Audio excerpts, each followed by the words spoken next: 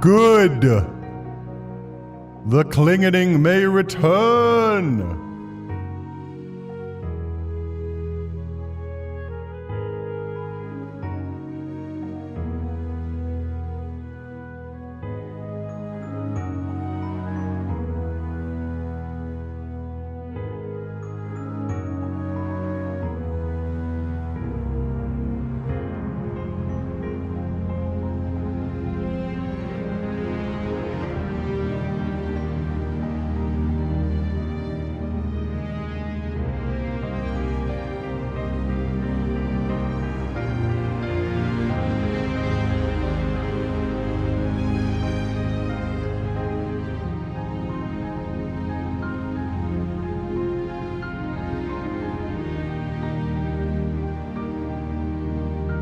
Yeah, I think I clingened pretty good. I clingened my best ability. Maybe not quite as good as Ryuji clingened, but I clingened all the best I could.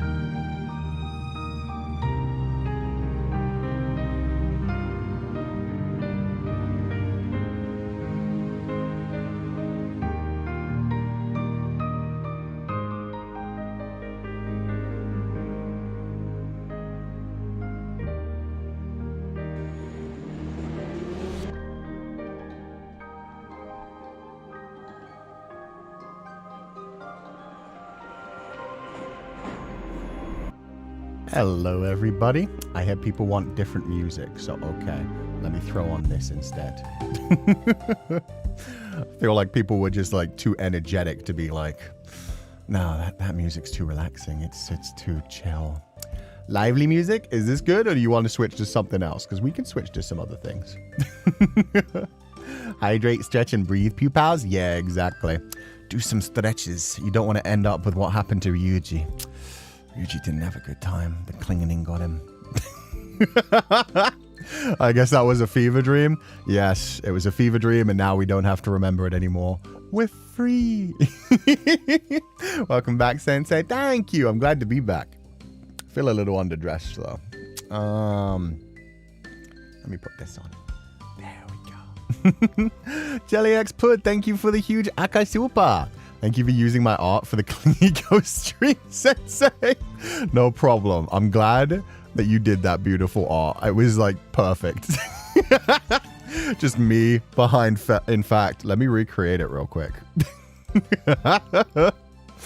In fact, I'd need Felly rather than me. But thank you so much for the beautiful art. You did that like forever ago, and I was just going through my list of like art that I enjoy. I was like, I need something silly. So I have a list of like artwork on a Discord server where I've like just linked all the different Twitter accounts by different genres. So I went through the comedy one, like there's got to be something comical that'll be perfect for the Clingy Ghost. And then I saw that and it was like, that's the one. That's the one right there. I need a Felly body. That's what I need. That's what I need. Oh, I think I actually have that in pictures. Screenshots. There we go. Yes. Yes. Perfect.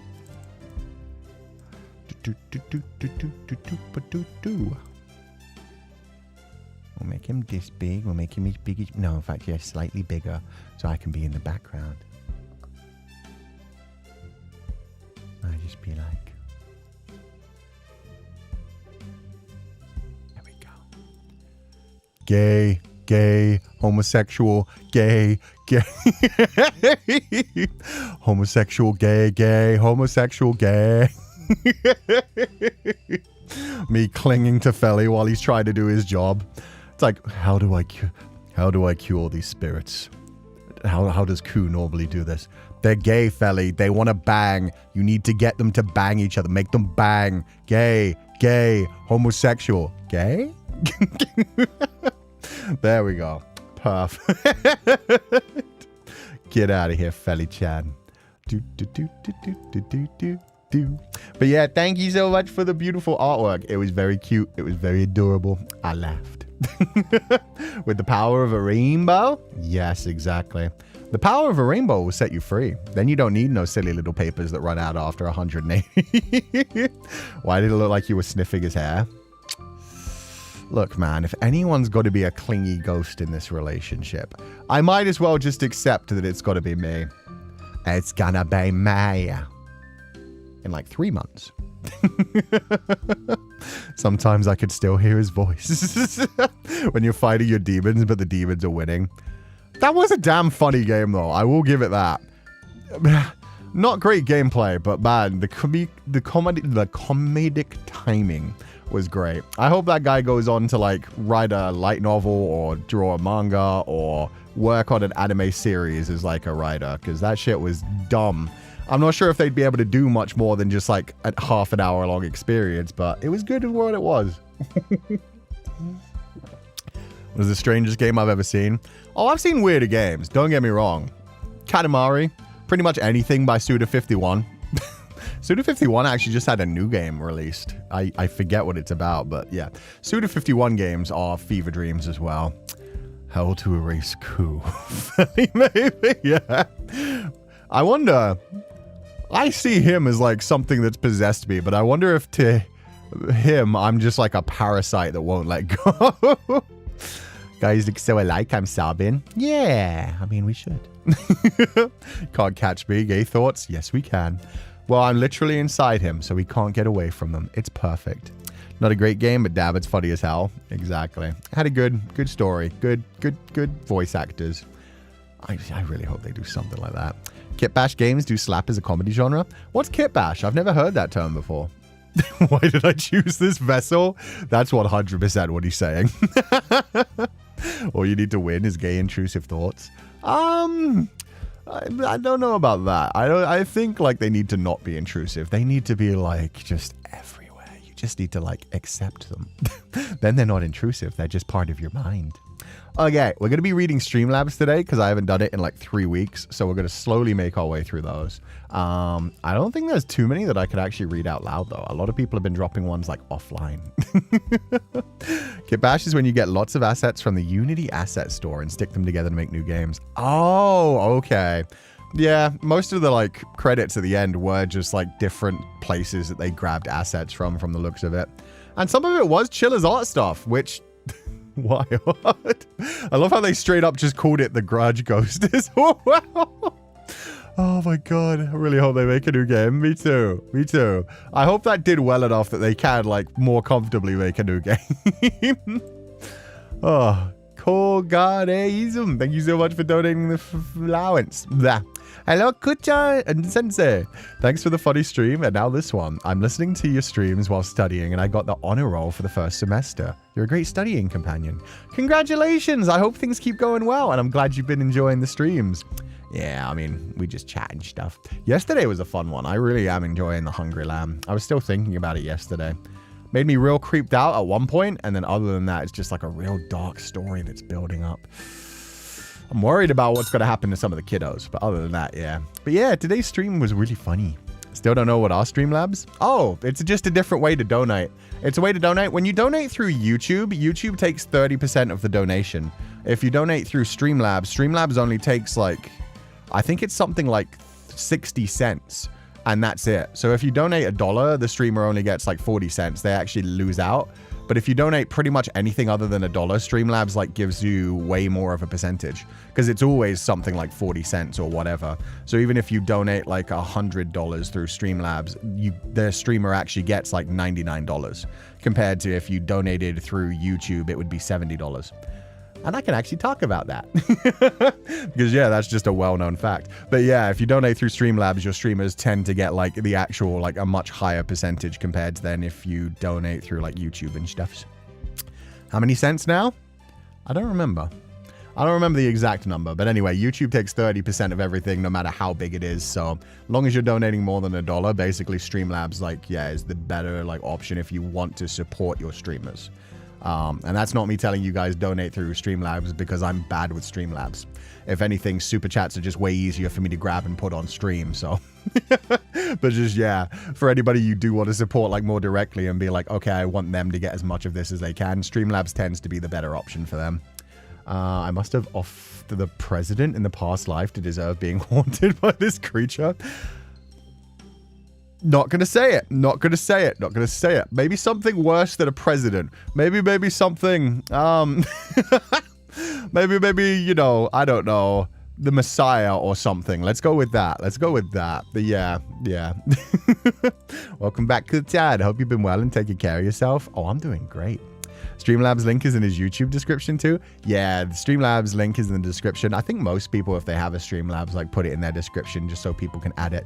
But yeah, from now on, this is going to be a thing I'm going to do. I'm going to make sure that I read the Streamlabs description, the Streamlabs donations at the end of every stream. I'm never going to fall behind on those. Like as soon as I'm done with gameplay, I'm going to make sure I do Streamlabs before anything else. The Pope? I didn't say the Pope. Don't put that on me. Those assets in the source of AI too. Guess that's how it be with shared things this day. I think that's what it means. I think that's what they mean by like secondary sources having possibly used AI. Which I wonder... I wonder which one of them it was. Because yeah, none of them were listed as like an AI company, or they didn't list like any AI generators that I saw. It's getting harder and harder nowadays to not use any AI because, yeah, you just source things online and then you find out like, oh, that was AI? Fuck. Sensei, can your model move back and forth and then put you behind Feli and move a bit? Just curious about how flexible your model is. I don't think that's what you're flexible about. I'm flexible. I don't think that's what you're curious about, so I think I'm fine. I think I'm fine. Thank you, though. I always use Streamlabs because I did have a YouTube account for a very long time, so good to know. Yeah, in general, it does give like a bigger percentage. I think Streamlabs tends to give the biggest percentage to streamers in general, and that's the other reason that people have like Patreons over like some other membership things. Patreon doesn't take as much as 30% when they give the money to the people that you're subscribed to if you have like a Patreon as well. So Patreons and Streamlabs tend to be the better options for creators. And then like memberships on YouTube, subscriptions on Twitch, things like that, they always take like a chunk. And then if people are in like a corporation or a management team, then they take a chunk as well. But that obviously depends on like how much of a percentage they take and stuff. Don't put Harambe on Feli, Chewy. Streamlabs is so much better because you can make personal alerts for each donation. Yeah, I really should set that up. I should probably just like use some of my animations, set them up in a way so that I can actually like have those as little notifications that pop up on the screen. And then I'd notice them more often. I like Streamlabs not only because my Oshis will have a bigger cut, but because also they'll have the option to not read on stream. That's what a lot of people use my Streamlabs for. Like, I was just looking through it now, and the first like 5 in a row are please don't read out loud, don't read during the stream, read offline. So thank you guys so much. If you ever, want to like send something to make sure that I read it offline, just to make sure that it'll definitely get to me without me just like reading it as a super chat immediately. Yeah, that's a good way to do it. Cat ear toggle Streamlab notifications. I wish you could do that though. That's one thing that I wish YouTube was more integrated with so many things. Because if you do use Twitch, you can have like parts of your model, thanks to VTube Studio, react to what the viewers do. Like if people do a point redeem, you can make like cat ears appear on your head, or you can make like a head pat appear, like giving you head pats. You can have items be thrown at you, but none of that works on YouTube, and it makes me so sad. I wish YouTube had the options because I much prefer the environment on YouTube. Like, just people on Twitch can be really aggressive and just like roam around different places, just shit talking each other and are just trying to like advertise themselves or their own streamers sometimes, which is aggravating. So yeah, I just wish YouTube was more integrated so we could do things like that, because Twitch has so many things that you can do to play around with your audience at the same time. Stream page simply said some supporter assets feature AI generated image, so it'll be the third party stuff. Big donations on Streamlabs, small ones on YouTube. Again, it's only like, the main thing is I probably will set up like notifications at some point so we have little animations play so it's more like drawing attention to them. But yeah, in general, like if you just want me to see it pretty much instantly, super chat is the way to go. So yeah, it's just, yeah, if you want more of the money to go to the streamer, Streamlabs tends to be the way to go. And that is true like across the board, no matter who it is that you're supporting. Like better than Twitch donations. I mean, Twitch donations are mostly set up through Streamlabs anyway. But yeah, super chats are good. They grab attention. But when it comes to Streamlabs, yeah, they get bigger percentage. Unfortunately, even some Adobe can get Gen AI because the built-in BS. Yeah, some people don't even know they're using AI for some things. Plus, I mean, not generative AI, but so many tools nowadays are built around like some level of AI. I always assumed it was for privacy to keep your message just between you and the creator. It is for, that's the main reason that people use Streamlabs. But yeah, in general, like the percentage is bigger as well. Twitch ads drive me insane. That's part of the problem as well. Once you become like a, what is it, Twitch affiliate or whatever, you get like a bigger percentage of the money that you actually earn. Because if you're not that, you get like a lower percentage. I forget the actual numbers. But once you become a Twitch affiliate, they don't let you turn ads off, essentially. You can turn it down to the minimum, and even the minimum means that like every hour you still get like 3 minutes of ads. It's, yeah. Pros and cons for both? Exactly. I definitely prefer YouTube. I only use Twitch for like karaoke, but yeah, there are things that I wish YouTube would like update. And like the way that chat boxes work on YouTube is so much more complicated. With Twitch, you can just like, it's so much easier to grab a chat and transform it. The way that like you have to like source an individual chat box in YouTube makes it so complicated and so much harder to do anything. Hip windows suddenly very distracting. Why, thank you. They're there for a reason. Don't really like Twitch nowadays. Sometimes I can get 5 ads in a row. Yeah, every time I try to watch a Twitch streamer, yeah, you click in and it's like, ad 1 out of 8, 3 minutes remaining. And I'm just like, I'm gonna go watch a YouTube video. I'm good. It's aggravating. That's why I only do the karaoke ones on there, just so we don't get like piles of copyright claims and shit. Ugh. Too soft to be on Twitch, but many functions are so cool, especially site focus on live stream. That is what it is. It is what it is. Sadly, they're too focused on shorts right now to work on streams. Yeah. Shorts are the big thing because everybody has such a small attention span. They're the ones that like get pushed the most in the algorithm. They're the ones that like keep people browsing the most. Especially since the most of the time when people first get into things, they're just like grabbing 2 or 3 minutes here between, you know, on the toilet or while transporting, like while waiting on a bus or something. Shit like that. Also, YouTube's VOD system is so much better. Yeah. There's benefits to doing like a stream on Twitch and then doing your VOD on YouTube though. Like that's, most of the like biggest creators in like the world will do like streams on Twitch and then they'll release the VOD on YouTube for people that want to watch it afterwards in like a more relaxed way. And then also do like possibly edited VODs, edited videos for slightly longer form content and shorts on YouTube and TikTok. And then that's like the sweet spot if you have like an entire team around you able to do all of that stuff. But if you're by yourself, that means every time you finished a stream, you're spending like another 2 hours making sure it's in all the correct places and stuff. I would say though, Twitch betting is so much fun, especially with rage games. Yeah. Although you can technically do, well, that's the fun thing about Twitch as well. Moderators can set up all that stuff. Moderators can just like throw up a thing on screen. Can be like, okay, let's start a poll. Okay, let's start a betting game. Okay, let's roll some dice. Like there's so many things that people have access to on Twitch that YouTube just, yeah, doesn't bother with. Hey. I hate how my feed has just been loaded in shorts when I'm a 1 hour obscure video game guy. Yeah. Shorts are slowly taking over my feed as well, but that's partly my fault. I do click on some of them.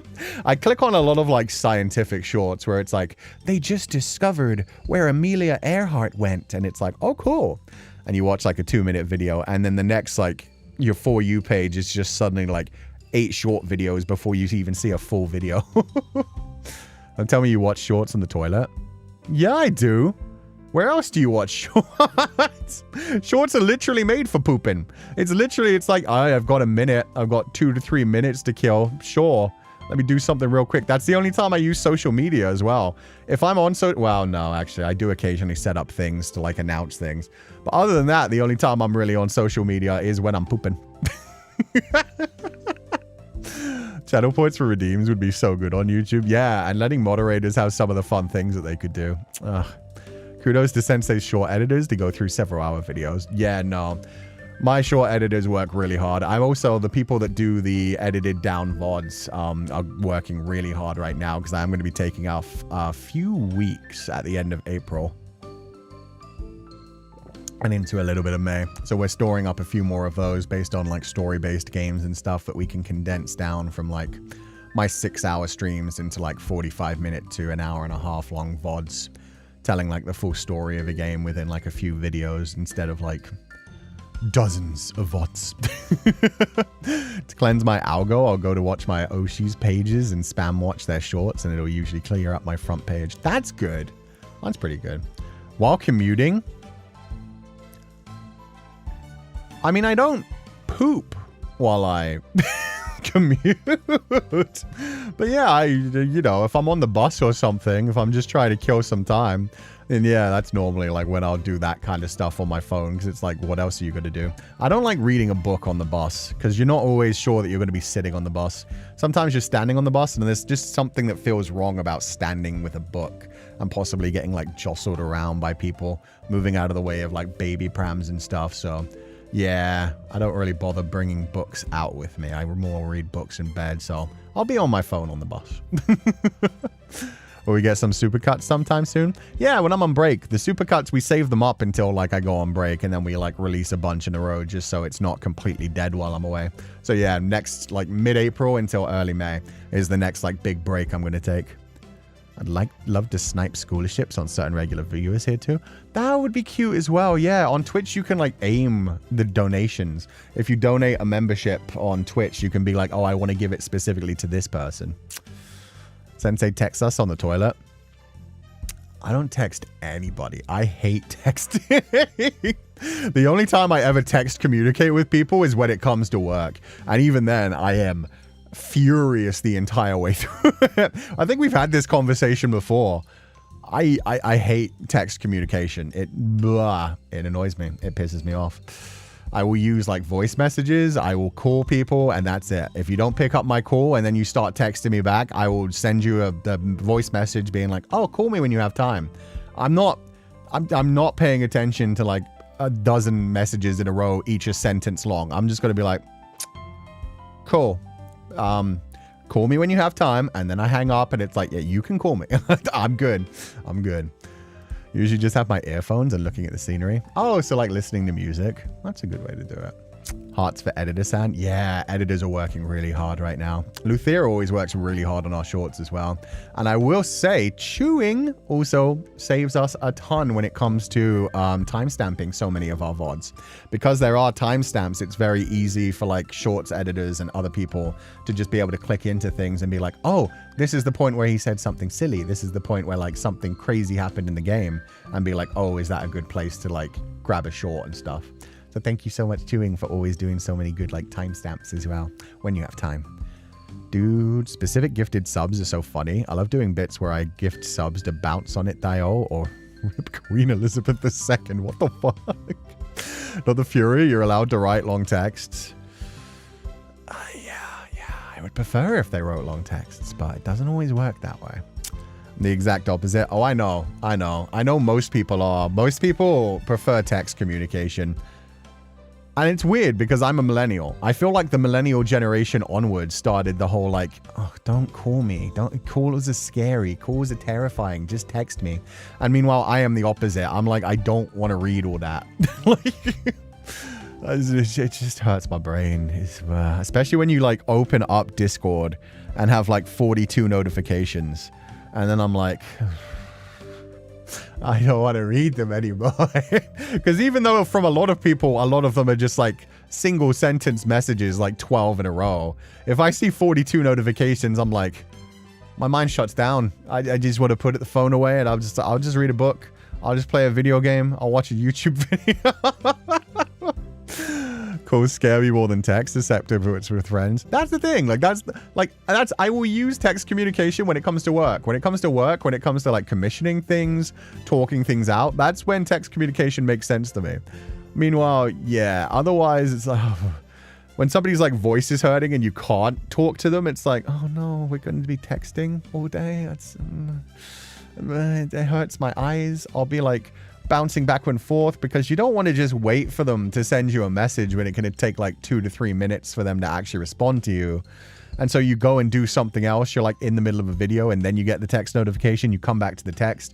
You send your message. You go back to what you're watching. It just feels so disjointed going back and forth. I just prefer like just talking. I let it have 500 plus messages on Discord. That's too much, Mel. That would kill me.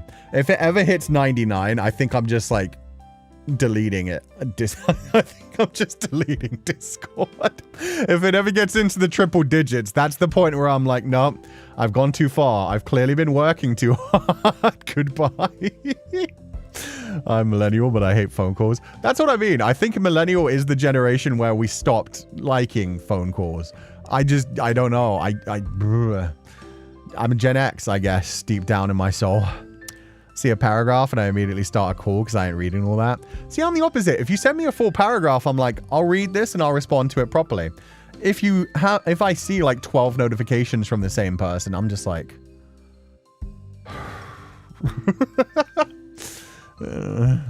having to juggle multiple long form conversations is difficult. I don't have the social battery for it. And like, I don't know if it's like a neurospicy thing, but it's just, I can't do the whole like bouncing between things. If I am reading, I want to be reading. If I am watching a video, I want to be watching a video. If I am talking to someone, I want to be talking to someone. I don't like going back and forth continuously between something like that. It just makes neither process feel complete to me. And then my body just starts to hate both things at once. Too many notifications are too much for me as well. I'd rather write a very long text. Yeah. Send me a novel. Send me like a chapter of a book and I will read it in one go when I have time. If I see it's super long, it's like, okay, I'm going to wait until like I have an hour to sit down and read this properly. That's why I do not have Discord on my phone. I would get too irritated. I've told everyone that if they really want to say anything to me, they can call me. Hell yeah. Let's go. Honestly, that's the problem with being a creator. You kind of need to have everything on your phone because, yeah, you kind of need it. Well, I guess I could connect to my computer, but at the same time, then I'd be in front of my computer way longer. Hits 99 and Sensei just explodes. It hits 99 and I'm just going to uninstall Discord. I'm just going to be like, Noah, I'm done. They can start sending me emails to my business email. My friends will call me. The people I need to work with will send me emails to my business email and be like, yo, are you alive? And I'll get back to them. It'll be fine. 6 shot-to-shot texter versus a normal person, my exasperated friend. I feel like more people nowadays are shot-to-shot texters, to be fair. That's the thing. Most of the people I talk to don't talk in paragraphs. There's like 3 or 4 people that I talk to that talk in paragraphs. Everybody else is like the one sentence texter. And I even have people that will do like the whole, an emoji will just be a single message by itself. They'll be like sentence, sentence, sentence, 2 emojis, another emoji, sentence, sentence, emoji. And I'll click into the notifications and be like, okay. I'm the opposite. If I suddenly see a voice message, then I'm done and coming back to it when I have the right mindset. Yeah, it's just different communication types, I feel like. And it might be to do with like learning styles as well, because I am definitely an auditory learner. Guilty of sending multiple messages in a row kind of thing. I just always forget to add things and I'm constantly like, oh yeah, and. That's what the edit function's there for. You can edit messages. Oh, I have certain people that are mainly cool because they can't process multiple texts, which is honestly super fair. There we go. Yeah. And that's the thing. I've talked to people about that as well. I've talked to people where it's like, okay, I can't do these types of messages anymore. Like, call me or send a long paragraph. Stop the single.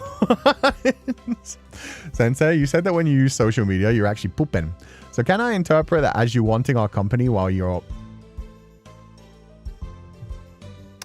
I think this super chat is kind of stinky. It is kind of stinky, Kushami. What the heck?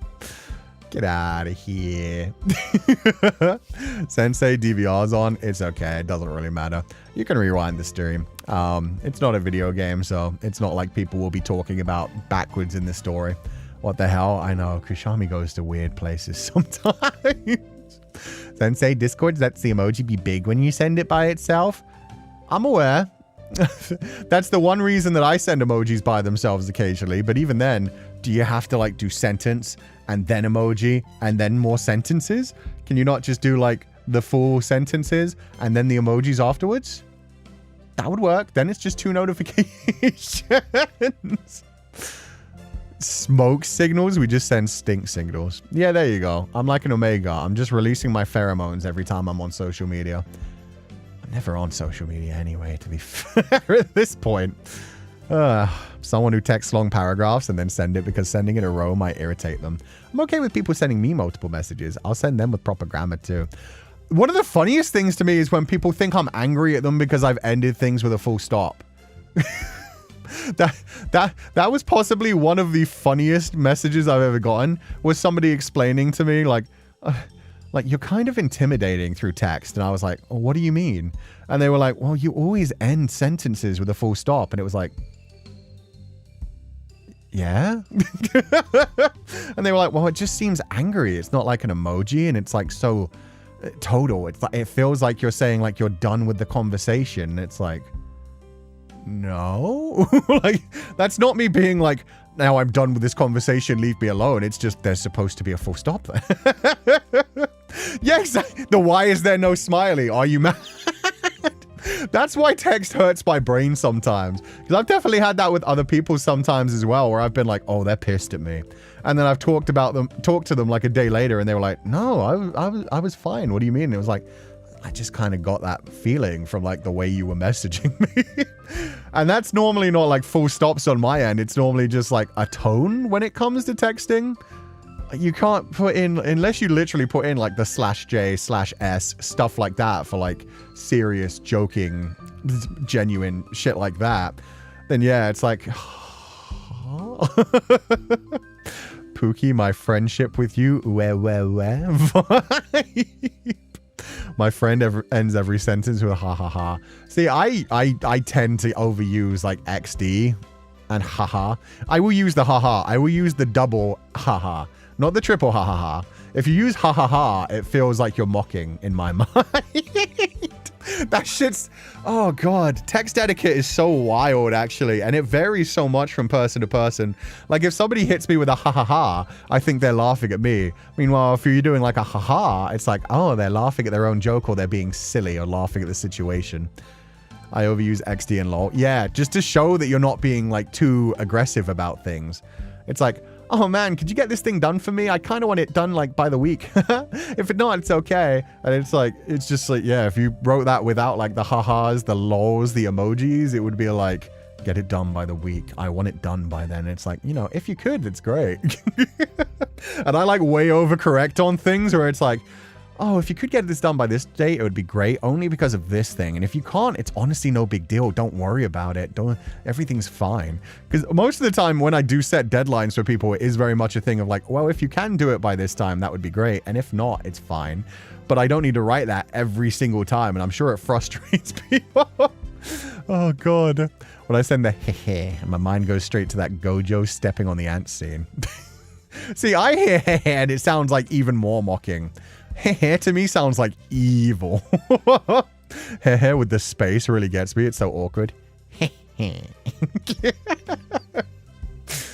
God, man. Just reading different things in different voices. Because honestly, that could just be like, But yeah, you're right. You add the extra space and it suddenly feels so much more even. Oh, God. I just type. Longer it gets, the more I'm laughing. See, I can't read without thinking of like a fuckboy laugh. If you're like a it's like a laugh. If you're like it's I'm turning that into fuckboy laugh in my mind. What's haha when you could use keyboard smash? Keyboard smash has like a very specific one for me. Keyboard smash for me is like I've just seen something that annoys me to like a ridiculous level, or I've just seen something that's sexy to a ridiculous level. It's an exclamation of like brain explosion kind of thing. So keyboard smash doesn't work for me as like a substitution for like LOL or XD or something. What it normally works for like, the fuck did I just see? Kind of thing. Oh my God. Flustered sometimes, and other times just in pure disbelief. Like somebody sent me a short video the other day. It was one of those ones where it's like people explaining their spending habits, and it was somebody who was already $41,000 in debt, and then was also spending all of their money on, what was it? Oh, they went on a vacation to Hawaii. They were $41,000 in debt, and like, yeah, that's the whole thing of the video. It was them explaining like, well, I mean, I'd rather be $45,000 debt and in Hawaii than $41,000 debt and still back home. And it was like, oh, you are never getting out of debt. Like, why? How do you live like this? How do you wake up each morning knowing that you're doing that? And then there was somebody was just having fun going through these things and pissing me off, sending me annoying people just being so smug about horrible spending habits, where they were just like, what was the other one? Oh God. It was somebody who was talking about like, oh, I just don't have the money to do this thing. And it was like, you spent $580 on DoorDash this month. And it wasn't like, it was just like, oh, I don't have the money to put anything aside to savings. And then the person who was like going through their expenses was like, you spent $580 on DoorDash this month. And they were like, yeah. It was just like zero accountability. It was like no understanding. It was just like, well, that's DoorDash. It's food. And it's like, but you could go out and buy your own groceries. You don't need to continuously get every meal as a single delivery with all those extra charges on top of it. Oh my God. Me opening up Google Doc to rewrite my DMs into paragraphs. You don't have to do that, Natsu. It's just, yeah. I mean, I guess there are some programs where like paragraphs get messy, especially when it comes to like Twitter. Twitter DMs nowadays, they flood the whole page. Like Rock, actually. Our official artist for the model and for some other things, like the official like novel cover. Me and Rock send like basically a chapter of a novel every time we have a message, because we update each other on like everything that's going on in our lives. We share like images of like how the seasons are changing around us and shit.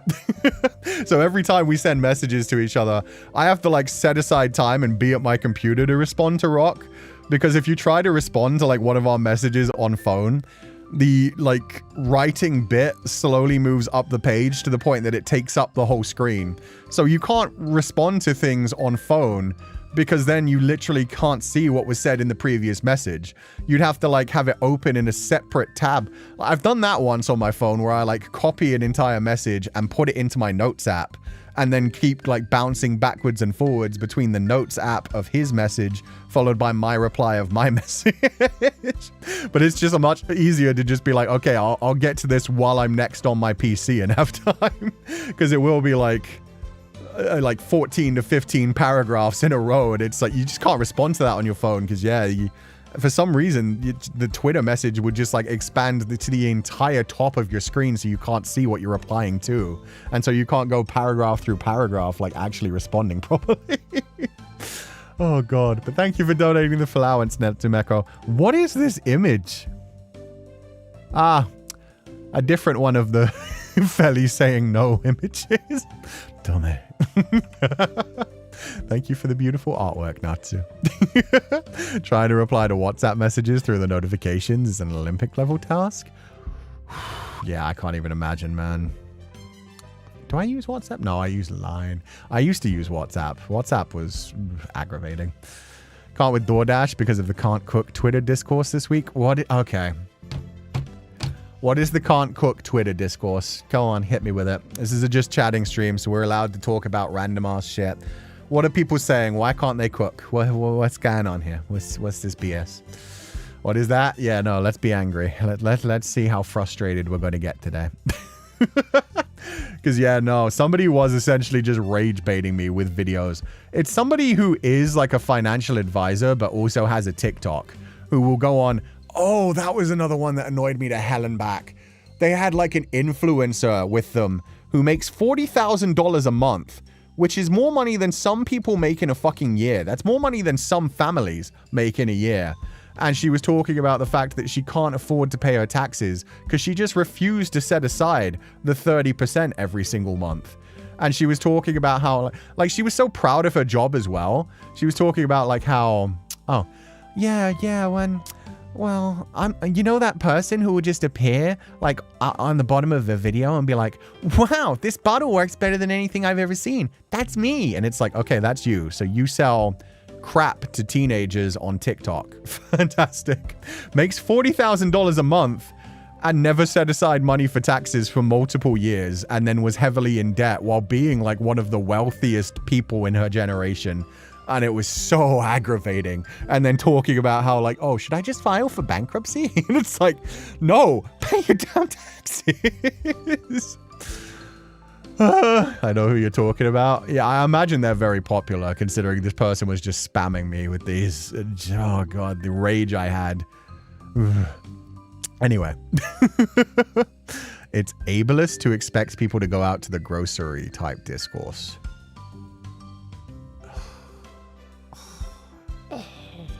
I have literally been in the position where it's been difficult to get groceries. I've also been in the position where I've been way too low on money to afford getting like a delivery meal. What you do at that point is you get like the entire set of groceries delivered so that the entire delivery cost is about £12. And then you've got like 2 weeks worth of groceries in one delivery. A month? Yeah, no, that's what I mean. She was making crazy fucking money just being that girl who shows up and like advertises things on TikTok shorts. That one where people are complaining they can't cook a full meal if it's an Asian dish because it's too hard. They don't want to buy the ingredients. Okay. One thing I will say about that. If you live in a rural area, it can be hard to get like... When I lived in America, there was no Asian grocery around me. So that was a pain in the ass. Other than that, Asian food's actually really easy to cook. A lot of it. A lot of it is like so simple. A lot of them are like one pot meals. A lot of them are you just like throw things into a wok, add spices and sauces properly. But yeah, no, if people are arguing that like, oh, I can't get the ingredients, I might understand that if they live in like a rural area. Like, there was a long time where I just couldn't get shit. Everything was just, like, the basic groceries for, like, 10 years. Oh, my God. Just get rice and soy sauce and you're all good. Better yet, noodles. Noodles and soy sauce. You got soy sauce, you got chili sauce, you got what's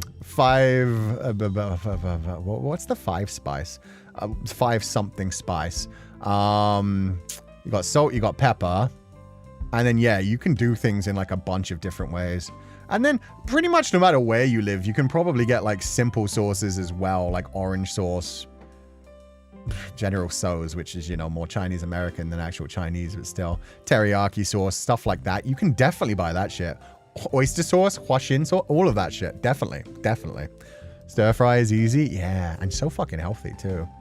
So fucking high in fiber and so I love anything that's like a one pot meal or a one like, yeah, if you can make it in a wok, if you can throw it all in a baking tin and just throw it in an oven, if you can like put it in a giant pot and do bit by bit. That's why I love shepherd's pie so much. The only hard bit is just mashing the potatoes because you need like a separate pot for that to like boil the potatoes and then mash them in.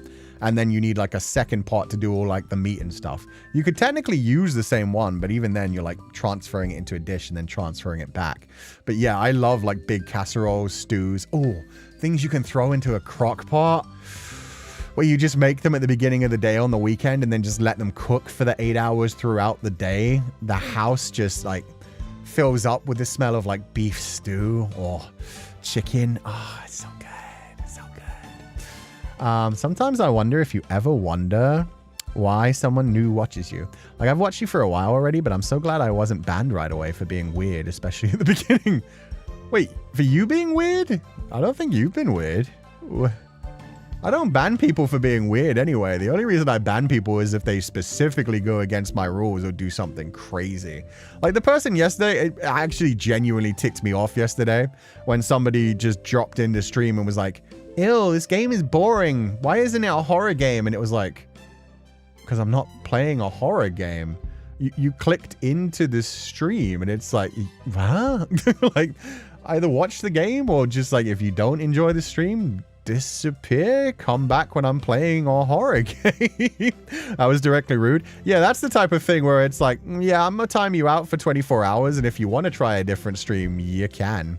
Kuchan, you were crying. I wasn't crying, but I was genuinely angry. That was one of those things where I was like careful not to just instantly ban them, because it was like, they might be okay if they follow the rules in the future, but that was just like, especially like knowing that there are so many other streamers playing horror games at the same time. It's like, go for it.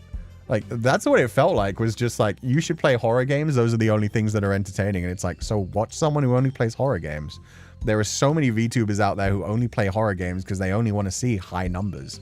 They don't care about stories. They don't care about like things that they actually want to engage with. It's just like, horror games make view number go high. People like hearing me scream. And I don't scream or get scared that easily either. So, like, I'm not that entertaining during horror games. But, yeah. I got the name, but the girl who was crying. Oh, you mean like a completely different thing. You mean just when I was, like, trying to do, like, the voice acting. Yeah. I think that was I'm pretty weird myself. It's not, there's nothing wrong with being weird in the community though. That's the thing though. If you're breaking rules, then yeah, you need to be like timed out and dealt with. But if you're just like, oh, I've said something that's a bit uncomfortable, it's like, okay, the tone's a bit off. Like, I'm just going to call this out like really gently and be like, okay, this isn't the time for this, or this isn't the space for this, just to make things more comfy. But when it comes to weirdness, we're all fucking weird. Well, I'm weird as shit. We just went on like a triade about pegging a while ago, and then I started to think about like how often, like the speed of humping and thrusting and stuff to calculate how long it would take to do 180 thrusts. I'm weird as shit. So why would I kick people out for being weird? Like, if anything, I feel like weirdness just adds to the variety, adds to the spice. I think Sensei probably really likes hot pot. Oh, I love hot pots. Just one pot of broth, and you can add a whole bunch of ingredients. In our family, one pot can last for several days. That's awesome, actually. The fact they need to drop the comment when they could have just switched streams. Yeah, no, exactly. It was just like, if you don't want to watch the stream, just head out. And it was clearly somebody who doesn't watch much, because like, we play a fuck ton of visual novels. We have one stream a week that's dedicated to visual novels. You should do this. Me. No. Exactly. When people come into a stream and are just like, okay, let me tell you what I want you to do. And it's like, cool. Go find a streamer who's doing that. The internet is saturated with people streaming nowadays. If you want somebody playing horror games, I guarantee you there are 10,000 people playing horror games at the same time. Random question, what happened to your thumbnail for Hungry Lamb? It turned to Space Realm Bound again, but I see Lemaire's art first. I don't know what broke about that stream, but I talked about it on the stream yesterday, that for some reason it keeps appearing as a space for the Unbound. When you actually click into it, it is very clearly still the correct one, but it keeps going backwards and forwards. Like, let me check it for now if I check it on my side. My channel, view your channel. Live. Now it has become fucking a space for the Unbound. Yesterday it kept like transforming backwards and forwards between the two. Like, it was very clearly Lemaire's art when I posted the stream, and when I was like sharing the stream and like when you saw the stream. But then when people were sharing it on Twitter, it was a space for the unbound for some reason. So I'm going to go in and edit it again. But it shouldn't be that. I never once turned it into that, but YouTube was just glitching. It was not sharing the stream. Something about that stream just glitched in a very strange way. Feliz Navidad. Merry Christmas. I can't even edit it. When I go into the editing page, it says Hungry Lamb again.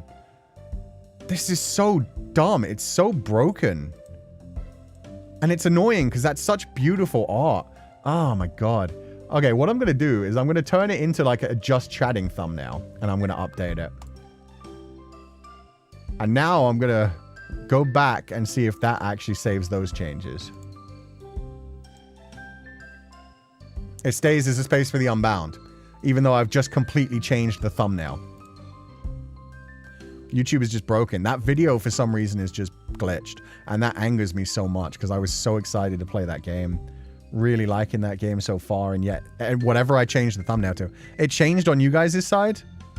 It changed for Def Kuzu. It didn't change for me. When I refreshed, it was still the same old thumbnail. Well, either way, I'm now going to change it back to the Lemaire thumbnail, the proper Hungry Lamb one. Save that one. Lemaire's art is so beautiful. I know, it's so gorgeous. Lemaire did such a good job of like getting the art style correct. Okay, I've changed it back to Lemaire's one, and I think it'll still just be the old one before again. For me. Do your channel. Yeah, for me, it's still a space for the unbound. It's Hungry Lamb for me. It changed to Lemaire for me. Okay, it's changing for you guys. It might change back into a space for the unbound one in a while. But hopefully it'll stick around. But yeah, no, I saw that. It keeps transforming into just something fucking random. Still a space for the unbound for me. Exactly, yeah. For me, it would like bounce backwards and forwards. It would be the correct one, and then it would be a space for the unbound. I saw it was always a space for the unbound when people posted it on like Twitter or anywhere else. Ugh. Still see space for the unbound, yeah. So we'll see. We'll see if it like manages to slowly transform and stay to Lemaire's one forever from now on, or what happens. Every time it broke yesterday, it was space for the unbound. Yeah, no, it just keeps transforming into a space for the unbound for some reason. Have I gone mad? I'm afraid so. You're entirely bonkers, but I'll tell you a secret. All the best people are. YouTube is making me crazy, to be fair. Crazy. I was crazy once. It's just Hungry Lamb, but it's not showing the artwork. Huh? How is it Hungry Lamb, but not the artwork? That's even more confusing. This is fine. You were haunted by the forgotten duck. Imagine if every thumbnail from now on was just that one. Guess just give it time. My only problem is if we give it time and then it just randomly turns itself back into that.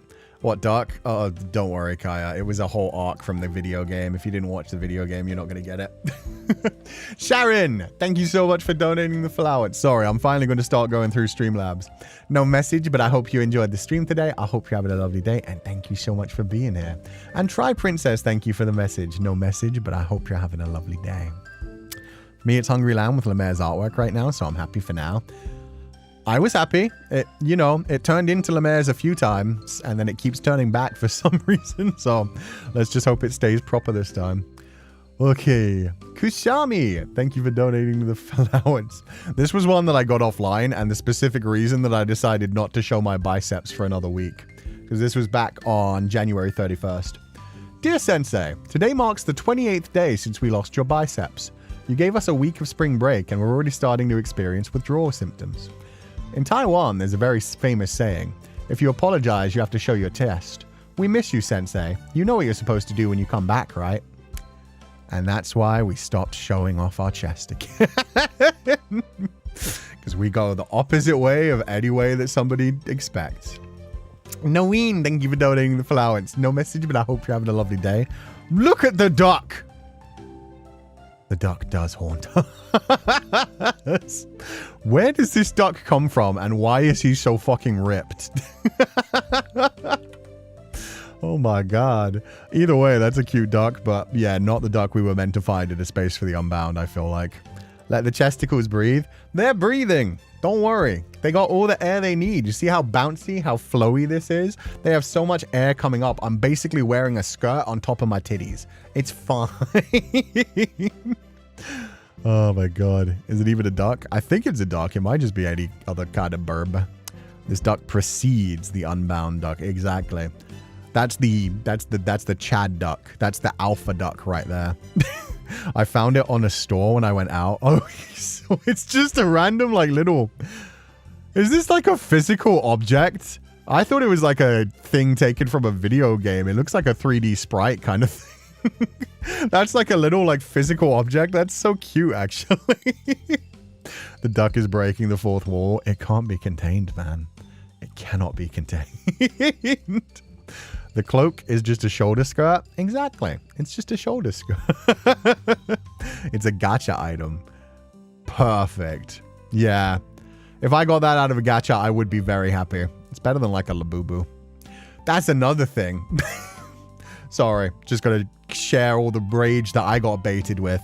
People spending like $12,000 on Labubus. I am so glad those things died so quickly. Because they felt like such an annoying trend. Everybody was talking about how, oh, they're the new Beanie Babies. And it was like, are they though? Are they going to stick around for more than like 10 minutes? They lasted like 3 months. And now I haven't heard people actually mention a legit Labubu in forever. The most I hear is like people making fun of Labubus. 12,000? Yeah, there was somebody who spent $12,000 on Labubus thinking that they were going to make money off of them because they were going to get the rare one. How about Pop Mart gacha stuff? I do not like that shit. Some of it is very cute is the thing. I've seen some like Luo Xiaohei ones that are cute. I've seen some... There are some Pop Mart figures that are really adorable. But the fact that they put them into blind boxes, as soon as you put something into a blind box, you are just hoping that people will buy a bunch of shit that they don't actually want. And it just contributes to the trash in the world. If I really want like a figure of Luo Xiaohei sitting on... I forget my man's name. Ooh, something. Sitting on his daddy's shoulder, I want to buy that specific thing. And I will spend like triple the price of a blind box to get that specific thing.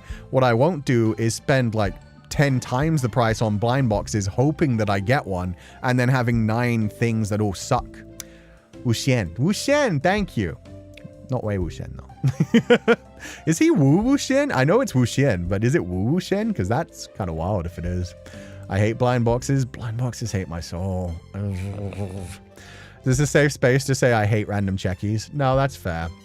Random checkies, random badges. Which we're still probably going to sell things like that when I do my own stuff, when I do my own merch. At the same time, yeah, no, I do 100% get it. It's like you want the one that's like more interesting and then you get one that you don't like and then... The one good thing about it is if you know like a bunch of people in the same community where you can trade them. If you can trade them with other fans, then yeah, it kind of like makes it feel a bit closer. But yeah, when they have like one rare thing and then like a bunch of normal things and you're hoping to get the rare thing so you have to buy like 20 of them. So a Labubu mascot on the gas station the other week. Oh no. No, they're still alive. No, no, no. I just want what I ordered. I don't want bonus stuff. Exactly. And then if you can trade them with people, that's one thing. Meanwhile, if you have to throw them away, if you turn them into like an eater bag, that's at least something that's worthwhile. But Labubu is out. Lakuku is the future. No. I will burn any Lakuku I see. Let me make that very clear. I'm weak to gambling, so I avoid anything gacha like the plague because I know I will spend too much money chasing what I want. I think I'm very resistant to gambling, but I'm very bad when it comes to like other like addictions. Like video game addiction is real for me. That's why I kind of have to stay away from MMORPGs because they will consume my whole life if I get like heavily addicted to them. Gambling has never been a problem for me, but it just... So many people are so addicted to certain things. Like the new sports gambling nowadays makes so much money off of young men just desperate to like hope that they win something big. And even when they finally do win something, they instantly like invest it back into more gambling. And same thing for like, now people are betting on like random news stories and shit and politics and stuff. But Sensei Infinity Nikki. See, that's the problem with Infinity Nikki. If they gave me an option to just buy a whole outfit for like a fixed price, that would probably be better than like, oh, you have to like just keep gambling. And eventually you get your pities. Eventually you get your pities as well, which just is like, okay, so if I spend like £500, I know for sure that I'm going to get what I want. And it's like, no Lakuku, Jollycoo and Feliby then. Feliby sounds so cute. I'm fine with Jollycoo. Jollycoo and Feliby, sure. I'm fine with those. The little Bumblebee versions based off of the Jollibee mascots, that's cool. Cool something? Sensei? Or Lao shit? It's my first super. Hope you have a nice weekend, by the way. Thank you so much, Chacharima. I'm going to have a lovely weekend. Tomorrow we're riding, which I'm very excited for, because I haven't had time to write over the last like 3 days. I'm doing so many businessy things. It's tax season, so pain. I had to collect up all my expenditures. Going back through months and realizing like how much you've spent on things versus how much you've earned is always a fun time. But that's the suffering. That's part of the reason I took the week off last week as well. Even though I was like, I'm going to take off a week. I'm going to do a bunch of writing as well as just like reading and relaxing while I take care of my family. Meanwhile, it was like, and now I remember that I have to like get my finances and I need to like prove everything and make sure that if they do audit me, which they probably won't, but just in case. Anyway, thank you. It's going to be a lovely evening. I'm over that hump. I'm ready to talk to my tax man and see how much he hates me. But yeah, it's going to be a good weekend. I'm going to write tomorrow. We're going to have a lovely week next week. We're doing another writing workshop with Fred next week. We've decided on the day for it, so that's in the schedule. So yeah, tomorrow we just get to write and relax and have a fun time. Ah, God. Someone turned Kuchan into a sunny angel. I do not like those baby things. They can be cute, but also... No. Sensei, what's Feli's stance on taxes? I don't think he ever had to pay taxes. So, you know, I don't think he has a stance on taxes. I think he sees all mortal concerns as just like a boring thing. Taxes are your enemy. Pretty much.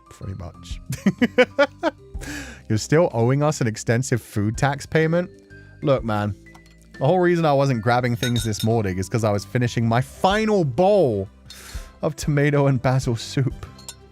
I've finally eaten all my charity soup. I ate the clam chowder. I ate the Chinese chicken noodle. And today I finished the tomato and basil. Now I'm sad. Now I have to go through the rest of winter just on eggs. And broccoli again. Sensei, you wouldn't pay taxes in Pupals, right? I mean, we could skin the Pupals and sell the furs. And then it's not technically paying taxes with Pupals. But it is, you know, making, you know, it's selling parts of the Pupals. Charity soup. Yeah, they had a charity drive at my school with like a whole ton of different soups. It was just giant soups, and you could buy like a big old plastic tub for like £5. So I got 3 of them, and now they're all gone. When did I get those? Damn, I ate a lot of soup. I just realized, yeah, it's only been like a week and a half, but I've been having soup every day for breakfast. Oi! You guys don't want to... You guys don't want to give over your fur? Why do we give this man ideas? Shave the IRS won't know. Exactly. Yeah, you know what? Let's just hand over some Pupals. It'll be like a child showing up and like handing over bottle caps to try and pay for something. I just show up at like the office and I just like throw a couple of Pupals on the table. It's like, here, take them. They're yours now. Slide the Pupal over subtly and be like, what do I get for that? I volunteer as tribute. There we go. Okay, we'll send Kaya in. Sounds so sad. I love making pudding if I think about egg. I like fried eggs, actually. Fried eggs are one of the best breakfasts for me. And especially with broccoli. I joke about it, but like, yeah, no. The reason I have eggs and broccoli so much is because it's so easy. You can fry some eggs in a pan in like 5 minutes, easy. With broccoli, if you have like the frozen kind, you just microwave it once and then you've got 3 days worth of broccoli for breakfast.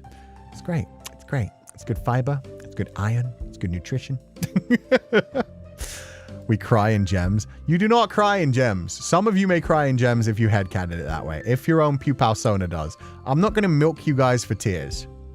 We naturally do that when we play story-based games anyway.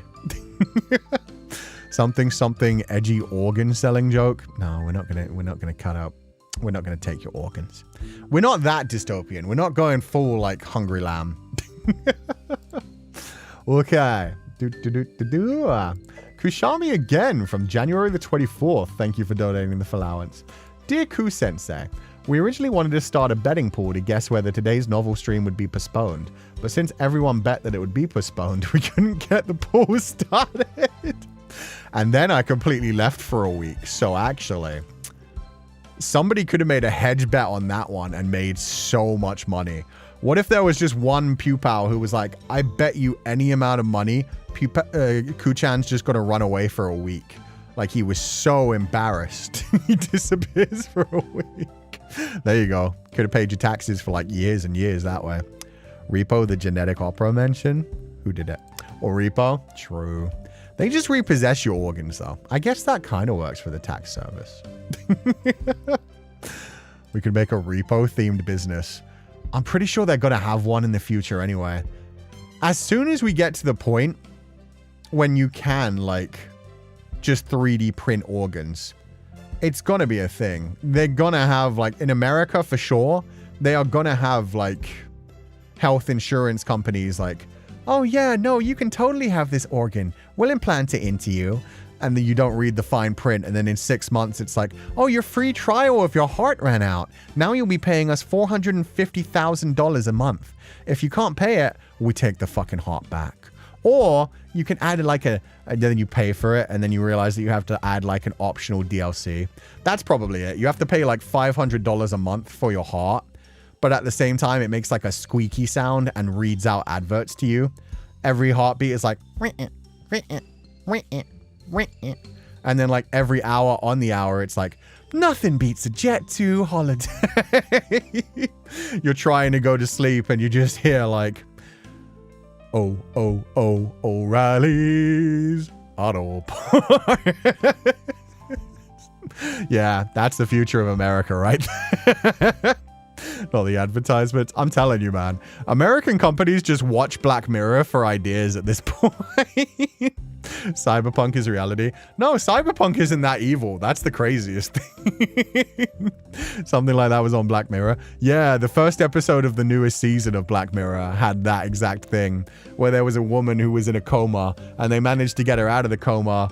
But then it turned out that the way that they got her out of the coma involved like a chip in her brain, and she had to essentially pay a subscription service to keep herself from going into a comatose state.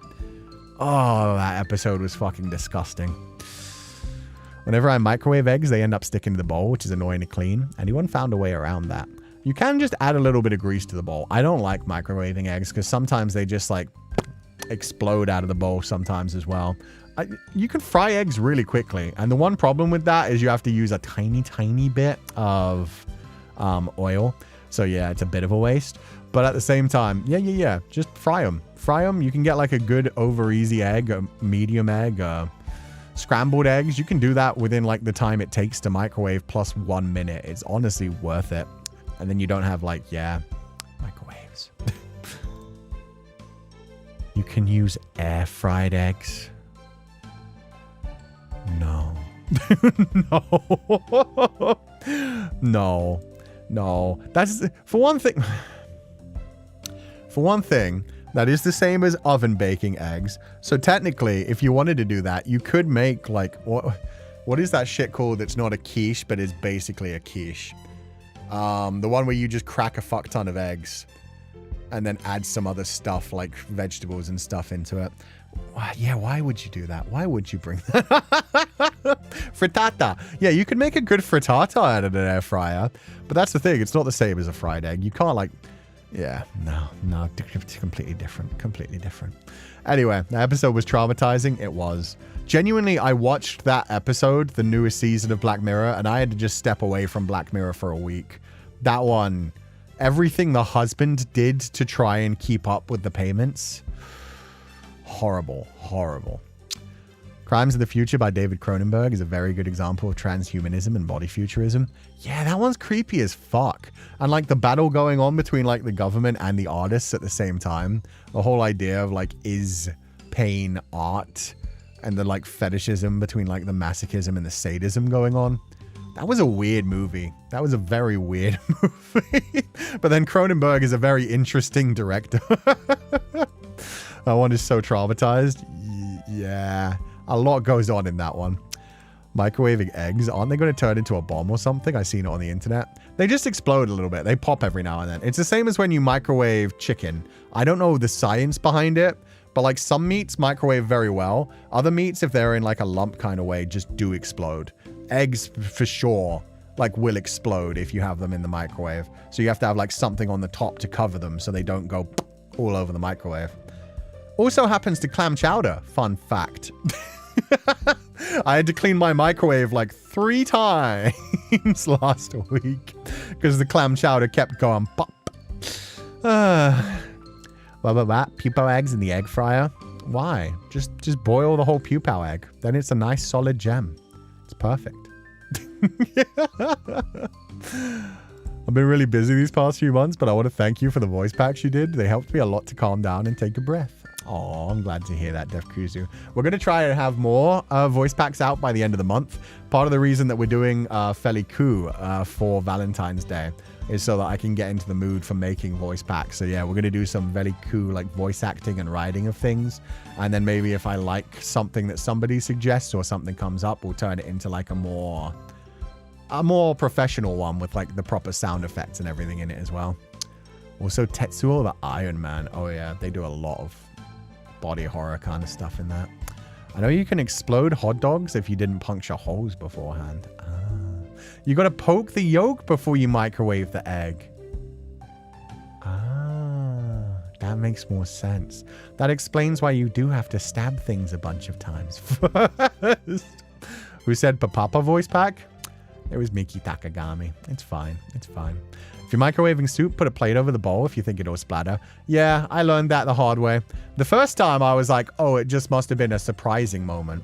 But then, yeah, the second time I was like, that's a problem. So the third time I did, you can just put like, honestly, not toilet paper, tissues over it. Tissues over the bowl works as well. Féileacán and Cú from Clingy Ghost sing for votes. Wait, which scene though? None of those scenes really worked as a Féileacán and Cú thing, unless you're talking about like the ending with us taking a bath together. That's the problem though. If I want to take a bath with Féileacán, I need to somehow get a bath and fill it with hot water onto the tracks between. Same with potatoes. You stab them so they don't explode. Potatoes don't explode. Do they? To be fair, I've never microwaved a potato. I've only ever oven baked a potato. I know you stab potatoes that way when you're like oven baking one for like a baked potato, but that's because you want the heat to get throughout. It's not to like stop them from exploding. Now I'm really curious. Potatoes do explode? Oh. Bathroom tier, problem solved. No, he doesn't appear on the other side of the tier. He's still inside my body on the other side of the tier. Question. Do you ever do any audio cleanup in post when you make voice packs? Or is your ASMR mic already so good there's no need? It depends. Because it depends what else my ASMR mic picks up. Like, especially if I'm like whispering or things, there'll be like little staticky things in the background. So I have to do like a little bit of cleanup, but not too much.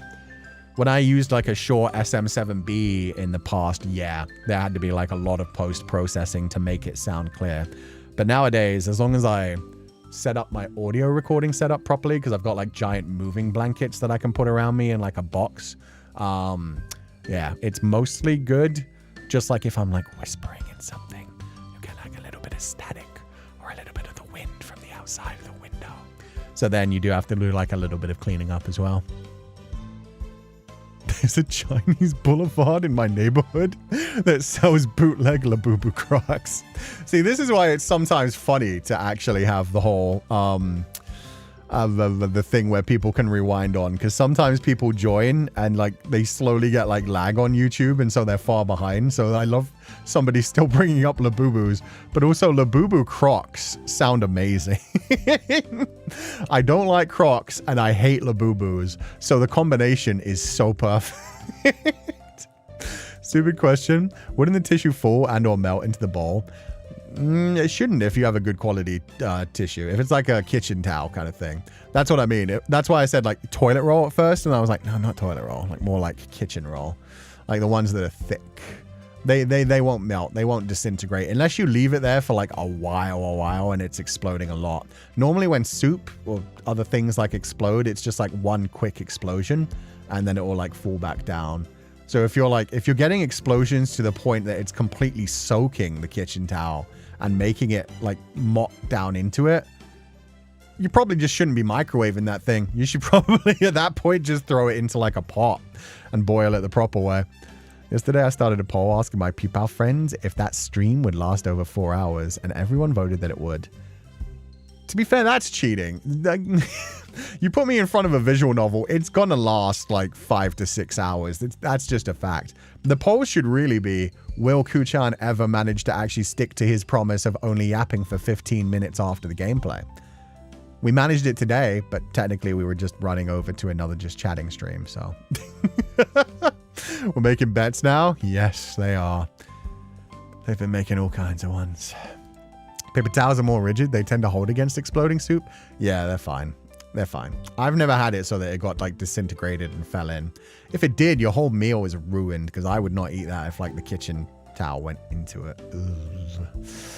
Paper towel only. Do not use a napkin or something. I speak from experience. No. Oh, God. So, yeah. A thin napkin, yeah, probably would disintegrate. But, yeah, things like Bounty, anything that's designed to, like, pick up actual liquid and stuff is normally a bit thicker and won't, like, just disintegrate and fall straight into it. Speaking of microwaves, I remember my boss microwaved his lunch, but it was in a foil bowl. We had to evacuate the office. How is that your boss? How are you working subordinate to somebody who doesn't know you don't put fucking metal in a microwave? Holy shit. I can't even imagine just being like, yeah, no, couldn't go into work today. My boss fucking exploded the kitchen. Oh my God. Clingy Ghost is officially your shortest regular game stream. Oh, we'll get further. Don't worry. We'll get there. Also, just to keep quick PSA, never try to put an oil fire in a pot underwater. The flames will grow and probably burn you. I'd hope people would know that. Yeah, oil fire, no. Water just makes it spread. You spread the oil around so that, yeah, it just spreads. Thicker? That's what she said. I know. I changed the word. I changed the word.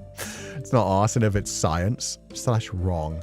I mean, what if it was intentional though? What if the boss just wanted to get off work for the day?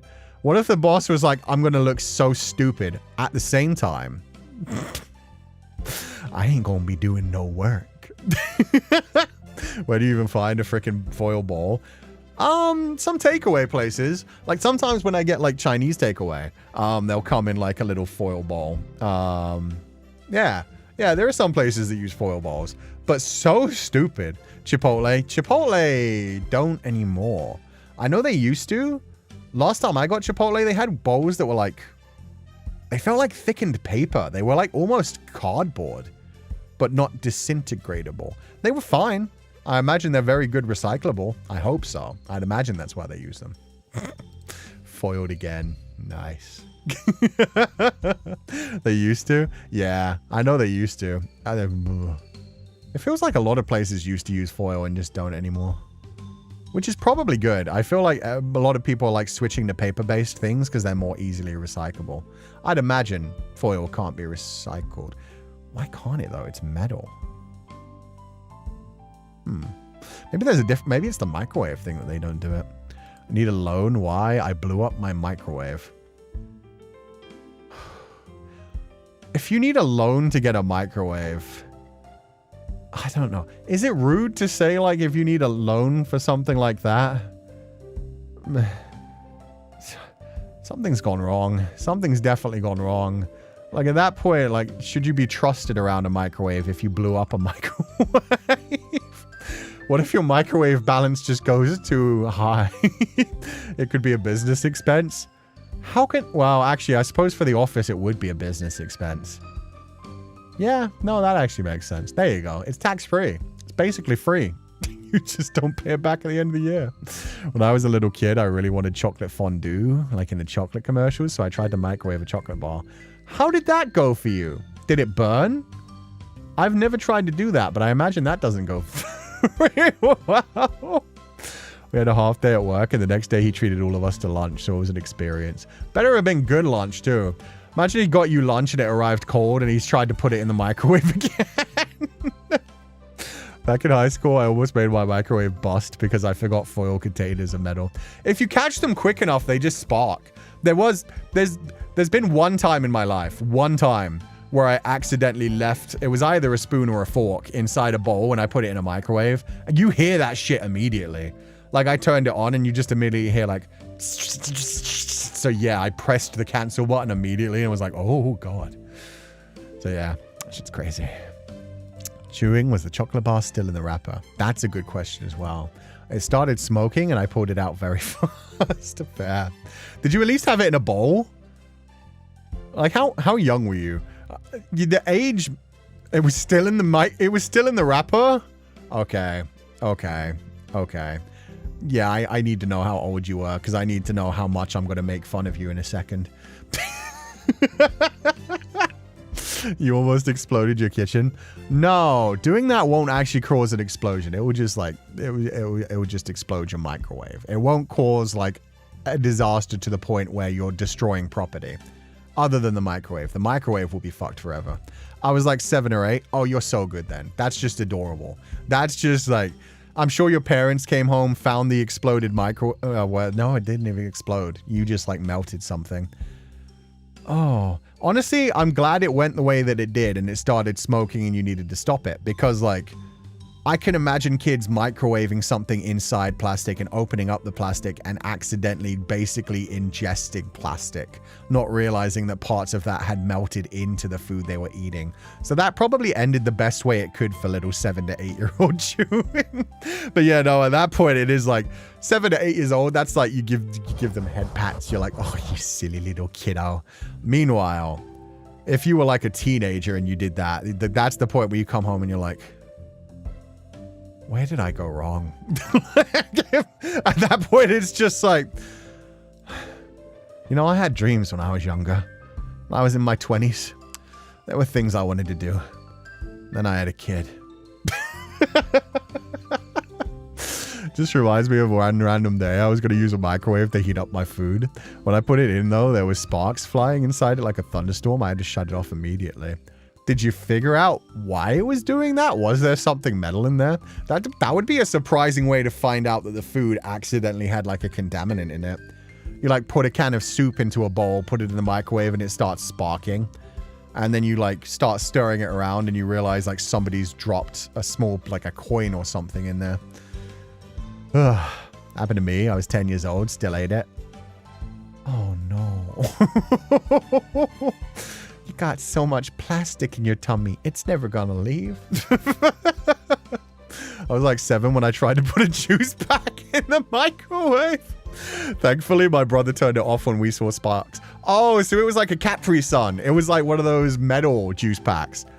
Because some juice packs I think you could get away from. There are some that are like cardboard. There are some that are like, yeah, plastic coated cardboard that would be bad for you.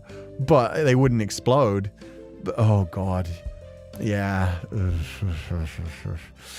My sister almost blew up my microwave when she was making ramen. She left a little of the seal lid on it. Oh. Oh. That took me a while to figure out. Like inside one of those ones where you peel off the seal and then you just pour in the water and then Okay. Okay. Most of the ramen I have, it's like, it comes in the little like plastic bags you rip open and then put in a bowl kind of thing. Lucky to be alive.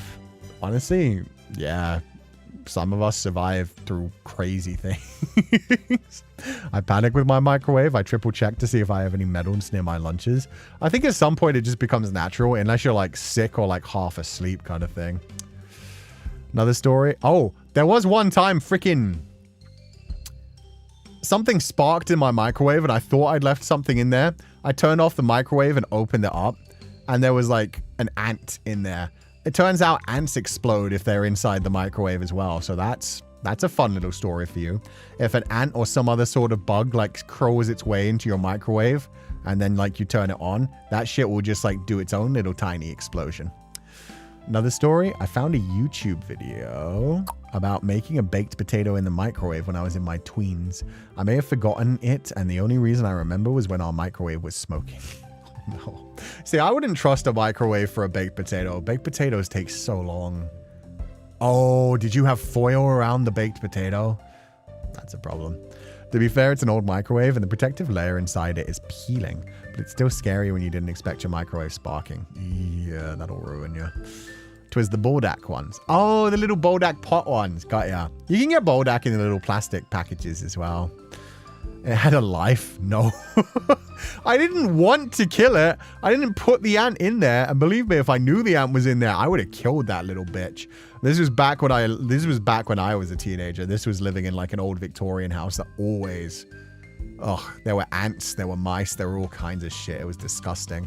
But yeah, no, I remember like turning on the microwave and hearing like a little like... and seeing a little spark. And so pressing the stop button and like ejecting the door.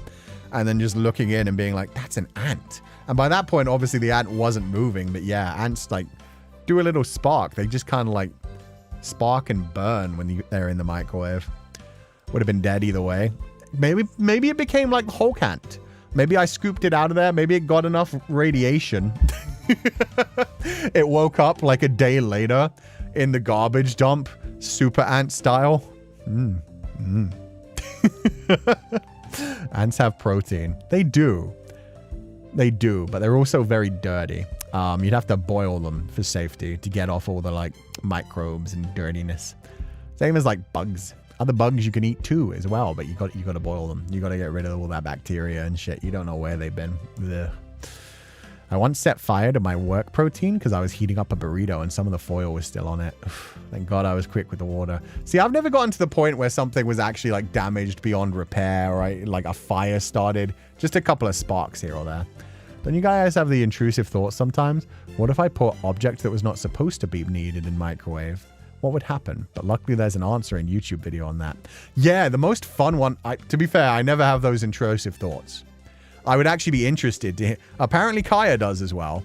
I more have like the intrusive thoughts about like driving along like a mountain road and it's like, huh, if I just pulled to the left, I wonder how long it would take me to hit the bottom.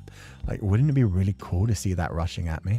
But yeah, no, the idea of just like, I wonder if I put this thing in the microwave, what would happen? Yeah, I don't really consider that an intrusive thought if it's just like what would happen if X happened. But yeah, the funniest one is like a CD-ROM, which we don't use anymore. But like a CD-ROM, when you put it into a microwave, it looks like it basically gets hit by lightning and then it shatters and explodes. It's so cool. Actually looks beautiful. Destroys the microwave, but really gorgeous to see one time. If you have a microwave, no, actually don't say that because that's dangerous. Some of the components in a microwave you don't want to fuck with and break on purpose. I was going to say, if you have a microwave you've got to throw away, put a CD-ROM in that bitch to see what it looks like. And then I was like, no, that's dangerous. That shit's full of radiation and stuff. Don't break the microwave. Dispose of it safely. There was a girl on TikTok that was wondering why her house was smelling like burnt death. A rat crawled into her oven and she cooked it to a crisp. That happened to a friend of mine. That happened to a friend of mine as well. Yeah, they apparently, like, because they had been put down like rat poison, the rat had like gotten sick from the poison, but it had hidden inside the oven, like right at the back. It was one of those ovens where the fire comes from the top And so they don't really look at the bottom. There's always like baking tins and stuff in different shelves behind it. So they never really looked deep in the back. And they had like turned on the oven and something stank to high hell. And then they opened the oven and the smell got so much worse. So they turned off the oven, let it cool down and looked inside. And yeah, there was a baked rat in the back. Oh, God. That sounds horrific. They said the smell didn't come out of their house for like 4 days. Crisp rat, more like crisp rat. Yeah, crispy rat. It's a cat gag meme. No, the cat would be quite happy. The cat would be like, "Ooh, you baked my dinner for me. How delicious." Feel bad for the rat. Don't feel bad for the rat. Don't feel bad for the rat. Rats are little invaders. Rats are little pests. Rats. Here's the thing. A rat living in the wild, good. Live your life. Do your best. Run through the fields. Find the food you can. Enjoy your life. Any rat comes inside your house and you have every right to destroy that thing. Rats are cute. Rats can be cute. When a rat is inside your house, it is a pest and it needs to be dealt with. If you can deal with it humanely, fantastic. If you can't, as somebody who's lived in a house where there was constant, like, because we lived in like terrace houses when I was younger that were like old Victorian houses, all joined like terraced to each other with basements. And because you were living like in basically one giant building attached to like 30 other different people, if one person on the fucking block had a mouse problem because they like left out sugar or they were just very unclean, they would leave food in places, we would all have mice going between the entire like shared buildings continuously trying to find any food. So you would just like occasionally hear like the little sound of a bag rustling, like just the mouse has just climbed into your garbage can and is exploring, trying to find the remnants of food. And it's one of the most disturbing feelings ever to just know that that's a mouse. And when I actually go looking for it, it's just going to dash away and I'm not going to be able to catch it. And it's going to dash into the basement and go to one of the other houses and come back. And they bring diseases too. Yeah, you just find the little droppings like in the back of cupboards and things. Wanted to live in one of those? They're fun. They're nice areas as long as you have decent neighbors. If you have shitty neighbors, terrible. Did you know rats that can be found in fields can be eaten? It tastes like eating a chicken.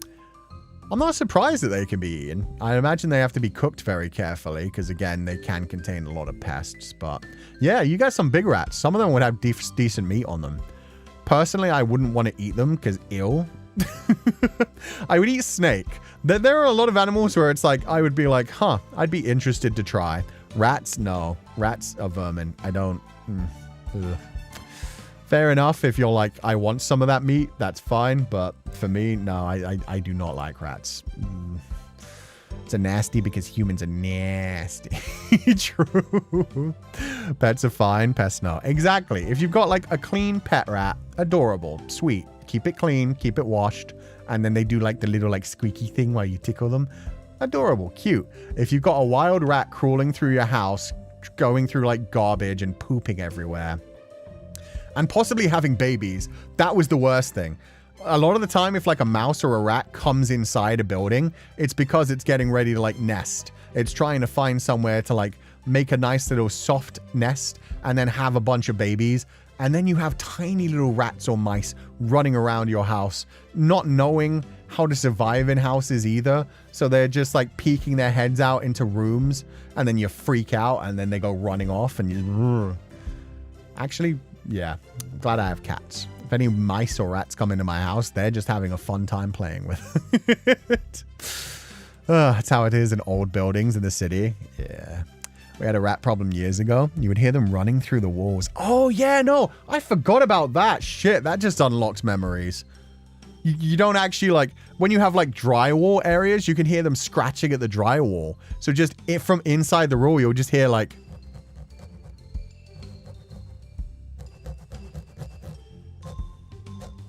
Oh, it's so frustrating. Never going to sleep? Yeah, exactly. That woman on TLC a few years ago that only fed roadkill to her.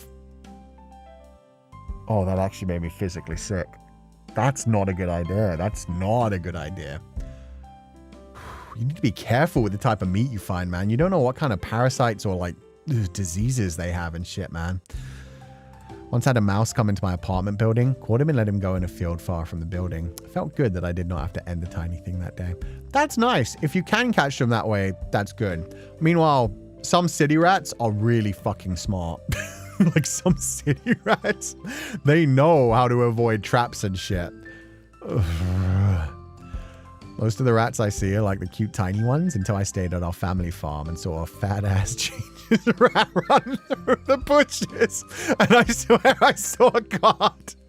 Yeah, see, normally I'm more... honestly, I prefer the fat rats. The fat rats that are huge, honestly, they're fine for me. It's the little tiny ones that like...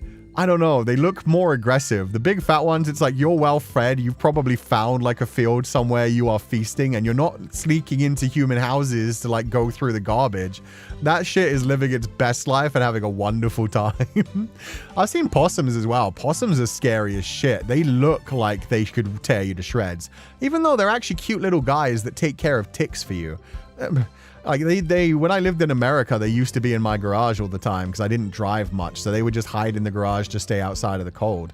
And so you just go out there sometime, you turn on a light and you just see a possum in the corner, just like cowering. And it'd be like, oh, you're fine, buddy. Like, it's okay. Just, you know, don't shit too much and don't have fucking babies in my garage. And it's fine. Just go out and go eat ticks.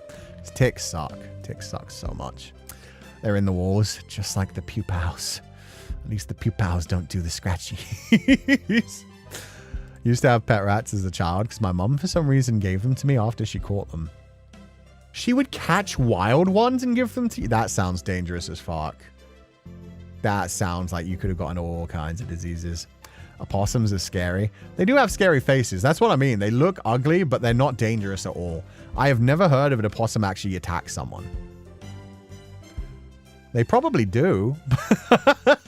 But I've always been told, like, possums are possums. They're good. They get rid of pests. They eat, like, a bunch of the things that you don't want around you. So if they're around, it's like, they got scary faces, but they're fine. We can coexist with the opossums. Exactly. They're cute. Anna Estetamina, thank you so much for donating the flowers. I hope you're having a lovely day, and thank you for being here. I'm glad you enjoyed the stream. The most fear I felt was when I was outside and saw a huge vulture circling around me with me and my dog. And had to grab them and run. Saj, I'm sorry I'm laughing. That's fucking hilarious to me because you only see that shit in like comedy films where it's like a vulture circling waiting for someone to die. Do vultures actually eat living things? Now I'm curious. I need to Google. How dare. I'm sorry, Saj. Do vultures eat living things? Live prey. There we go. Vultures primarily eat dead animals, but some species, particularly black vultures, will opportunistically kill and eat live defenseless prey. Holy fuck! I did not know that. I thought they were specifically carrion feeders. Huh. Well, now I feel bad. Okay, I'm glad you grabbed your dog and ran, because, yeah, a big bird like that will see a dog and be like, ooh, me, ooh, food. I have a medium dog. Oh, you'd probably be fine anyway then. Your dog would be able to fight a vulture. As long as your dog is like 50 pounds, you're good. Vultures get quite big, but they're also birds. They have thin bones. A dog gets like a good grip onto it and crunches down. That shit is broken. Yeah, you'd be good. But yeah, I see why you ran with it. If I was with a Chihuahua, book it. Yeah, no, I have seen big birds carry off tiny dogs. For sure, that does actually happen. Eagles and shit. Eagles and what was the other one? Hawks. Hawks. There were a lot of hawks where I lived. And yeah, people would have to be told, like, if you have small dogs and you see a bird, like, swooping down towards you, grab your dog and run. Because they will just get carried off. And children. Sometimes children get grabbed by big birds, which is fucking terrifying. Still funny to think about. It shouldn't be. As a parent, it must be terrifying. But man, I know I've seen like videos of like kids like being actively like excited when a bird was flying towards them and just being like, no kid, run, child. That thing can carry you. Oh my God. At least some of the biggest birds just do not like actually eat human or land creatures. Like some of the biggest birds, they're like ones that feed on water kind of stuff. You see a pelican coming your way. Like there's so many giant ass water birds that like, yeah, their wingspans are huge and they look terrifying, but they don't do fuck all to like land animals. They just go and fly around to the water. But then there are like hawks and eagles that will swoop down and grab like toddlers, dogs, cats, all kinds of things. Seagulls can meow? I wonder if that's why they're called umineko in Japanese, because that's just like sea cat, right? I went to visit my grandparents a week ago, slept in the guest bedroom when I heard scratching sounds at the door at 2 a.m. in the morning. A huge fat rat slipped into my room underneath the door. Yep. And that's when you don't sleep anymore. That was the worst thing when I lived in like that old Victorian house that would constantly have mice, is you would hear the scratching and it would keep you awake. Because even though you're like, well, they're not going to come into my bed, there's still like a feeling of like uncleanliness. There's a feeling of like, ew, yuck. Bleh. Hawks and eagles can easily take a baby deer. Seriously? I didn't know they could get that strong. Jesus. Because I was thinking about the fact that I never had to worry with like my 160-pound dog. It was like, if you come for this dog is getting a meal. This dog is probably going to think you're a chew toy.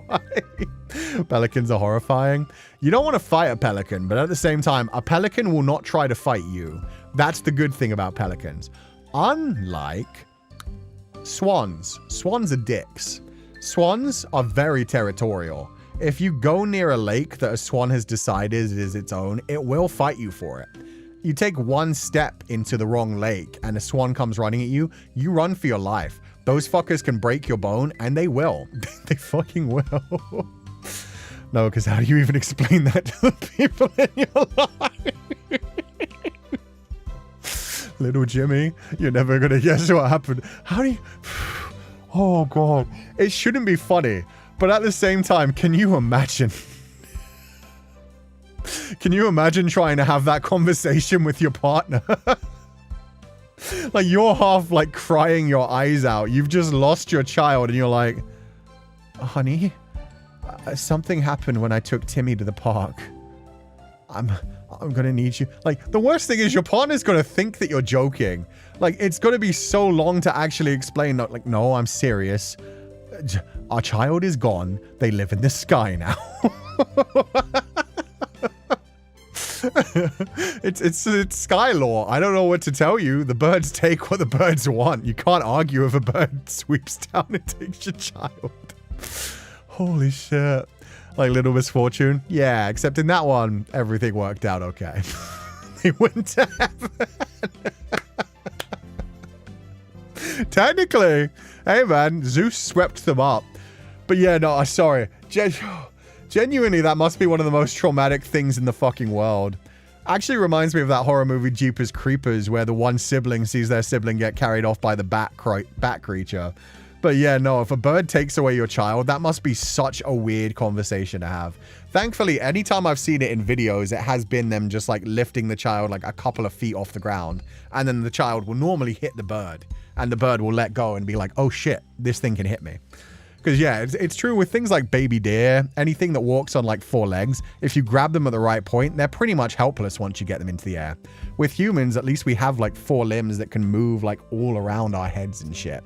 So yeah, normally if a bird does grab a child, the child just like smacks them and then they get dropped.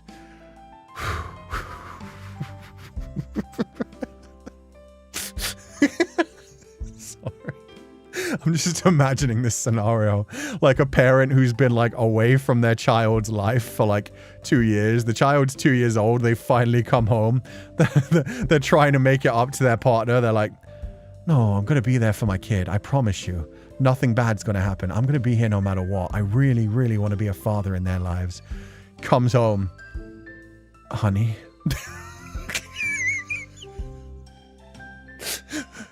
I swear to God, like, it wasn't my fault. Like, I did my best.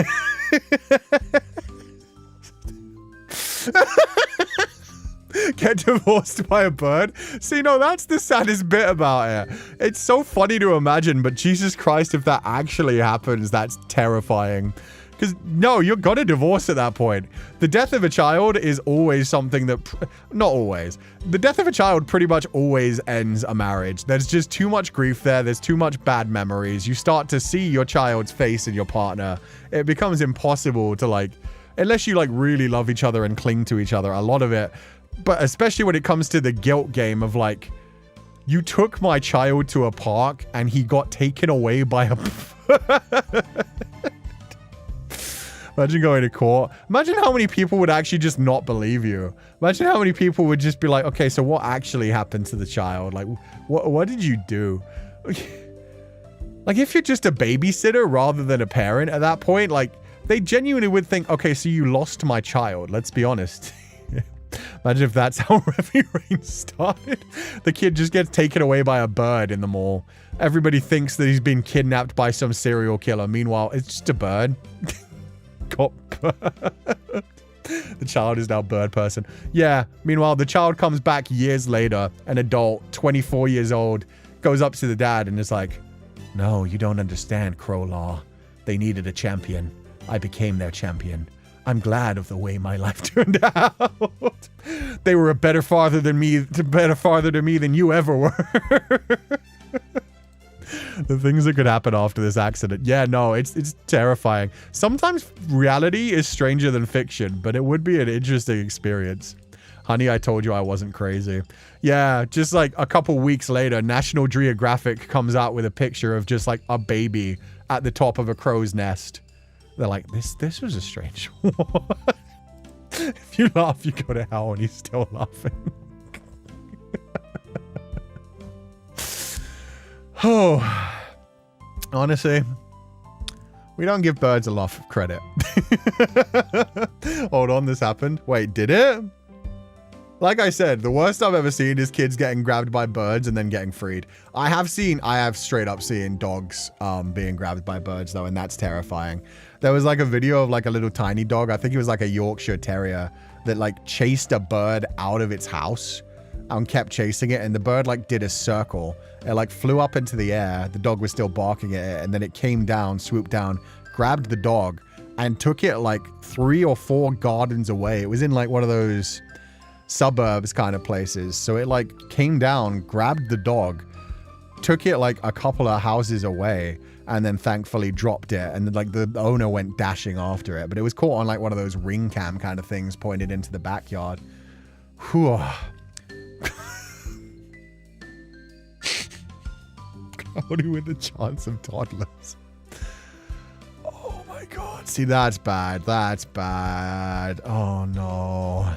Maybe somebody would catch it. Maybe somebody would hear the child like screaming and then see it coming down, and just like reflexes would kick in and they'd be able to grab it and the child would be fine. In 1932 in Norway. Okay, now I need to Google this. If you laugh, you go to heaven in this scenario. Carried off by some giant bird. I can be carried off by a giant bird. That sounds relaxing to me. I just get baby bird fed for the rest of my life. They just vomit worms into my mouth. That's protein. I'm good. Have babies been taken by birds? A brief history of birds stealing babies. Oh, this is fun. By now, we've probably seen the instant viral sensation from Montreal, Golden Eagle snatches kid. What? Oh. Okay, it's fake. That one's CGI. Okay. There is something undeniably right about the video, though. Giant birds of prey do try to steal toddlers from time to time. As many have pointed out, they're certainly strong enough with a talon grip that's up to 25 times more powerful than that of a human hand. Sick. Yes, babies are vulnerable enough, especially if their parents are dumb enough to leave them sitting unattended on a lawn while hungry birds circle above. To be fair, I do know in certain countries, I'm not sure if it is Norway, but there are certain Scandinavian countries where they leave babies out in their prams just in the cold winter because they want them to experience like the really cold air. From folklore, I don't want folklore. I want real things. Modern times. Things haven't been much different in the last century. A well-documented case happened in Norway in the summer of 1932. A crowd had gathered at the beach for a christening. Oh, I'm trying not to. A crowd had gathered at the beach for a christening, and while nobody was paying attention, a 3-year-old girl went missing. Why did nobody have eyes on this 3-year-old girl? What? Nobody could have believed that one of the eagles that had been circling the party would have taken the girl into a search party, found her on a ledge just below an eagle's nest. She was bloodied, missing a shoe, and otherwise exhausted. Later in her life, the girl says she remembered what happened. I was quiet as a mouse in my Sunday dress, playing with some stones. For one thing, this girl should be a writer. She talks really fancy. When suddenly I saw the eagle coming towards me. The next thing I remember is that I'm lying on a ledge, and then I see the eagle dive toward me. I remember she came at me with those big claws. It was horrible. Holy shit. They can take 3-year-olds. She was old enough to talk. Okay, no, I'm really angry at that fucking, like, the congregation of people watching a christening. Like, how do you not hear a 3-year-old screaming, being carried away from an eagle? There's no way that shit was silent. That was a reverse birth. The stork cancelled the purchase. It was just Zeus. It was just Zeus being like, nah, I'm bringing that one back. Pupals look like a tasty snack to birds. They do. They look like giant worms. That's actually perfect. Trauma for life. That's what's wild. She was old enough to remember that shit. Definitely old enough to speak, though. At 3 years old? How the hell do the entire, like, family and everybody else there not hear that? There's no way she was silent being grabbed by a fucking bird. Anyway, is that... Okay, as far as I can see, that's the only one that's been reported. Was there an actual birds of prey and missing children? No cases have been proven with a big bird swooping down and taking a child. So yeah, the only story people actually talk about is the 1932 Norway one. Okay, good. We can laugh about it again. It's fine. It's almost been 100 years. It's fine. There's been no known cases of a bird actually stealing a child in almost 100 years. Shoebills deserve all the respect. Those are big. Those are big. And the eagle swooping into.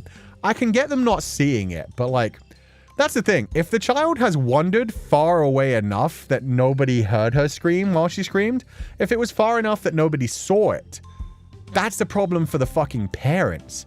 Probably just playing unattended. That's exactly what... 3 years old is not old enough that you're just like, oh yeah, go do your own thing while we have fun at this christening. It's okay to laugh. The joke is in the public domain now. Exactly. That baby, 3 years old in 1938, almost a 100-year-old woman by now. I'm sure she's laughing at it or she's already passed on. So it's all good. In the 30s, that's not that surprising to hear, sadly. Parents did not pay attention to their kids 24/7 like today. True. Even back in the 80s, they didn't. So I imagine in the 30s, it was even more wild. My question is, how often does this happen? Apparently not often at all. Like, from what I see, like, you can't... I feel like if that happened more often, it would become like a big news story and you'd see about it. She'd be 91 years old today. I wonder if she is still around. My partner almost got taken by a vulture when they were a child, so it's very much a possibility. Their grandma scared the vulture away by screaming and waving a shovel around. That's what I mean, though. Like, if you're leaving a child unattended that's that young, it's kind of on you. That's I have full respect for shoebills. I'm very happy they live far away from me and my 2-kilogram dog. Yeah, I got to be honest, like 3 pigeons could take away a 2-kilogram dog. You get like 3 pigeons working together the way ants do. Yeah, they could just come down, grab your dog in the right position and just be like, it'd be like that sound of like the frog flying away on the balloon.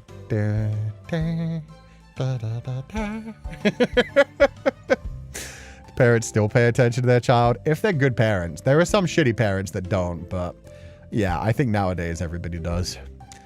There's an adult close to the child, the bird wouldn't have bothered. Maybe. Birds can be quite... Birds can just like not give a frick, to be fair. That's raptors. Have you ever heard of a cassowary? A cassowary basically is a living dinosaur. It's a bird that still basically acts like a little tiny T-Rex. It's great. It's terrifying. They're so aggressive. They're so strong. Australia shouldn't exist, man. Shoebills can make a clacking sound with their beak that can give a veteran PTSD. Oof. They can be very loud. Birds can be very loud. Deer and moose can make some terrifying sounds. Deer and moose can sound like the most like folklore evil shit, especially if you're like in the woods in the morning and then you just let me... I think I did this once before, but still. Moose cry. Let's see if this one's loud. That's a baby. I don't want to see no baby. That's still a baby. Communicating.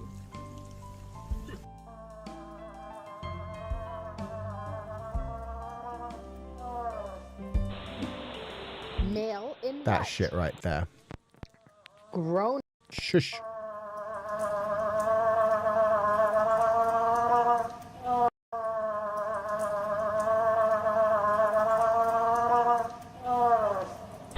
That shit.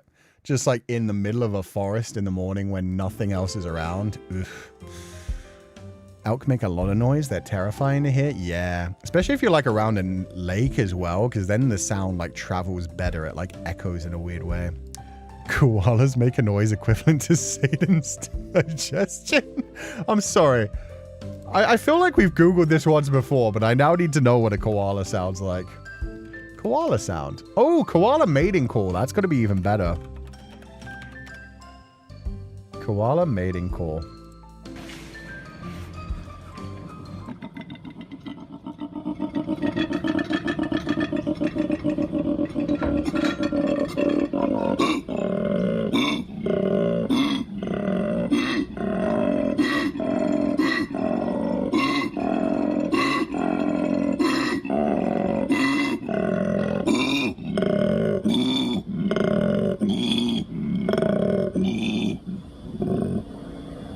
Yeah, Satan's butthole is like the perfect description for that, actually.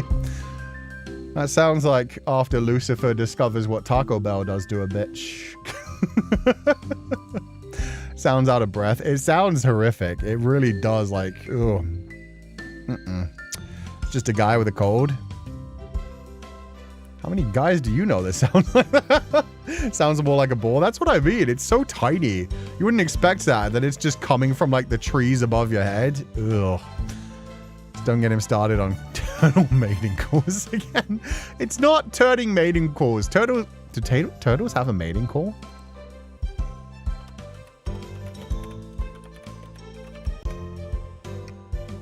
Nah. See, no, that's the difference. Turtles don't have a mating call. Some animals have a mating call, but they don't. It's not a mating call. It's a mating sound. It's the sound that they make while they thrust. They moan. Exactly. Yeah, no, that's what I mean, though. It's very different from like a mating call. A mating call is like a sound you make to attract a mate. So it's like catcalling for men. Except that's not, because that's horrific and it's disgusting and it's meh. It's more like K-pop singing. It's like serenading. It's like if you hit them with like a, I don't know. I can be your hero, baby. That's the human mating call right there. That's the human mating call. So in the case of like a turtle, turtles don't have mating calls. They just have a thrusting sound. And their thrusting sound is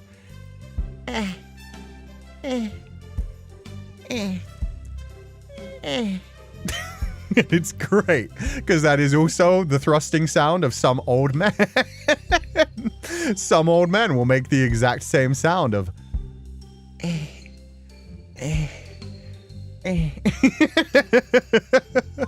Why K-pop singing? You know why K-pop singing.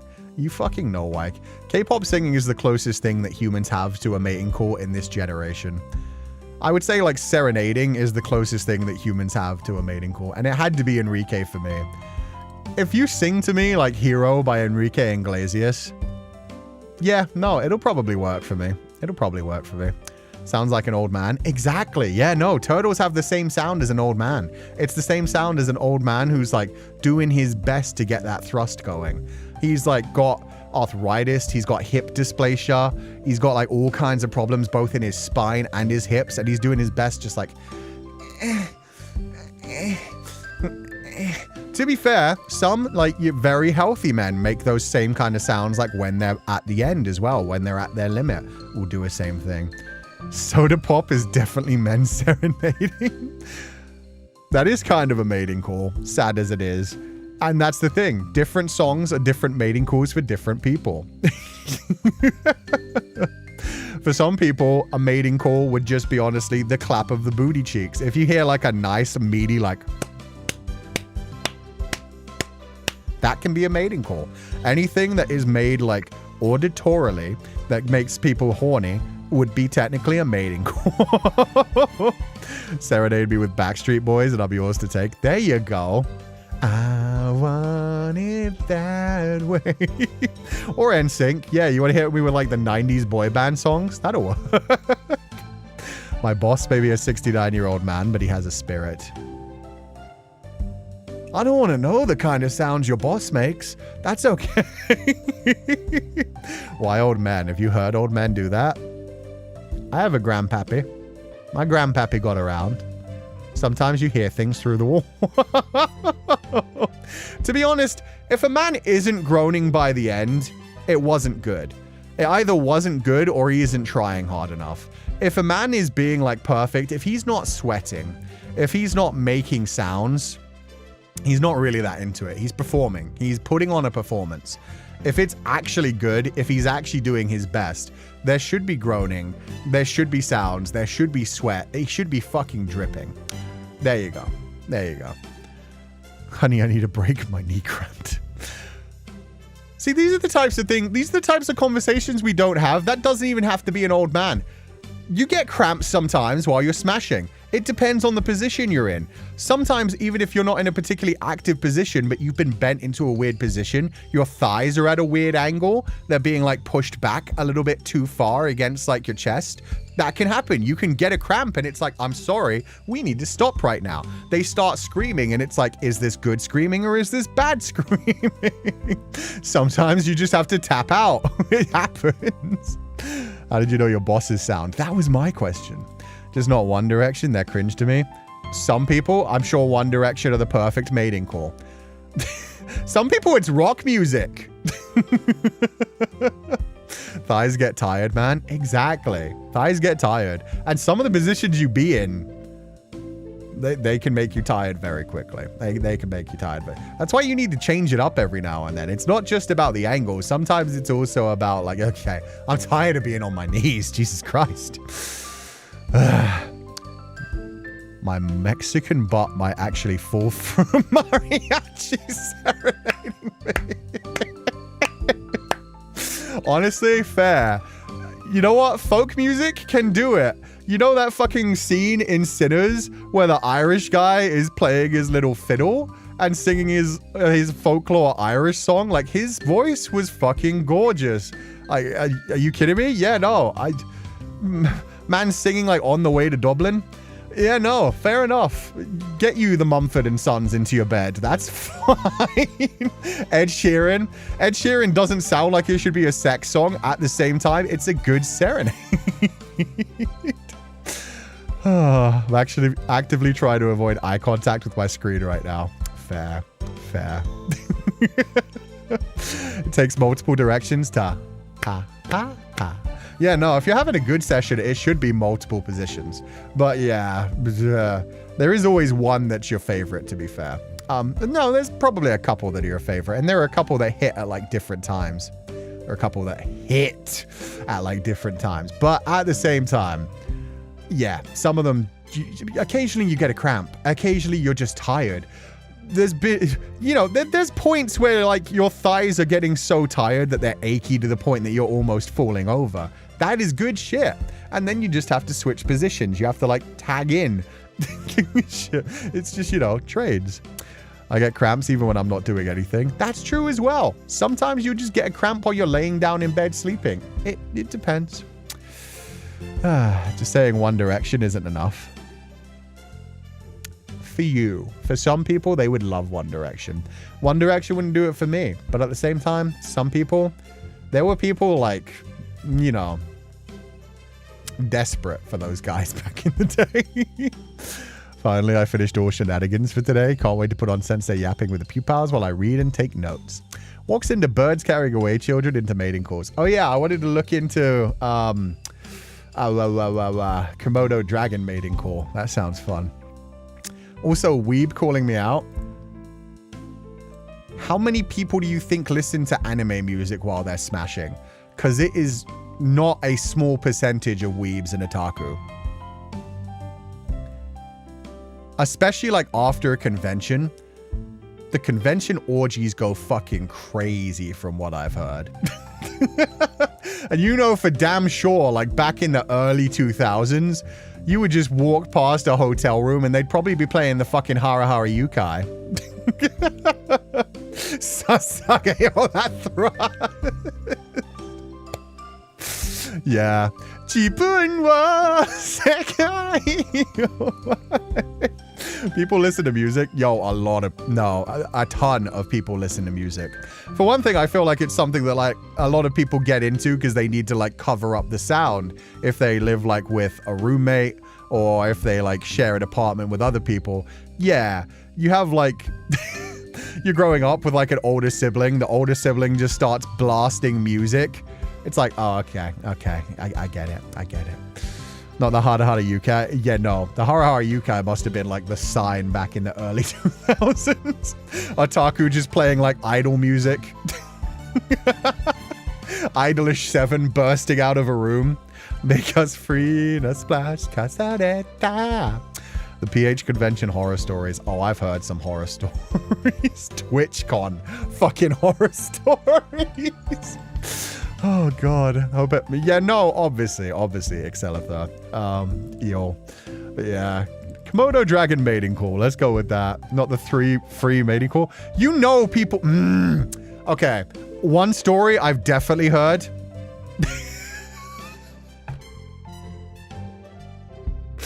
Can I talk about this story? I think I could talk about this story. I don't think this one is like a dangerous one. Yeah, it doesn't name anyone. There was a Reddit post from a girl who was going to a certain convention. I won't say which convention, but basically, she was deciding she was going to dress up as Asuna from Sword Art Online, and she made a Reddit post. Was it Reddit? No, it was Craigslist. She made a Craigslist post about the fact that she specifically wanted to recreate a certain doujin wherein there were multiple Kiritos.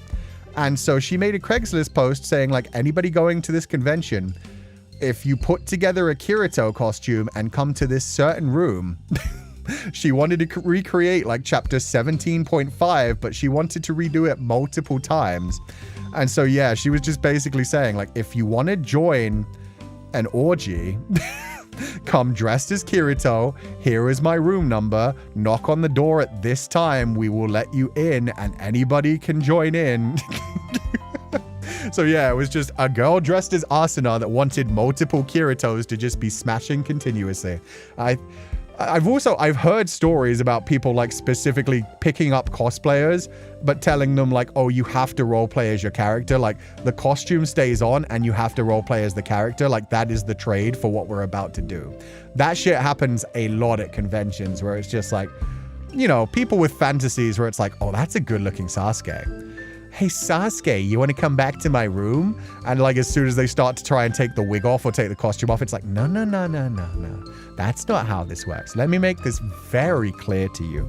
I am not smashing fucking random dude who works at Subway. I am smashing Sasuke right now. You be in character for this entire thing or you get out of the damn bedroom.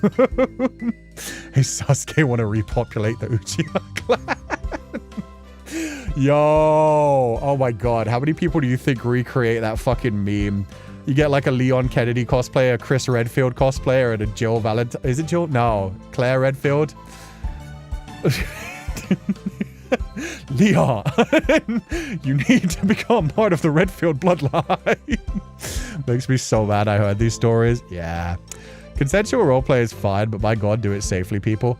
Yeah, practice safe sex. I mean, that's the problem. If you're having an orgy, I think the Asuna cosplayer specifically wanted a bukkake party as well, which means there's got to be fluids involved. So she really should have asked for like STD tests beforehand as well, but... Just one drop, Leon. If you don't get any out of this. Have you not seen that fucking video? There's a video of like Chris. I forget the parody's name. There's actually a series of them. There's like 8 of them or something. But it's a series of videos of Chris Redfield begging Leon to impregnate his sister. It's like, Leon, please. The Redfield bloodline needs your masculine seed. Oh my god. Anyway, no, I haven't. Go Google it. Have a fun time. Have a fun. In fact, let me see if you can Google it just by finding the Redfield bloodline. The Redfield. Oh my god, it comes up. The Redfield bloodline. Yeah. Redfield bloodline or Redfield Leo. You search for that and you'll eventually get to the video. Google knows you. I think that just Google knows. Like, you search it and the first thing that comes up is somebody asking, what's the deal with the Redfield bloodline jokes? Answer, it's a meme known as Chris posting.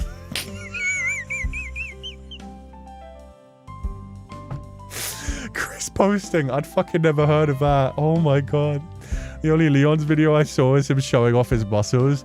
Oh, there's been some really nice fan art that came out ever since they showed the new design for Leon. Oh god, I've been laughing too much this fucking stream. There's a really, really good one that I saw recently where it's like Leon from Resident Evil 2 where he would like have to like nudge himself between lockers just to push them. And then Leon in Resident Evil 4 where he would like get in front of them and push them.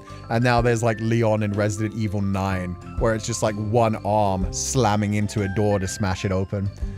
The art's been going so good. So much knowledge on this day. Yeah, let's find a Komodo dragon mating call. Komodo dragon mating. I don't need to know about the mating season. Live footage.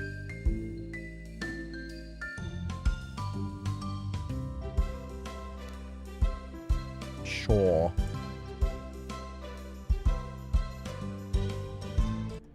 Today, keepers at the Australian reptile park took on the potentially deadly task of preparing. Oh god. Zoologists have an interesting job. It's an endangered species. Makes sense. Okay, so they're trying to make these two fuck. I love how the most replayed section is just when they actually start fucking. Okay. See.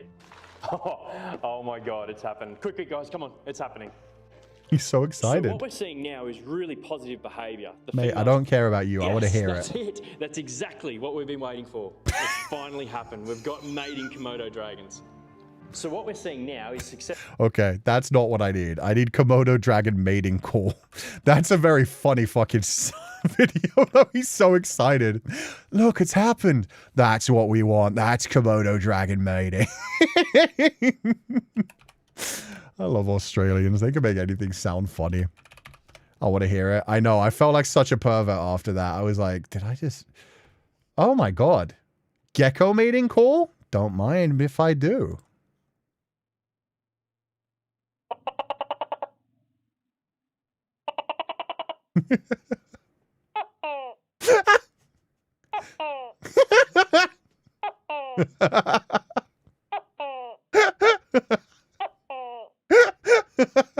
What a silly little guy.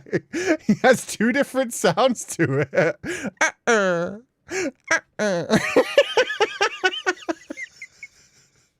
The beginning one, I was like, nah, I don't like that. But then he started doing the squeaky toy. Okay, from the beginning,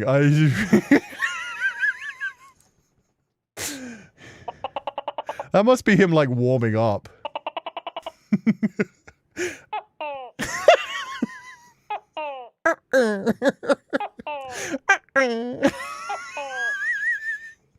It's Yoshi. Ba-dum-ba.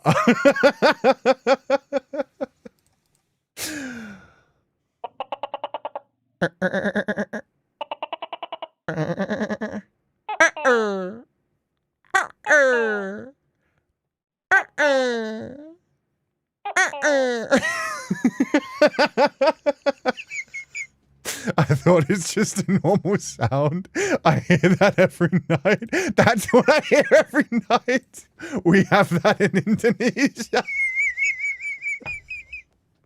Now you know. That's the fucking geckos out in the forest saying, "Hey, baby."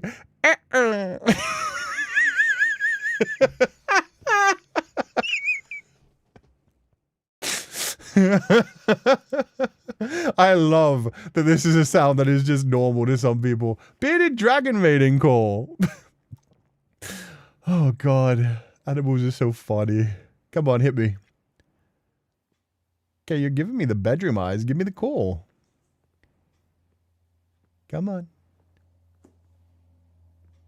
At some point, we're just gonna have to like share these videos. This guy's just like waving at me. I don't need that. I need you like singing. You're doing a good dance, but where's the sound? Do bearded dragons not make sounds? I've been lied to. Man, I'm so angry. Yeah, all the comments are just like, this isn't a mating call, this is a mating dance. Man. I can't find a Komodo dragon mating call. There's a lot of videos of them mating. I didn't even know Komodo dragons were endangered. But I don't see any actual videos of just a Komodo dragon mating call. Here's the sound of Komodo dragon, but not mating. The sound of a Komodo dragon.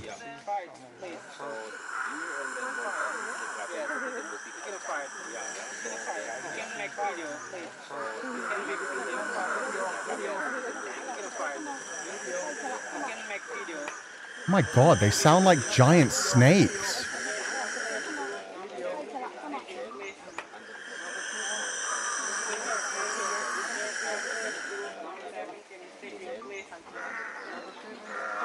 Yeah, to be fair, if I heard that while walking through the forest, I would think I was about to die.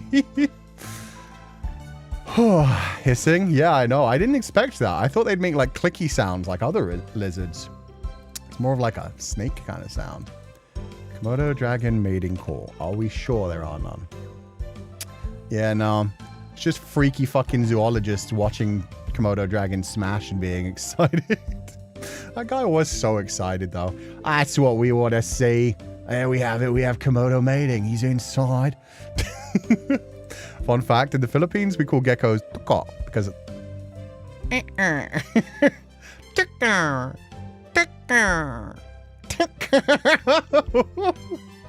Based off of their mating call. That's amazing.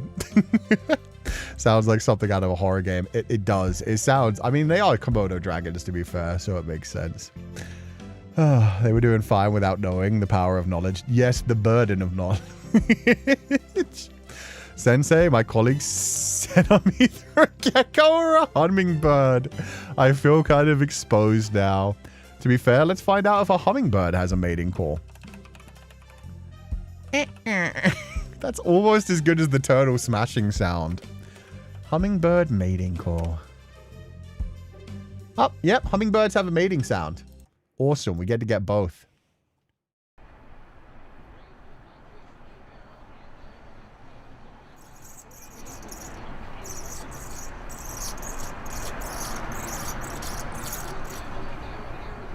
It just squeaks. That one's not fun.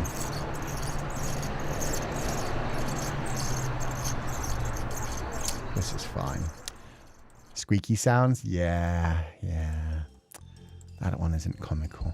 I like the gecko. The gecko made me very happy. You know what?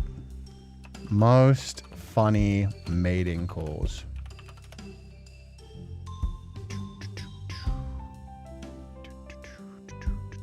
We laugh at animals for having funny mating rituals, but humans probably have the most complex and... yeah, don't worry about that. Nobody's ever made a tier list. Why? This seems like something that should exist. This'll do. Life science. 13 animals with truly weird courtship rituals. Very focused and determined. Yeah.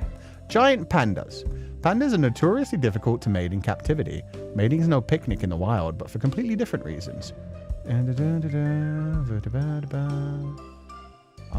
Ah.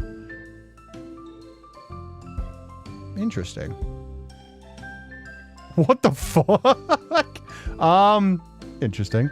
We have a content idea? Yeah, we do. That'll be our first ever tier list stream. Okay.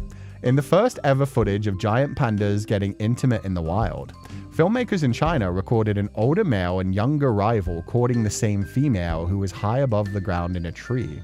Do you want the young one full of energy or the mature one who has more skill?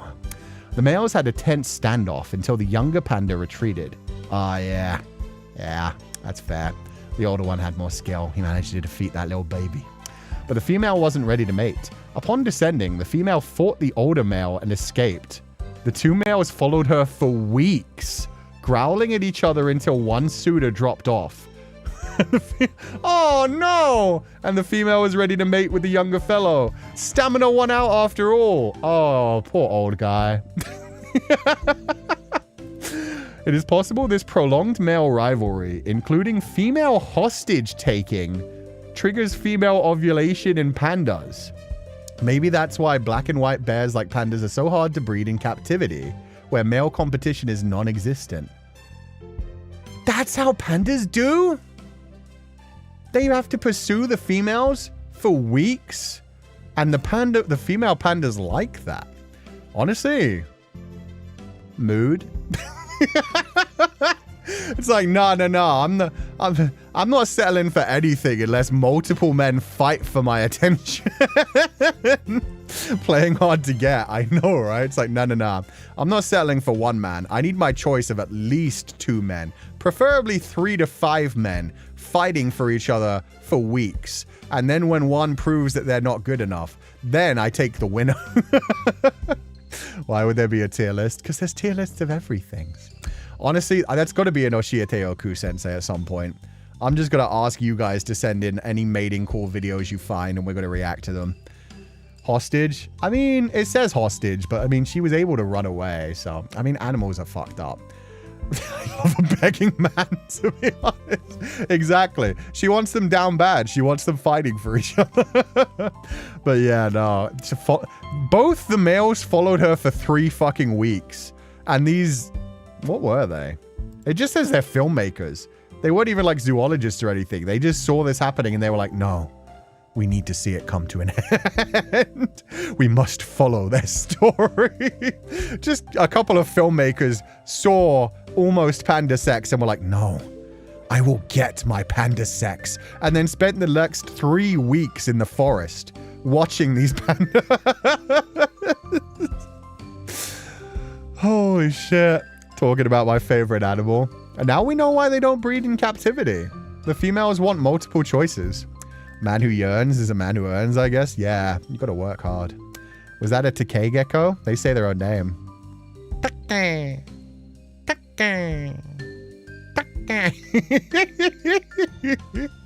Just researched a list now. Do you want some names? Sure, we'll listen to some like sounds now. And then we'll do like a tier list in the future. Another stream idea, send Sensei any funniest video to see whether he'll laugh. Oh, we're definitely going to do that at some point. At some point, I'm just going to stop doing the whole like corpo thing of like, no, I can't react to things. I'm a better person than that. And realize I'm an indie now. I can do what the fuck I want. So yeah, we probably will do like reactions to just silly, funny videos. See how long I can stop from like laughing my ass off. Number 2, giraffes. Male giraffes have to taste a... Ew! Okay. Male giraffes have to taste a lot of pee before they can do the deed. That's because the only way that the males can tell if females are fertile is to determine if specific hormones are present in her urine. First, the male nudges the nudges the female and sniffs her genitalia. Sometimes it takes a few nudges, but then she'll widen her stance and urinate into his mouth. Okay, that's enough about giraffes. Didn't know that about giraffes. What the heck? Yeah, that's... sounds normal for a giraffe. I know there are some animals like that, to be fair. Aroshi's got to do a react, Andy. Only once in a while. To be fair, they probably got hella money for helping figure out how pandas mate in the wild. Probably. I'd like to think it wasn't for that, though. I mean, no, for the money, it's okay. But I want to think it was just a very, very freaky film crew that was like, no, I need to see panda sex. I want to see what happens. The G in giraffe stands for golden. We're going up, up, up. It's our home.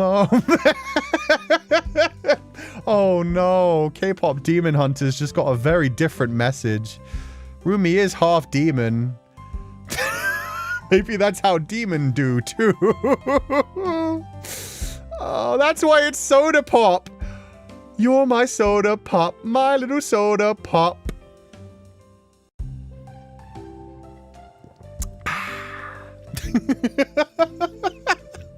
Golden to golden, yeah. In the past, Thailand got a panda from China, but the pair wouldn't have it at the zoo, so they had to intervene. I think the panda is back to China now. Oh, they wouldn't what? They wouldn't have Alb? What's Alb? Or is that spelt wrong? I don't think pandas mate too often, to be fair. They fight really hard to keep pandas from going extinct. Pandas just kind of don't want to do much of anything. Rumi's a giraffe. She has got a long neck. Not the forbidden lemonade.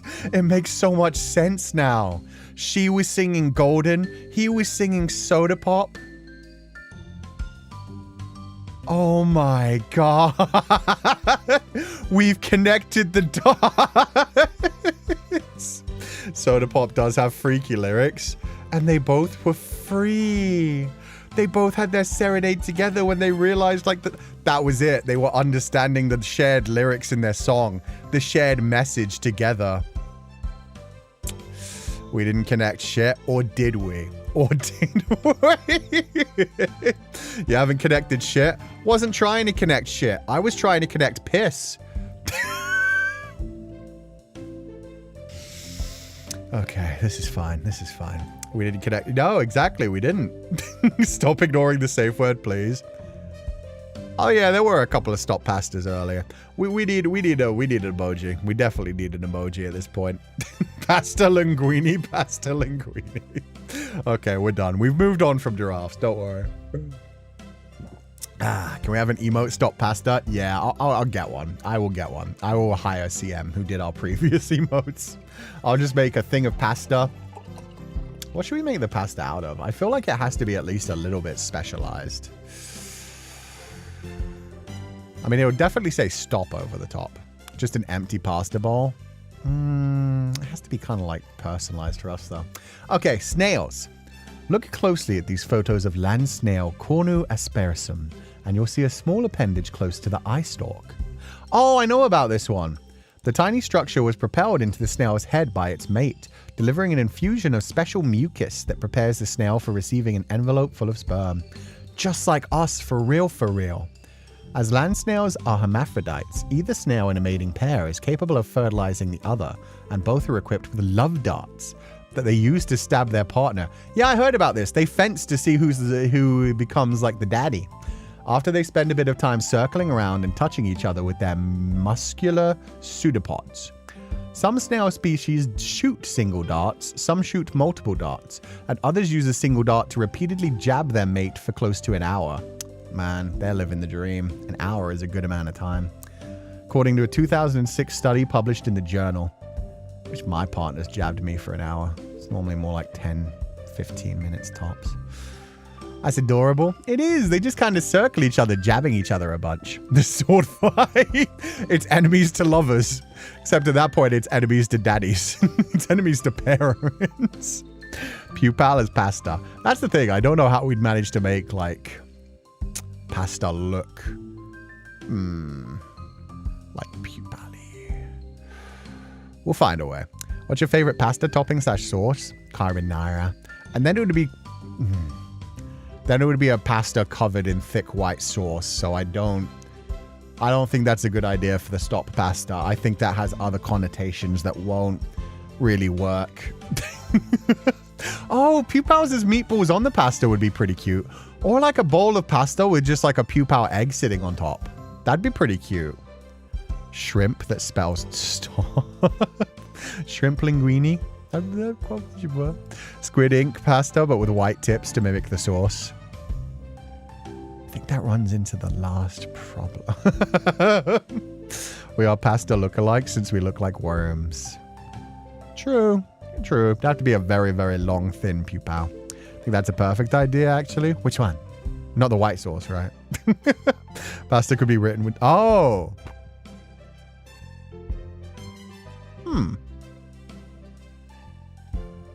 Then it would take like 2 emotes, because pasta just in one would be small. Pupal ravioli. What does ravioli look like?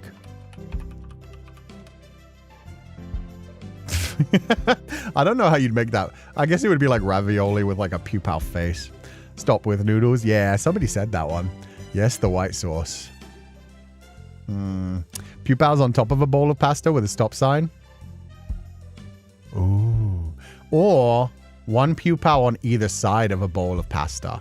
And then they're each holding half a sign. And then over the pasta, the sign says stop. It could be like a pupal holding an S on the left and a pupal holding a P on the right. And in the middle is the bowl of pasta. And then the middle of the sign that says TO. Because then we could also have 2 pasta. I don't know why we'd want 2 pasta, but that way it would be like legible. It would be readable. I think we've come up with an idea. So like a little banner held between 2 pupals over a bowl of pasta. It could also turn into SP. Does SP mean anything? Not really. Because we hungry? Yeah, sometimes you just want to dive into a bowl of pasta. Pupal in a bowl of pasta with the stop sign. Yeah, it was going to be hard to read in just one thing. So I think 2 pupals holding the stop sign above pasta. That'll work out. What do you mean dinosaurs? Little is known about dinosaurs' mating habits, but evidence preserved in rocks in Colorado suggests that some dinosaurs practiced a ritual dance. Paleontologists found scrape marks, many dozens of them, in 4 sites that held remains of Cretaceous dinosaurs. In a 2016 study published in the journal Nature Scientific Reports, researchers explained that they saw distinct similarities between these scratches in the rock and so-called nest scrapes created by certain types of male birds as part of their courtship displays. Dinosaurs used to do little mating dances. That's cute, actually. And that makes a lot of sense. SP starting price. Yeah. Do also means there's an option to write pa-pa-pa. Not with just an S and a P. Pa-pa-pa. Pa-pa-pa-pa-pa. Plus, I feel like people would just use that for papa. Think of that dinosaur that flaps its tiny arms around to dance in that David Attenborough documentary. I've never seen that. That sounds adorable. Love dinosaurs. I wish we knew more about them. I'm glad they don't exist anymore. That would be a problem. But yeah, they are very interesting the more we learn about them. I'm still annoyed we don't properly draw them like with feathers and stuff. We still stick with like the lizardy dinosaurs rather than the birdy dinosaurs. Okay, Black Widow spiders. I feel like they kill their male mate, but I don't know much more than that. Black Widow, Latrodectus hesperus females are about twice as large as males, so the smaller suitors have to take some precautions when approaching a female's web, lest they be mistaken for prey and eaten before mating even gets underway. Males stay safe by announcing their presence to the female with vigorous rump shaking. The males twerk for the women? Wait, that's actually fucking awesome. Yeah, like mantis. Mantises are more funny. Mantises, they straight up, like, the male is tiny compared to the female and will smash from behind. And then as soon as they're done, the female reaches her arms up behind her body, grabs him, switches him upside down, like flips him over her head, and then bites off his head immediately. It's fucking incredible.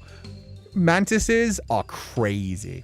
Yeah, the female mantis is just like, okay, you have satisfactory... You've done a satisfactory job. Now I shall bite off your head. You have achieved your goal in life. Anyway, the fucking male spiders, the male black widows twerk in front of the females. That's awesome. As a male steps onto a female's web, he vibrates his abdomen, sending signals coursing along the silk strand. So first he twerks before he even enters the spider web. And then when he goes into the spider web, he's doing like a body roll. He's doing like a stomach roll. Oh, hell yeah. Damn. He advances, vibrates, and pauses. Advances, vibrates, pauses. Dude just fucking sexy dances his way into the web. Honestly, that's how I want it. That's how I want it from now on. I want my mate to advance while belly dancing. Spiders are strippers, I knew it. Perfect. A pattern distinctly different from the shorter, more irregular movements of trapped prey. Researchers found in a study published in the journal Frontiers in Zoology. The study authors also discovered that the vibrations that male produce are at a low amplitude, further distinguishing them from prey movements, which were more dynamic and percussive. That's crazy. Doing a whole choreography? Yeah, no. They straight up choreograph a dance. They like start with twerking outside the web. And then on the way in, they're just constantly like, let me belly roll and I'll take a step and I'll belly roll. You're not going to eat me, right? And I'll take a step and I'll belly roll. It's like, hey, I'm so much more than food. You can do so many more fun things with me. Dinosaur belly dance is wild. That would be. This is Black Widow spiders, unfortunately. But yes, spiders are strippers. Definitely helps to make sure that she's well fed. Yeah, if I was a spider, I'd be making sure. I'd be like, this web is full of flies, right? Okay, we're good. Mantis is back again. You even used to draw about this once. Did I? That sounds like something I would do. Sea slugs. Hermaphroditic sea slugs possess both male and female sex organs. And when pairs come together to mate, they stab each other between the eyes. Shit! With a needle-like appendage called a penile stylet. Delivering a cocktail of prostate fluid. Oh, I don't want to hear the term prostate fluid. The tactic was described as just weird by a researcher. I love the idea of a fucking biologist just being like, man, this shit's just weird. It was described as just weird by a researcher who co-authored a 2013 study about the odd behavior. Published in the journal Proceedings of the Royal Society B. Scientists are uncertain as to why exactly the slugs target this body area for stabbing, but they suspect that the hormonal injection may serve to increase the possibility of successful fertilization. So you stab your mate right between the eyes, it injects hormones, which then makes it more easy to smash. Even the biologist has enough. Yeah, you know it's bad when the biologist is like, it's just weird. Normally a biologist is like, it's beautiful. It's so unique. It's strange. It's alarming. Wow. It's so curious. It's just weird. It's just fucking weird, man. They fucking stab each other right between the eyes. Crazy shit, dude. So male spiders are like Magic Mike. Makes a lot of sense, actually. Female spiders do feel like they, basically run a strip show. They decide who enters. They decide who leaves. If you, like, enter their web wrong, you are dead. So, yeah, that feels fitting. Studied so many years as a biologist, and then you see this shit and be like, yeah, it's weird as hell. So Angel Dust in Hazbin Hotel is actually scientifically accurate for a stripper and entertainer as a demon. Interesting. Perfect. They did their research in that one. Pufferfish. Mystery circles on the ocean floor near Japan that measure about 7 feet. Ooh, that's big. In diameter were recently found to be made by a fish only 5 inches in length. The intricate symmetrical patterns were first noticed by divers in 1995, and in 2013, researchers described what created them. A species of pufferfish with mating on its mind. Males swim along the seafloor, flapping their fins to sculpt the remarkable intricate ridges and valleys, a process that takes 7 to 9 days, and then decorate them with shell fragments and sediment. They make an art project. Oh no, SP stands for soda pop.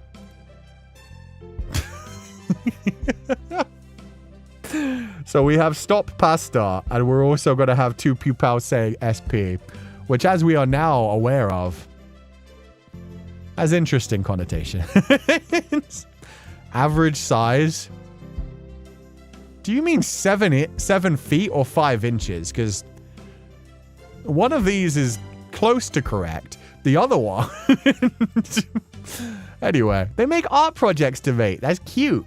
A process that takes 7 to 9 days. After interested females are fertilized, they lay their eggs in the nest site at the center.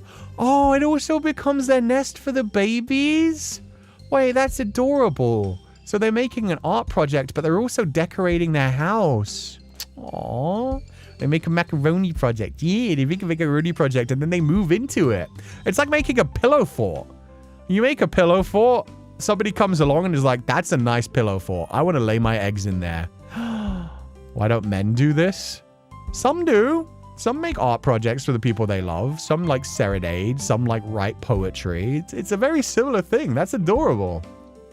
Though the structures are beautiful, scientists wrote in 2013 that the lines and shapes carved by the pufferfish serve to channel sediment particles and likely don't serve an aesthetic purpose.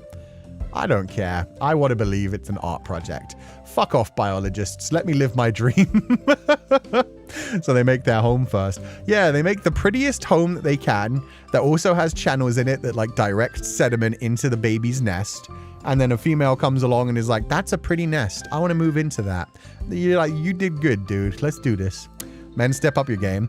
I mean, technically, there are a lot of people in the world that think like, oh, if you don't own a car and a house, you're not worth marriage material. Same thing. Women that want that are just very pufferfish coded. It's like, no. You need a car and a house. Once I've seen your car and a house, then I will judge if you're worthy of marriage. Then we will decide if we can set up a family here.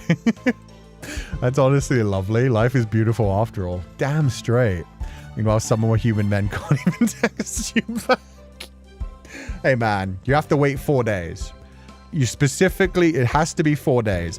Any later, that you're just not interested at all. Any earlier, you come across as too desperate. And oh no, why would you possibly want somebody to think you actually like them or something? Yeah. Think those pufferfish are also looking for the correct amount of water flow in the ocean floor from those sea ports? Probably. Why 4 days, Sensei? I don't know. I was making a joke because I think that shit's fucking stupid. The whole thing where people are like, yo, I'm really into this person, but I don't want to appear too desperate. So I need to leave it like 3-4 days. I need to make it clear like I'm not really down bad. Like I don't want to show any weakness. And it's like, bro, like, just say you fucking like them and ask them out to dinner. Jumping spiders. Body parts that reflect ultraviolet light help male jumping spiders in the Cosmophasis umbrataca species catch female eyes. All 8 of them. Males lure the female spiders by striking poses that display these glowing patches prominently. They put on a light show? Nice. However, female C. umbratica spiders have a glowing trick of their own. Possessing palps, a pair of appendages near the head, the fluorescent green in ultraviolet light which they use to attract the males. Oh, cool. Equal opportunity. So some ones, the male spiders specifically like flash the females, and then in other cases, the female flash the male. Both male and female spiders rely on these signals to tell who's in a mating mood. Consent. Let's fucking go. Both male and female spiders rely on... scientists discovered in a 2007 study published in the journal Science, when ultraviolet light was blocked and the spiders didn't glow, they lost interest in mating. Aww. So we could eradicate all jumping spiders within about 3 generations by just blocking ultraviolet light. It's fucked up, man. It's fucked up. It's just plain silly. I think it's adorable. I like the idea of just like having a little shiny bit, just be like, hey, check out my shiny bit. And then the person just walks on and you're like, oh. And then another person appears and you're like, check out my shiny bit. And they're like, that's a nice shiny bit. And it's like, yeah, you want to fuck? And you're like, yeah, nice shiny bit. And then they fuck. Ultra balling. Ultra balling. Why would we? Sometimes you just see a shiny bit and you like the shiny bit. So they're flashes, yes.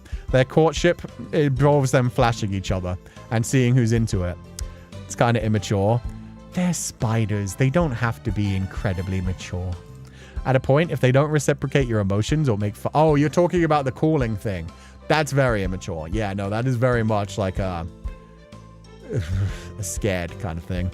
At a point, if they don't reciprocate your emotions or make fun of you for them, they might not be the one. Exactly. If you talk to them first and they're like, oh, you came across as like too needy, it's like, why wouldn't you want a person to actually be like that interested in you? Queen, your shine too beautiful, your swag too brilliant, your charm too slayful. They'll end you. Why would we do that though, Sensei? Let them be cute and whimsical. But yeah, let them live. Let them live. Glow-in-the-dark condoms exist. True. I have heard. Now keep in mind, this was told to me by a friend. I don't know if this is a true story or if he was just fucking around. I have heard that one time when he was with another dude, they had a fucking lightsaber fight. I have no proof because this was a one-night stand, so I have no option of like asking the other person. But I have heard that like, yeah, they both just so happened to have glow-in-the-dark ones, and they just like, he was being silly and like whipped it out with like a wow. And then the other one was like, wait, 1 minute. Went into their wallet, pulled out one, disappeared and came back and went like, Rome. Don't attack, Anakin. I have the high ground. And then they continued to have a fucking lightsaber fight as, you know, foreplay. And again, it's one of those things where it's like, I don't know if this literally happened, but just because of how silly it is, I wish to believe. I wish to keep the whimsy alive. That's true love right there. Unfortunately, it was just a one-night stand, but that was like a meeting of tips. It was a meeting of very like-minded tips. The noises too. Yeah, no, that's how he introduced it. He did the sound better than me. But yeah, he said like when he whipped it out, like he whipped it out with like a while he pulled it down. And then the other person like disappeared and came back into the room. Sorry, Ku, I had to say it because it's true. Wait, what's true? What did I miss? I don't see a previous message. Sorry if I missed something. Aliens will take this one instance and extrapolate the entire human species, mate, like that.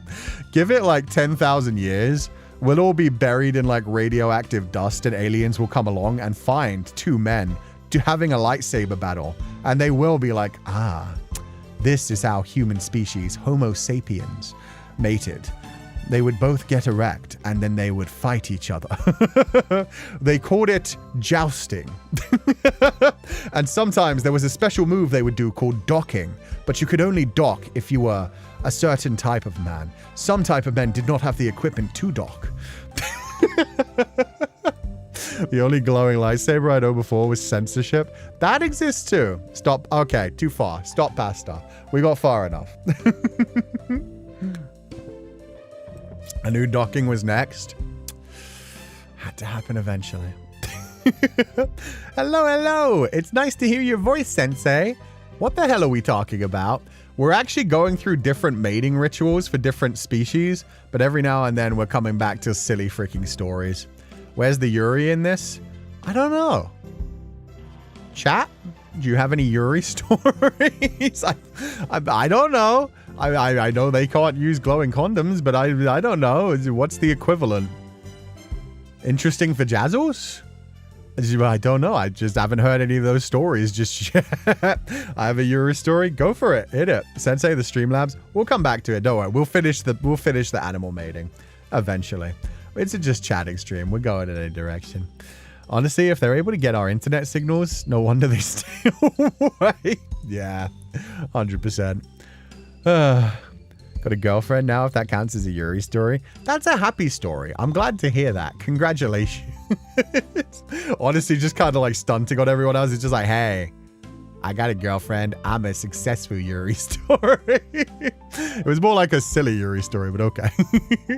Lord, unsheath my sword, for we shall battle till death. See, that's a good couple right there. That's a good relationship right there. If you can mess around with shit like that, do silly roleplay, other people would find cringe and embarrassing, but you both find it fun. That's perfect. Join my sweaty... Okay, yeah, you didn't have to put it twice. See, I was interested in reading what this was about until you said it a second time. Now I don't wanna. Part of me was actually gonna go look for that and think that was related to the thing. You fucked up by spamming it. Sorry, buddy. Spam? Yeah, unfortunately spam. They're banned now. I was interested. I was like, wait, is this a whole thing about embarrassing like sex stories? That would have been perfect. Yuri be the equivalent of sewing. Crazy. But yeah, no, actually save any of those stories. We're literally doing Shiateo Ku Sensei next week is about like romance stories and Feileacan stuff as well. So yeah, save them actually. We'll keep it. Spam, it's been 84 years. I know. I'm honestly honored people consider me a channel worthy of spamming in. It's not going to get you much, but fine. Plus that title, man. One of my friends has a piercing and got with someone who also has a piercing. Oh, and they got locked together. Shit, fuck. I have never heard that happening down there. I've heard a lot of people like lock piercings up above. Oh, God. I've heard the nipple piercings getting tangled occasionally, but Jesus. That sounds rough. That sounds fucking rough. It's Valentine's soon. Yeah, Valentine's Day, we're going to be specifically going through Feileacan stuff. But next week, because it's Valentine's Day, the Shiateo Ku Sensei is going to be like love stories, romance stories, and yeah, also probably silly sexual stories, if you guys feel like sharing them. Me and my girlfriend are turning 2 years this September. The Yuri is wholesome. At that point, I don't think it's Yuri. Yuri's like a fictional thing. At that point, you're in a happy, healthy relationship, and that's adorable. So I am happy for you. But yeah, that's not like, does anybody have a Yuri story? And somebody like raises their hand and is like, I married my wife 12 years ago. It's like, aww. It's not a Yuri story. That's like, I'm proud of you. I'm happy. Love exists. That's good. Used to call Yuri girl BL. Okay, that's silly. That's... It reminds me of somebody asking, oh God, I forgot how they worded it, but they were trying to ask, like, what do you call it when like a man and a woman do something? And it was like, that's sex. It's not yaoi, or it's just sex. But like, what? It's like saying Yuri Danmei. Yuri Danmei. I can imagine people saying that. And to be fair, if somebody's asking like, what's the girl equivalent of Danmei? You can be like, it's by her. By her, which means Lily in Chinese, is the equivalent. You'd say it's Chinese GL, girls love. But yeah, if somebody's like, oh man, I love female BL. It's like, huh? Oh my God. Y'all, I'm working on a Gacha Life 2 Magical Girl YouTube series. Sounds cute. Not gonna lie, Valentine's always comes as a jump scare, but I'm at least excited to break out my angst writing skills. I always forget what day it is. I always remember like, for some reason, Valentine's Day to me feels like one of those days that should move around to different days on the calendar. I always knew it was February, but it was always like, what day of February is it? And then I started realizing it was the 14th every year. I didn't realize that shit until I was in my fucking 30s. My whole way through my life, it was like, yeah, it's sometime in like February, and I like hear about it like when people bring it up, but that's it. And then a couple days. What do you mean February 7th? Today's February the 7th. Yeah, I was going to say it's the 14th. Yeah, what? I almost got one guide there. I was like, wait, no. I've planned things for it this year. Like, we planned our content around it. Wait, did I say the 7th? I meant 14th. But anyway. Blah, blah, blah. In fact, BL in China also has another name called Boil. Is that true or is that a joke? You did? I said 7th? Shit. Well, there you go. Anyway, my whole life, I never really cared what date Valentine's Day was. It was honestly becoming a VTuber that made it a more important thing at that point. I thought you were talking about today. I can't believe I said 7th. That's crazy. I miss when you used to get cheap chocolate after Valentine's Day. Nowadays, everything's so full of preservatives, they don't need to do that shit. Back in the days, like the day after Easter and the day after Valentine's Day, you'd get like reduced price chocolate, and it was so good. You'd buy like a whole like heart-shaped box of candy for like £3. Sensei, you can always see Valentine's coming when suddenly so many discounts for chocolates. Yeah, but they're not real discounts because they pretend to be discounts, but it's actually because they've upsold them. They're like, oh yeah, check out this heart-shaped box of chocolate. It's 50% off down to £6. And then you realize that it was never fucking £12. It's just like, oh no, it's 50% off because it's only on sale right now. The Amazon tactic. Yeah, exactly. Oh God. It's in June in my country, so it always comes as a successful jump scare. That's fun. Sorry, it's Boli. Glass. Never heard of that. Have you seen Monthly Girls Nozaki-kun? There's definitely a couple that makes me think of straight Yuri. Which one? The prince and the redhead guy? I do like them. Is that the one you mean? Or is there a different straight?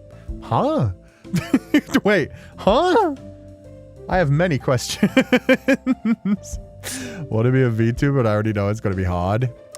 You're single? Lol. I have been for 18 years, bruh. Nah, they want you to be single as a VTuber. Don't worry about it. It's just you also have to remember Valentine's Day and White Day because people plan events around them.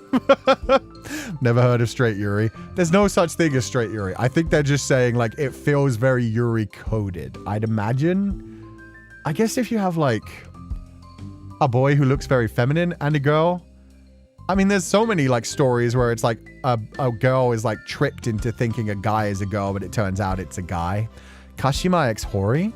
Let me look this up to make sure I'm remembering the correct one. Kashima Hori. Hori senpai. Yeah, okay. Yeah, no. As soon as I said Hori, it was like, Hori senpai. Yeah, okay. I don't feel that's Yuri coded. No, I really like that pairing. I do like that pairing, but that's not Yuri coded. That guy is way too masculine. When I think Yuri coded straight couple, I think more like Mariaholic. I think more like if Hanazakari Kimitachie was cool and instead of falling in love with one of the guys, she fell in love with another girl. Like the thing where like a girl gets tricked kind of thing. That kind of thing. I love Kashima X Hori. She's a gorgeous, handsome Falkson, and he's no nonsense short king. Yeah, no, that relationship is fantastic. Definitely, I don't see how that one would be called straight Yuri. But maybe it's a different coupling that they're thinking about. When the girl thinks he's a boy, but she's a girl. Yes, there we go. That's a good one as well. That's like the reverse of the Mulan. The whole like, you're a girl? I'm suddenly less interested, but okay. One is gay while the other is straight, or do they mean platonically? I don't know. Although, does anybody keep up with like Smosh Reed's Reddit stories? Because they had like the most romantic story, I think like 2 weeks ago, where it was all about a girl that thought she was a lesbian, but had like one male friend in her life, like ever since she was like a 12-year-old or something. They were like super young when they met each other, and he was clearly down bad for her, but didn't let it ruin their friendship. Like she came out to him while they were teenagers, and then they just continued to be friends for like the rest of her life, like into her mid-20s, I think early 30s. And then it got to the point where she realized, like, even though like, you know, but sexually there was no like interest there, but she was like so in love with him by the end of things that she was like, I kind of love you, like I want to be with you. And so they had the conversation of like do we think we could make this work even if sex wasn't a factor, or if we tried to figure it out some other way. It was like such a beautiful romantic story where it was like, I genuinely like love you despite the fact that there's zero sexual attraction on my side. It was always so sweet. The whole way they were reading through that story, it was just like the guy constantly being the best guy ever, like going aggressively after her parents for treating her badly because she came out as a lesbian, and like making sure she was comfortable when she went to college, taking care of her when she got cancer and stuff. It was just like, oh my God. And he was fine just being friends. And that was the thing. I was watching it the whole time thinking just like, oh, this is cute. You know what? Just, platonic soulmates is a thing, and that's fine. And yeah, it kind of sucked to the guy obviously wanted more. But yeah, that it had such a happy ending of like, oh yeah, no, we're going to try it. We're going to try to figure things out. And it was like, oh, that's cute. Love. Cancer, yeah, she ended up having cancer, and he stuck by her the whole time and was like taking care of her. Her girlfriend ended up dumping her after she got cancer, which was, yeah, fucked up. Her girlfriend apparently stayed with her for about 7 months, and then basically like having a partner who had cancer was too much for her to deal with, and she like straight up said that. She straight up said like, yeah, no, this is too much for me to deal with, and left. And the guy was still there, like taking care of her, spending time with her, even more than her mother did while she was like in bed recovering from therapy and stuff. But yeah, it was such a cute story. White Day is for people to give back what we got from Valentine's Day, basically. So like guys give girls chocolate. Yeah, exactly. You pay back anyone who gave you anything for Valentine's Day, and you just do nice things in general for like your partner. Question: would you prefer a man? Would you prefer a man or a woman confessing to you, or would anyone put you off? Like you wouldn't like it from one of the two. Men, woman, doesn't matter at all to me. I don't like people confessing to me if I don't know them properly. If somebody confesses to me and it's just like a flirtation thing, I don't like that. If you come at me immediately with like a, oh, hi, you're sexy, want to come spend some time with me? Doesn't matter what you look like. I'm going to be like, ew, no, you're gross. Gender doesn't really matter when it comes to that, but it is just like a thing of like, get to know me a bit first, become a friend kind of thing. Sorry, I was answering a question from chat. Oh no, I figured Def Kuzu. That's why I just rolled with it. It was just like, yeah, that's what White Day is about. It's a gross thing to do. It kind of is. I kind of get the whole idea though, because yeah, this is clearly responding to the whole like, I dumped you because of cancer thing. It sucks. It sucks. At the same time, I imagine they weren't together for too long kind of thing. So it's one of those feelings where it's like, I was here to start a relationship with you. We've been together for a little while. This is too much. If you feel like somebody's passing away as well, horrible, horrible thing to do. Don't get me wrong. But at the same time, I don't want to blame someone if they've essentially like been together only for a year and then they've gone through like 7 months of treatment and they're just realizing like, oh, this is destroying me kind of thing, like watching you pass away kind of thing. Because thankfully, hopefully, the girl got into full recovery. I don't even remember that part of the story. I just remember the romance side of it. But yeah, no. If you're obviously like actually married, you've gotten to that level, then yeah, you should never leave somebody for that kind of thing. But yeah, if it was something that started kind of early and then something big like that happens, it does change things. It does change circumstances. And as fucked up as it is, I think it's just as fucked up if you're staying with someone where deep down you're like, oh, I don't enjoy this. This doesn't make me happy. Like, I'm just staying here because I don't want to break up with them while they're going through that. I think that would make me feel worse. If I went through a whole journey of like recovering from something that serious and then at the end the person was like, oh, thank God, we need to break up. I just didn't want to hurt you while I thought you might die. Like, that would have hurt me if you died and I had like broken up with you. Like, oh my God. Like, yeah, if you genuinely are just like, well, I'm not feeling joy in this relationship anymore, so I kind of like need to move away. It's as destructive as that is, as horrible as that is for the person who is dealing with that. It's just like, yeah, you're not really getting much out of this relationship anymore. And obviously that is completely different. Like I said, if you've been in like a long-term relationship, if you've been there for like years, you're committed to each other, you've gotten married. Yeah, the idea of just being like, oh, but then you got sick, so ew. It's like, that's terrible. Meanwhile, if it was just like a relationship which was starting to form and then something big like that happens, it completely changes the dynamic of the relationship. It's like if two people get together and then financial situation massively changes. It's a horrible thing to say, but that can end a relationship. If you're doing really well financially, you get together with somebody and things are going well, and then something drastically changes, like you lose your job and you're just doing your best to get by.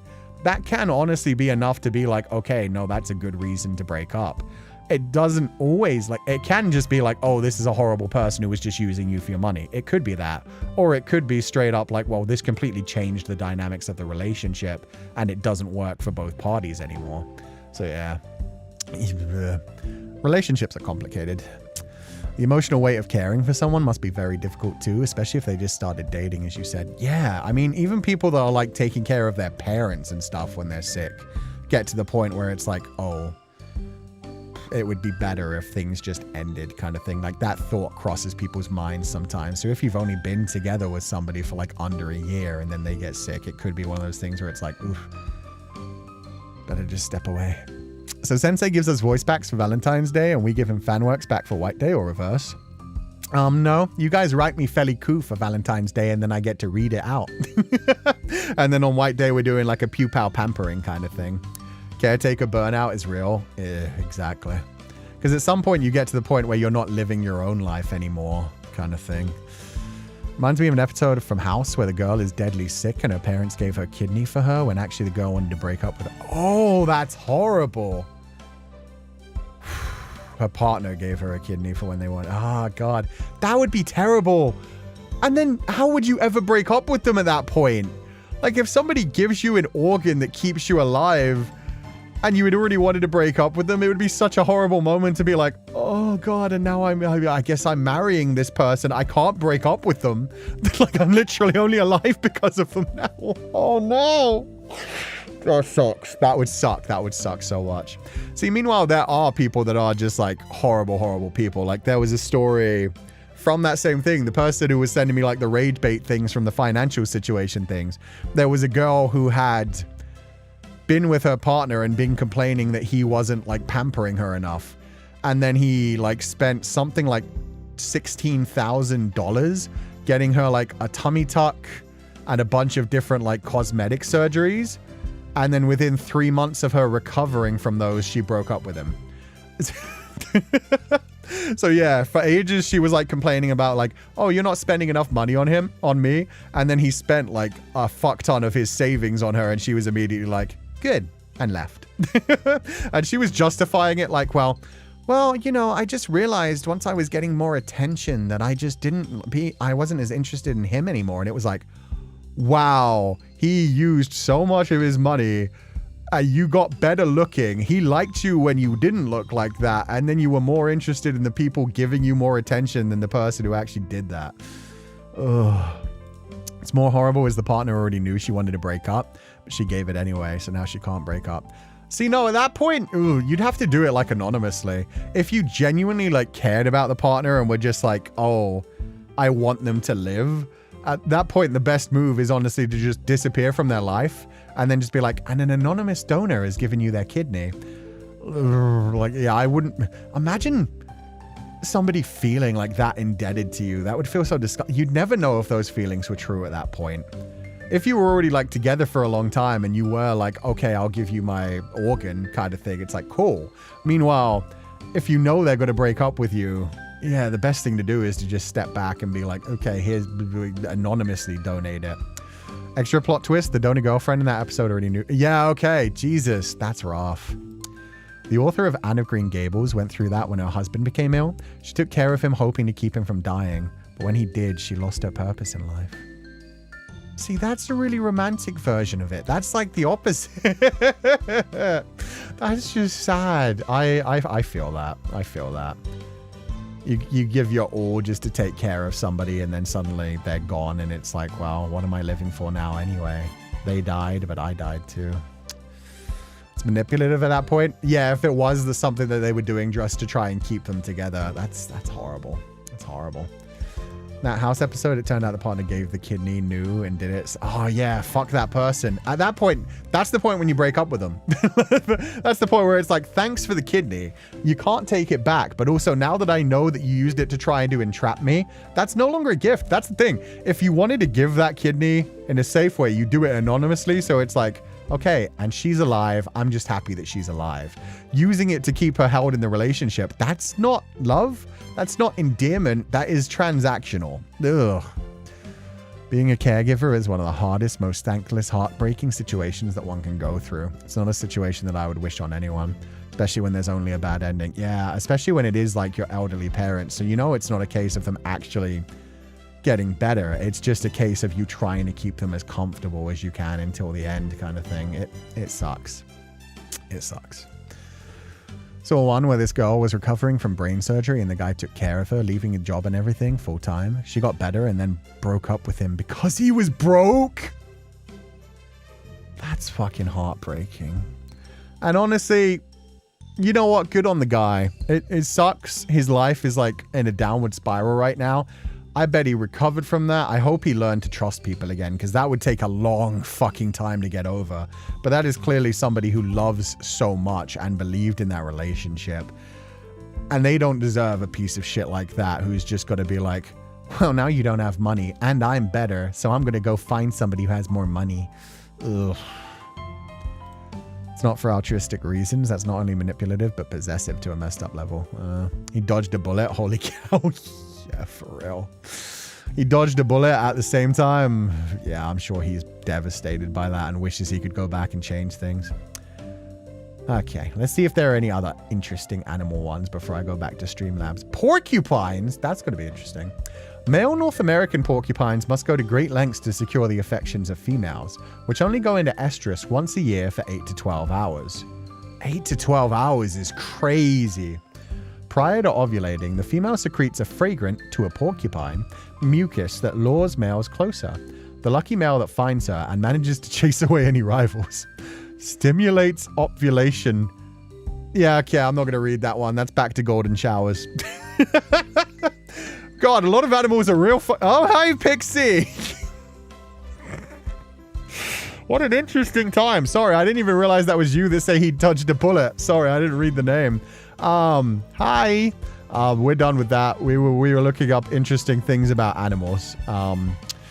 Interesting timing. Hi, Pixie. I hope you're having a lovely day. Hope things are going well.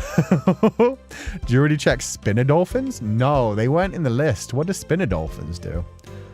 Spinner dolphin mating ritual?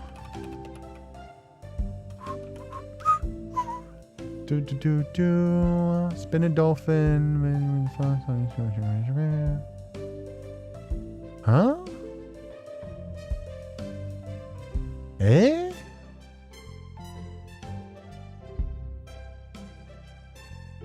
I don't see anything specifically about spinner dolphins. The intimate equipment are interesting. Oh, okay, so it's not mating rituals. You're just talking about their genitals. Okay. Oh, yeah, there we go. Spinner dolphin genitals. Oh my God. What the hell? White belly spinners have large testes up to 1.3 kilograms. My God. Oh my, you can see them. What the shit? That's some big balls. That dolphin has some big balls. I see. I see.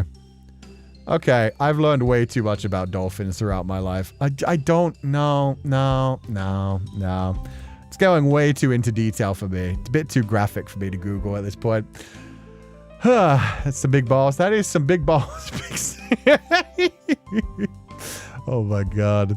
We were looking up interesting animal mating fasts. Yeah, most of them were cute. Like, did you know pufferfishes?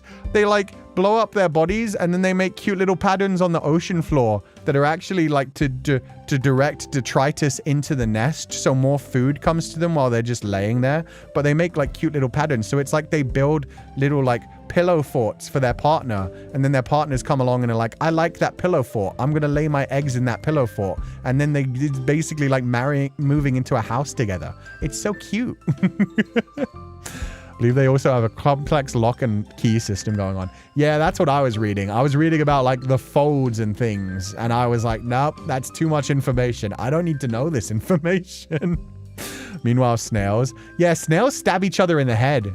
Snails are hermaphrodites, so they both have like both sets of equipment, and they just stab each other in the head. Whoever manages to stab the other one in the head, boom, that one's getting pregnant. Oh my God. The gecko noise was so cute. Yeah, it was.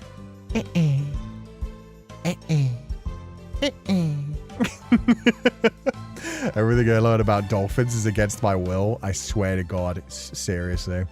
Mpreg fencing. That's pretty much what it is. I'm surprised that there probably are. I was going to say I'm surprised that isn't the direction that like ABO fanfics go, but I'm sure there's like some slug and snail ABO fanfics. Aki, back to Streamlabs. Lady Killjoy 13. Thank you for being a guest at smaller conventions and Canada in general. So excited to see you at Oshi Uplink, and so are many local pupils. Thank you so much. we're going to be doing some interesting things at Oshi Uplink is what I'll say. It's not just going to be, well, I guess I've only been, this is the problem. I've only been announced as a guest so far. But Oshi Uplink have been like very nice to me. They're doing some cool things. And yeah, our group especially have some fun things that we're going to be doing. So I'm excited to go to Oshi Uplink. Thank you so much for donating the Flowance, and I hope to see you there. And thank you so much, Lady Killjoy13. I hope you do have fun at Oshi Uplink. I've got a couple of other ones that will hopefully be announced somewhere soon. Sword fighting, whoever wins gives seed. Exactly. Whoever loses has to bear the children. Don't remind me of the gecko voice I hear often at night. And now you know why they're doing it. It was amazing to just see all the Indonesian pupils at the same time be like, wait, I always hear that sound. And it's like, there you go. Apparently, geckos get around. Chat Sama. This is back in January the 19th. We don't get too many Streamlabs, so it's okay. We're flying through these. Otsuku. This is a fun stream. School starts tomorrow for me, but it's nice to spend the last day with you and the pupils. Also, since I have my pupil Sona in Go, hopefully it will motivate me to study more this year. Hope you have a wonderful week, sir. Woofia. Thank you so much, Chat Sama.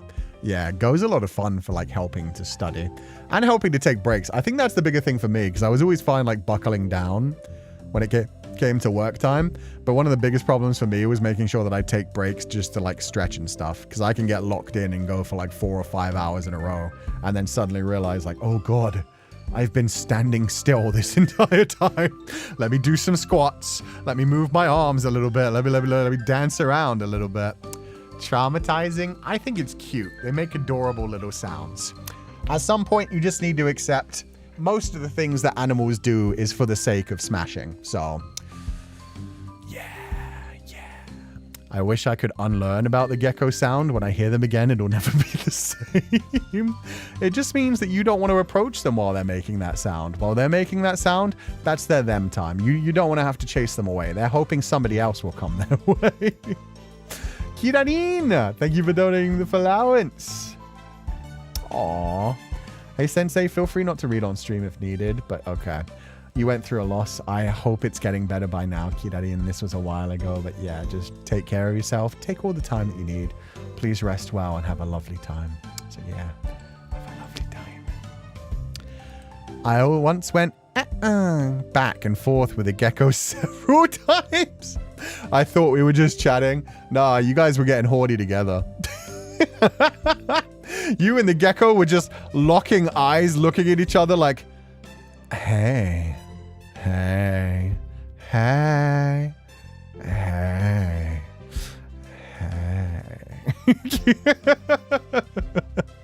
Cicadas are extremely loud. They also piss on you. Fun fact. A lot of people like walking in the forests when cicadas are around will just like suddenly feel like a splash of rain and look up and be like, there's not a cloud in the sky.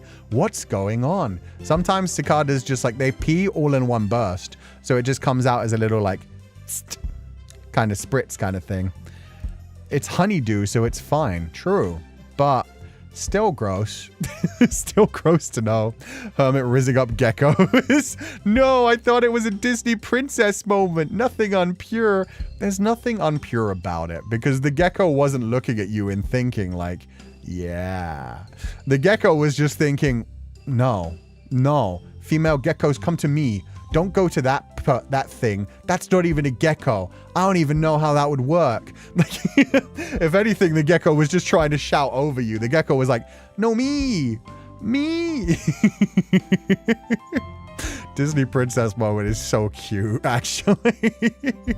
You were like, aw, he's squeaking back to me. Meanwhile, he was like, no, me. Give me attention. Gecko must have been so confused, but good on them for going along with it. To be fair, half the time that like birds are squeaking, it's like a mating call that they're letting out into the sky. So anytime you like whistle back to a bird, I've done that a couple of times. I used to like be able to replicate some of like the cardinals. The cardinal sound is just like a... Oh crap, I can't do it anymore.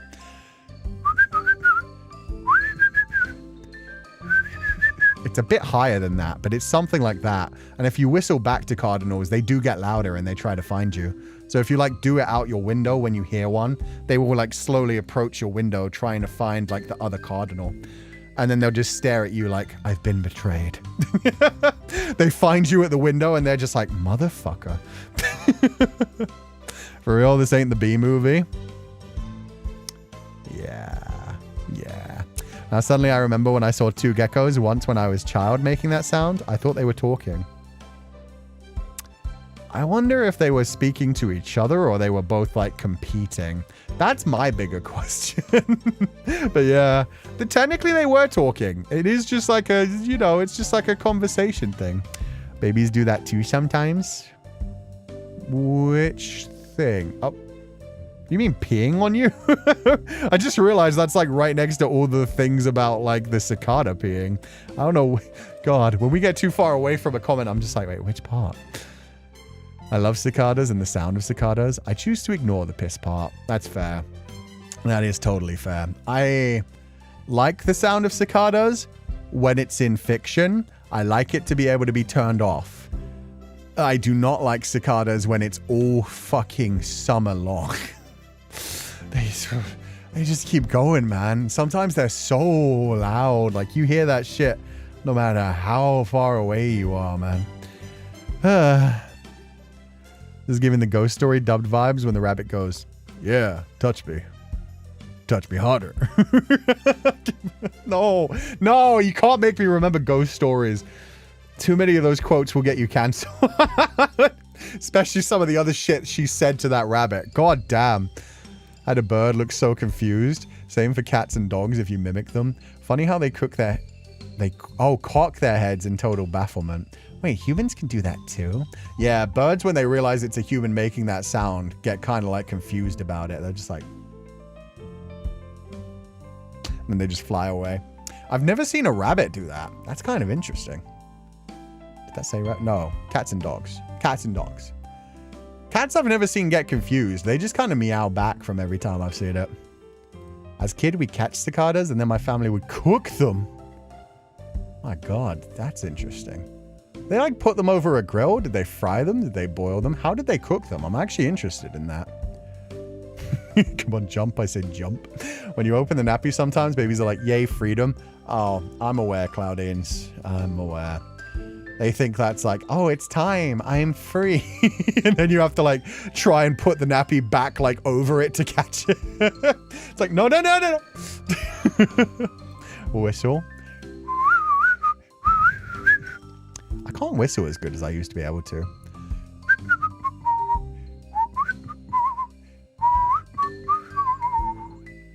Anyway, thank you for donating the allowance. Cats can get confused though. My cat Brownie does that when I mimic him.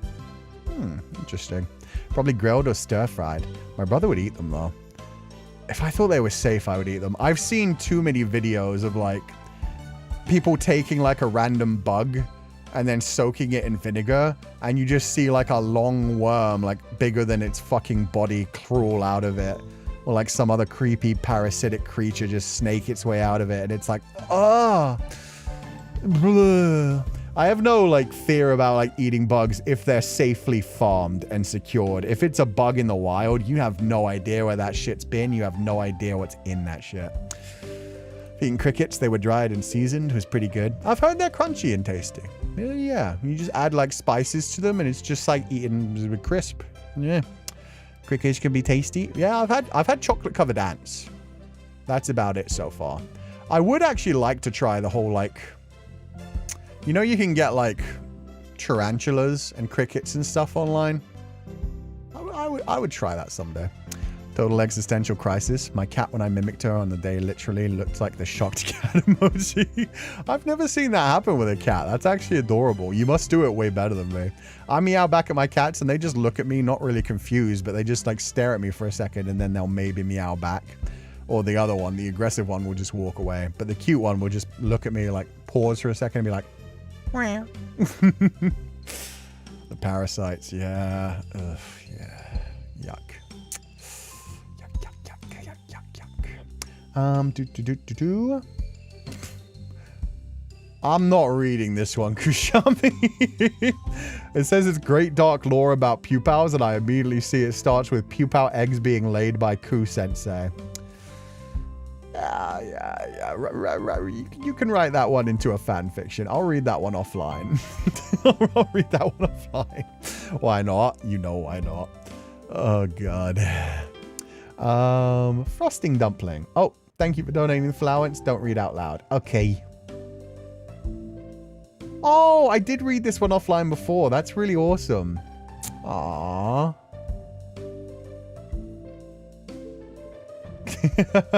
Oh, I'm really glad to hear that, Frosting Dumpling. If you happen to be here today, I read that story a while ago and I was like, that's adorable. That's our law. That is not your law. That is... Nobody lays pupal eggs. They are spirits. They just exist. They just come into fruition as cute little eggs. They're not brought by storks. They just kind of grow. They just kind of appear. They are just a coalescence of spiritual energy that becomes its own consciousness. I have flashbacks from watching Monster Inside Me with my mom. A lot of parasites. Monster Inside Me? I don't know what that one is. Let me Google that one. Monster Inside Me. Oh, it's literally about... It's just a real, like... real stories of humans living with parasites. Ew. The growing lore of pupals. There's some growing headcanons, I will say about that.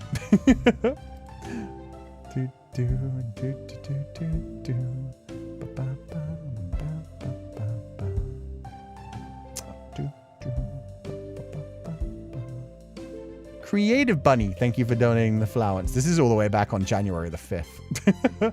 Sensei, I just found out that I got a passing grade for my final translation project. Congratulations. This means I finally graduated from my bachelor's in English translation. I'd like to thank you and the pupils for being a supporting force through it.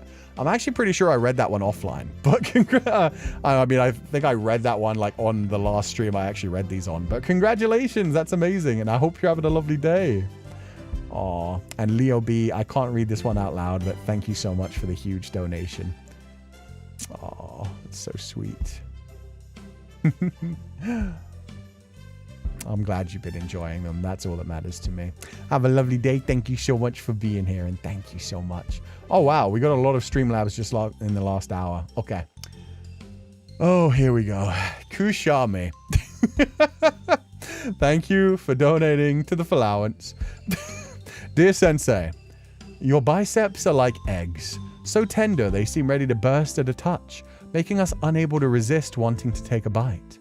The faintly visible veins beneath your skin feel as though they connect directly to our hearts, every pulse making ours flutter. That rounded yet firm shape is unforgettable, something we long to embrace. Oh, your biceps are a treasure to the world, and should be listed as a World Heritage Site. This is a new poem I wrote for the loss of Sensei's biceps. Fair enough. I mean, you can see a bit of the forearm. Actual poetry, I know, right? I was expecting that to be something terrifying, but that was actually very poetically written. That was interesting. Please never change Kushami. Yeah. Kushami knows who they are. They are free. Please don't microwave your biceps. No, they would explode. They do be bursting like that. Why eggs, though? Why did it have to be compared to eggs? Would I want any part of me to be an egg? I don't think I can talk about it, but there's a part of my anatomy that I'd probably consider like that. Just by feeling, I'd imagine. What a beautiful poem. It seems like a love letter. A love letter to the biceps specifically. Let me make that very clear. Peak incoming. It was pretty peak. I will give that peak. I'd want my hair to be eggs. Why would you want your hair to be eggs? Eggs, when I think of eggs, I think of like something that, you know, is spherical, can crack. Free eggs. Don't eat my hair, for one thing. No.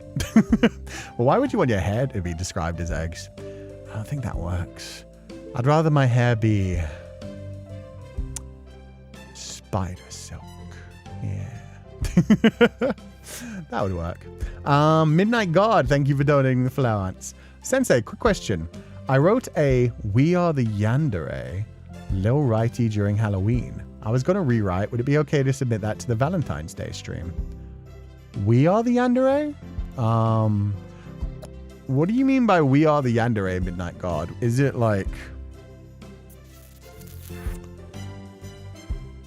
Is it Feileacan or is it Pupal? Feileacan? Like, what does it involve? Like, what are the characters in it is like the big question. If it's Feileacan, definitely. If it's like Pupal X Feileacan, probably. I think that would be fine. But yeah. It depends on like, if it's completely unrelated to like any of our characters and it's just like a Yandere thing. I'd be interested. I'd be interested to know what it is. Are they hard-boiled? Probably. If it's got to be hair, then probably. When I think of eggs, I always think of that godforsaken chicken from Beastars. Can't say I remember the chicken. When you did the role play... Oh, when you guys were the Yandere and I was tied up. Oh, I forgot about that. Holy shit. Man, my memory is bad. The only thing I really remember from the Halloween was the... werewolf one and the chainsaw one. So yeah, I remember. I was tied up and you guys were the Yanderes who kidnapped me. Yeah, no, if you wrote a fic based on that, sure. Go for it. That'd be interesting, actually. It's just like a continuation from the Halloween one. I think I'll save that one for last because it's not actually Feileacan, but yeah. When I put out the hashtag, feel free to add that and I'll just make sure that one's for the last. So if people just want Feileacan stuff, they can stop there, but I'd be interested in reading it. It's a good fanfic. Oh my God. Leah's already read it. Nice. Okay, yeah, it'll be interesting. Because at the moment I sent it, we just so happen to be talking about eggs and microwave ovens. Oh, okay. So it was like, okay, you know what? That's a good way to make a metaphor. You were thinking about eggs bursting in microwaves, so you were like, yes, the biceps are like eggs bursting. I think the shoulders are more egg-like, honestly. My biceps aren't even that great. I don't do enough bicep curls. I prefer overhead press. Triceps aren't bad, though. Triceps aren't bad. The Pupal Yandere roleplay we did for Halloween. Yeah, I did forget about that one for a little while. Bruh. But finally, Tri Princess, thank you so much for donating the Feileacans. No message, but I hope you're having a lovely day. And thank you so much for being here. We are officially caught up on Streamlabs. From now on, every stream, I will make sure I check the Streamlabs. So if you want to leave me any messages there, feel free to. But yeah, I won't let them disappear anymore. I will make sure I keep up with them from now on.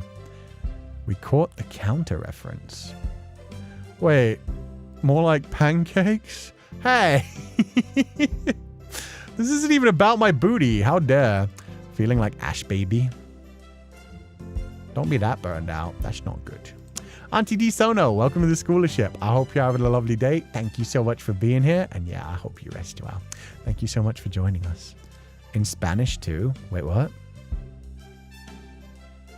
If the fic is in Spanish, then I can't read it. that brings me an interesting question. Pancake is okay. Pancakes are delicious. Especially with a good amount of like jam and butter. Oof, so good. Jam and clotted cream. Fuck yeah. The egg stuff. Oh, pancakes getting smothered in maple syrup. I'm not actually much of a fan of maple syrup. I'm not gonna lie.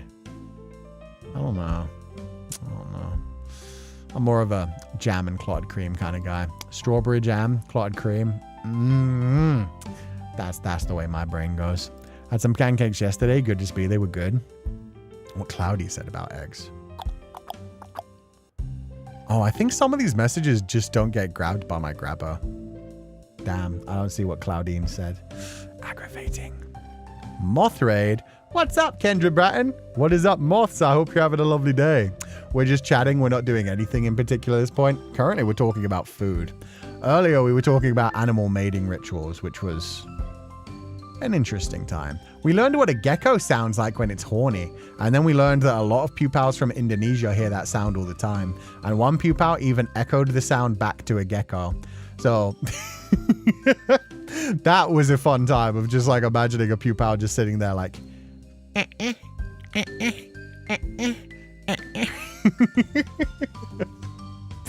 Pancake with jam is the best. Yeah, it is. But you're going to Canada? I am in, is it May or April? It's May. It's very, very early May. I think it's the 2nd and the 3rd of May. Yeah, I'm going to be at Oshi Uplink. I'm not sure which day yet. But yeah, I'll be there for a day. So I hope a lot of Pupals do go to Oshi Uplink. I'll try some maple syrup. Maybe it's better over there. I did try some poutine recently. I think like a couple months ago. It was okay. It was not to like, you know, I know Canadians are quite proud of poutine. There are better things to put on chips.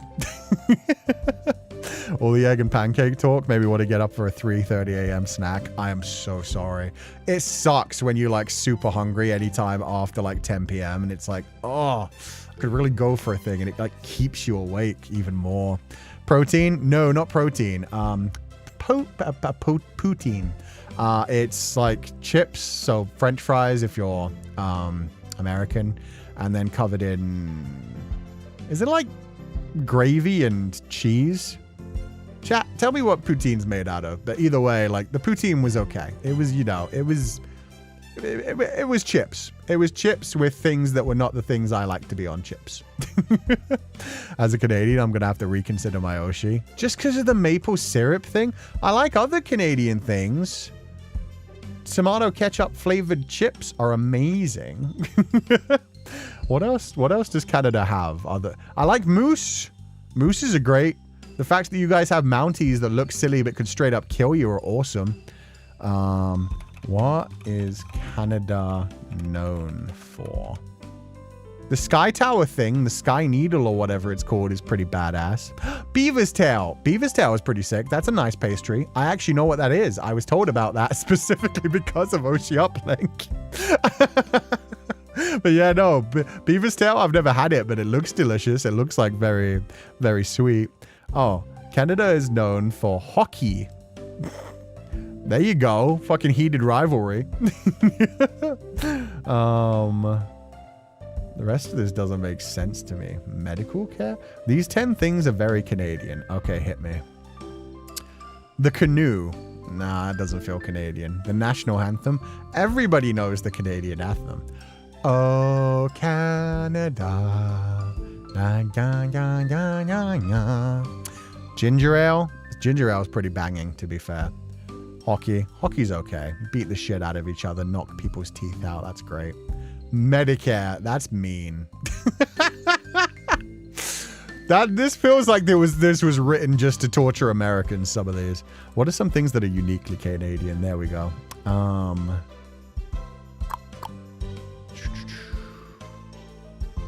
None of these make sense to me. Hawaiian pizza? That doesn't feel Canadian. Drinking 14 beers, standing around in a snowmobile. Oh my god. Crazy. Yeah, none of this. Nanaimo bars? That was one of the things that came up. What the hell are Nanaimo bars? Nanaimo bar. No, not in the place Nanaimo. Nanaimo bar. No, stop. Nanaimo bar is a bar dessert that requires no baking and is named after the Canadian city of Nanaimo in British Columbia. It consists of 3 layers. A wafer, nut and coconut crumb base, custard icing in the middle, and a layer of chocolate ganache on top. Okay, see, that sounds banging. That sounds pretty damn amazing. I had never heard of that before today, and I was pronouncing it Japanese style. Nanaimo. Then I realized, like, wait, this is Canadian. Probably Nanaimo, I'd imagine. Everyone except no. Canadians know the national anthem of Canada.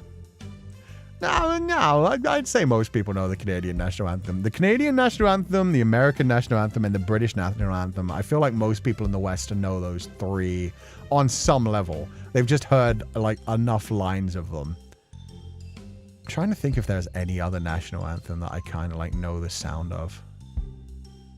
Not really. Not really. Honestly, nah. I mainly hear them in like the Football World Cup and shit. That's about it. That's about the only time that I hear national anthems. We should know by now to have snacks ready for Sensei streams. Yeah, you really should. You got to bring some food to class, and you got to share with the class. Huevos? Poutine con huevos? No ya mucho perdón. Why would you have eggs on poutine? I guess then you've at least got a little bit of protein, but have you had one of the beaver tail pastries? Not yet, but I'm going to. I want to try one. You've also disrespected poutine. You're not giving me much to work with. I said hockey's cool. You guys tell me some Canadian things. California rolls.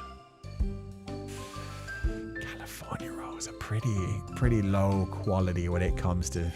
I'm sorry, guys. Canada's letting me down. You guys need to hit me with some things that are Canadian that are actually good. We have loonies and toonies. See there, loonies and toonies, the money system in Canada is fucking amazing. I will say that. If anybody doesn't know, loonies and toonies are the name of their coins, which shouldn't be a real thing. It sounds like made up. Like when people talk about like Hogwarts money, they talk about like magical money. It's like, oh, I've got 4 loonies and a couple of toonies. Oh, and our money is also scratch and sniff. If you scratch the money, it actually smells like maple syrup. I keep having to figure out if that's actually true or not. Does Canadian money? I know we Googled this sometime within the last 5 months because I've done this on stream before. Does Canadian money smell like maple? And yeah, it's one of the first thing that comes up. Yes, Canadian polymer banknotes, including the $100 bill introduced in 2011, smell like maple syrup when they are freshly printed. Okay. So what's the smell? It comes from the polymer materials, chemicals, and residues used in producing the durable plastic notes, but it fades very quickly. Okay. So yeah, there are apparently some $100 bills that you can get. You have to get them fresh printed out of the damn bank. Yeah, we did look this up before. I remember that. And Miri Lively, thank you so much for donating the flowers. I hope you guys will enjoy Oshi Uplink. There's a lot of people going to Oshi Uplink. I was surprised. It's their first time. But yeah, a lot of VTubers are heading over there. Remember us searching this before? Yeah, I remember too, and I was like, I don't remember what we figured out though. Coffee Crisp? Is Coffee Crisp like a little cookie wafer thing? I think I know what that is. Coffee Crisp is a chocolate. Yeah, the chocolate wafer. Coffee Crisps are good. That's a Nestle thing. Oh. Does that count as Canadian? You know what? I'll give you guys Coffee Crisp. If it's Nestle, it's technically American.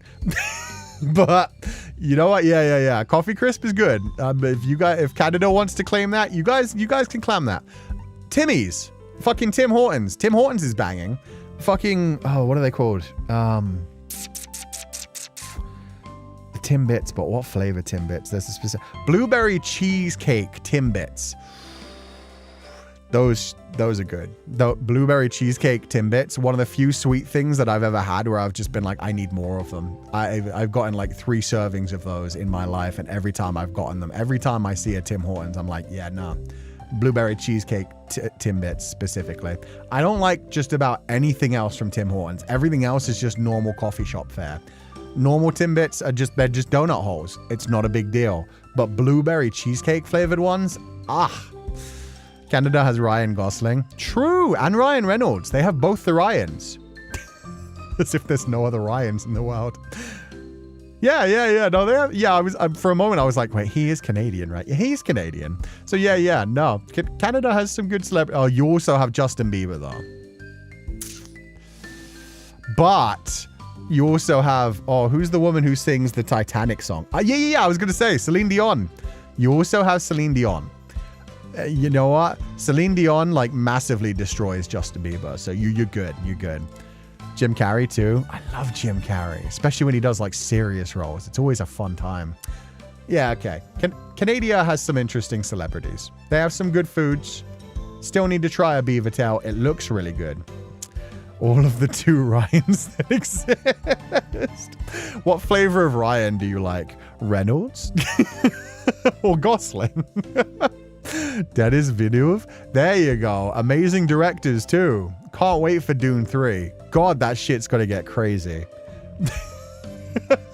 For a long time, I knew like vaguely some of the stuff that happens later in the Dune series. Recently, I watched like a full video essay about like the entire Dune timeline and what happens to like the children and the future generations. And it was like, wow.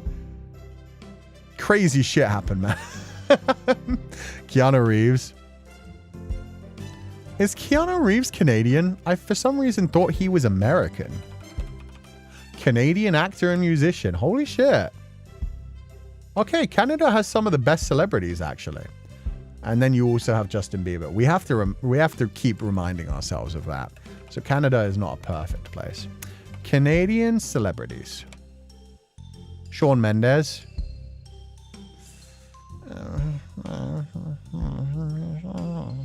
Makes some good music. He's got a few good songs. Top Canadian celebrities. Number 1, Rachel McAdams. Okay, Rachel McAdams is amazing, actually. She's in some of my favorite movies, which surprised me. I didn't realize I was a Rachel McAdams fan until I looked through some of my favorite movies and realized she's in things like About Time, Time Traveler's Wife. She's in Doctor Strange, which doesn't really count, but still. Ryan Gosling, Justin Bieber. Jake, I don't even know who that is. Carly Rae Jepsen, Jim Carrey. Michael Cera. I thought he was American too. What the hell? Huh.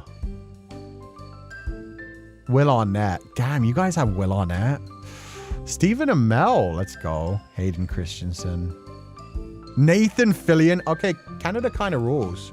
Honestly, there's a lot of good Canadian celebrities. Gosling? Sorry, I'm not partial to fowls. Well, maybe you should be. Tiny little gosling bird. Adorable. Waves photo of Hudson Williams climbing the Prime Minister like a tree. What? I feel like that's something I don't understand. Number 1, who is Hudson Williams? Number 2, why did they climb your Prime Minister? Oh, wait, is this one of the guys? Was he in Heated? He's in Heated Rivalry. As soon as I saw him, I was like, I know this person. Like, I was like, I've seen this actor somewhere. I know where I've seen this actor. Heated Rivalry. Okay. Heated Rivalry is giving this country mass psychosis. You guys just imagine people from Heated Rivalry climbing your politicians. It's better than what Americans have to deal with. God damn. Baby goose season is around my corner. I'm so excited. But they stink. The Prime Minister asked him to, mind you. And unfortunately, Drake too. Yeah, fair. I'm sorry. I need to Google this. Hudson Williams climbs Prime Minister.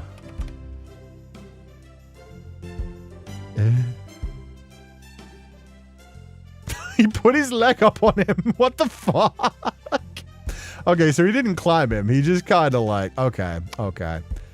You guys have a fun Prime Minister. I will say that much. I have no idea about their policies, so ignore me if they're an absolute piece of shit tosser like most politicians. But that's a fun little image. Heated Rivalry's got to make Canada money. Yeah, it is. Is it Netflix or is it Amazon Prime? Where is that hosted? Because wherever it is, they're making fun. It must have been. Is it HBO? It might even be HBO. Bagels are also amazing, but I think it's more of a Montreal thing than a Canada thing. I feel like bagels... For some reason, my mind thinks that bagels come from the Middle East. It is HBO. That makes sense. It is very adult. Bagels. Origin. Yeah. Oh, they actually came from Poland, but from the Jewish community in Poland. Got ya. Derived from the Yiddish Beagle. They're believed to have evolved from older boiled and baked ring-shaped breads from the Polish Obarzynek. Okay. Interesting. Bagels are big in NYC. Yeah, that makes sense. There's a lot of Jewish people in New York City. Lox and bagels especially are incredibly popular in NYC. Ooh, and oh, my favorite one still. Cream cheese and smoked salmon. Oh, that shit's banging. Distributed by HBO Max, but it's a Crave Canada original. Oh, shit. Okay. I didn't know that. I thought it was like a HBO original. Good to know. Oborzynik? I think that's what it said. Some sort of Polish bread, anyway. Tosser? Oh, tosser's another word for wanker. It's just a very British way of saying somebody's like kind of a dick. Kind of like, yeah. British for idiot / jerk. Yeah. It's the perfect word for like a politician. Because one way or another, there's some level of tosser. Montreal bagels are so good. I feel like every big city in the world, London is quite big on bagels as well. It's just a good like on-the-go breakfast food kind of thing. Whether you want something that's like savory or something that's sweet. Sensei teaching my Catholic mama and I so much British slang. You're welcome. Last time we taught twat. Twat's a bit different. We've done tosser. It's a couple of different ones. Tosser to me is what I am when I throw my brother a soda. That is also a tosser. That's actually where the word comes from, because it's the same movement of the hand, if you imagine. Tosser has been added to my vocab. Tosser is one of those perfect terms that honestly is just like, it sounds like what it is. You're just like, oh, you fucking tosser. It's just like, yeah, nah. Just prick, dickhead, annoyance. Yeah. The eternal debate of St. Vitar versus Fairmont bagels. I have no idea what either of those things are. Polish lesson. We read RZ next to each other as... I don't even know how to read that character. I'm so sorry. So I have no idea how to pronounce that. Obotsnik? For some reason, I think that's a TZ. My bad. It's a perfect word to say when you're mad. Yeah, I feel like a lot of British slang works really well. Like, it gets better if you're angrier. The angrier you are, the more the, like, British comes into it. The tosser / tosh relation to wanker makes it very informal. British people say wanker better than anyone. Well, actually, British people and Australians. We gave that one to Australians. Australians actually say it better than British people, even though they stole it from us. But yeah, you get a British people calling you wanker. It's got so much more energy than like an American saying, you wanker. Oh, that was just British. That was just posh British. Gotta get a bit more American. How do I get a bit more American? I could go Southern. Wanker. Yeah, if an American says wanker, you're a wanker. It doesn't have the same energy. Wanker. It's just too, wanker. That's what you need. You need the ka. Wanker. He's a wanker. Midwest yourself. I don't know what I did, but I definitely, like, I learned that I lost the British, if nothing else. But yeah, no, Australians are even better when it comes to swear words. They get away with saying the C word even better than British people. But yeah, no. Australian saying wanker is even better. The nasal tone in American. Wanker. Blah. Did not make connection to the tossing motion. Got it. There you go. That's where it comes from. Tossed is what happens when I throw the baked potatoes at people's heads during Thanksgiving. Why would you do that? Those are hot. They're so hot all the way through. They're even hotter in the middle. That shit would scald. How good is Sensei's American accent? How good is Sensei's American accent?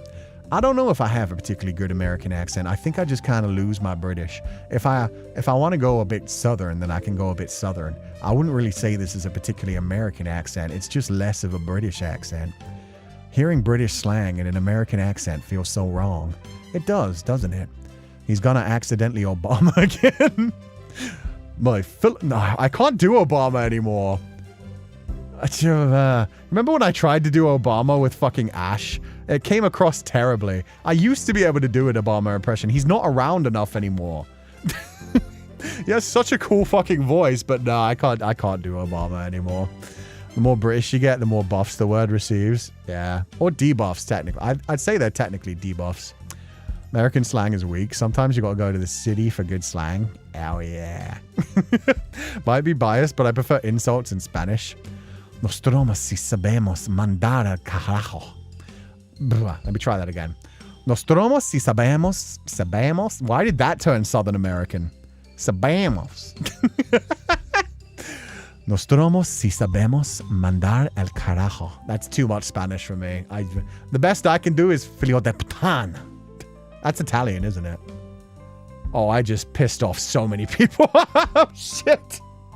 My bad. It's like, oh, I can do Spanish for this. Speaks Italian. Oh, God.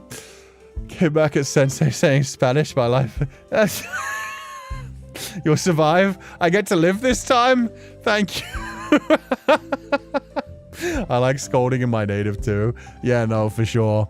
Wherever your native, like, the slang comes from, that's always, like, the best. That has, like, the most, like, you learn it when you're a teenager and it's, like, the strongest. Eso no fue español. True, true. Sensei mimicking my southern twang. I'm proud. Well, thank you, Kendra Bratton. I'm so happy to hear that. I can go real southern, like real offensively southern, some might say. I can turn into a sweet southern belle. That sounds straight out of Red Dead Redemption. Hey, yeah, brother. Tell you what. Oh, God. I like South. I like Southern State American. Honestly, it has a nice sound to it. Lo hiciste bien, Sensei? Buen trabajo. Ah, muchas gracias. Thank you so much. That's very sweet. Sitting here with Sensei in the background, not paying attention. Then hear him speaking some sort of Spanish. It's like it wasn't quite Spanish, but I kind of recognized it was trying to be Spanish. That wasn't Italian either. Filio de putana? Really? Filio de putana. Am I imagining this?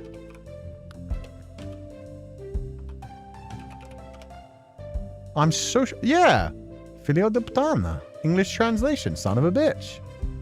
Am I just pronouncing it wrong? The only way that I know Filio de putana is from Assassin's Creed 2. When you would just be running around the city and you'd run into somebody and they'd just scream out at you. Filio de putana. Language learning stream when? Never. That's what you tried to say? How did it come out? I meant to say Filio de putana. Oh, God. It was somewhere between Spanish and Italian. Well, at first I thought it was Spanish, and then I realized it wasn't. So that's my bad. That's my bad. Can't really blame you for poor Spanish. For half. Remember the last time I spoke Spanish where I put a lisp on everything and people got really angry? It's okay. It's okay. The Galicians understood. As Latino. What the fuck, Kushan? It comes off as Southern cowboy trying what they think is Spanish. Lo siento mucho. La siento mucho. Muchas gracias, mi compadre. We fucking remember.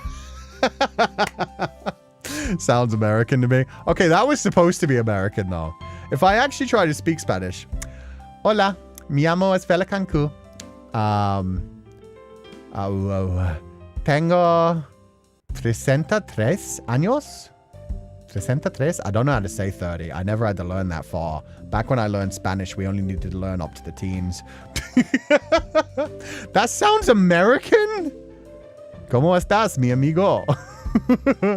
¿Cómo estás, mi amigo? 30. 33. You have to add the E? Aren't you 34 now? 34. I forget that I'm 34 because reminds me of the southern accent Japanese. She's hilarious. Okay, now I need to know what southern accent Japanese sounds like. Southern accent Japanese. Is that like Southern American? Speaking Japanese with a Southern accent. Yalanese. Oh, God. Is this going to get offensive or is this okay? Can I watch this on stream or is this going to be problematic? Like, how far does this go? Is this a silly little... It's okay? Okay. Okay.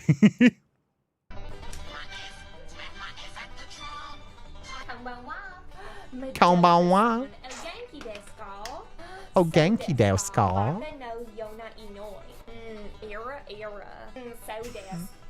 So des.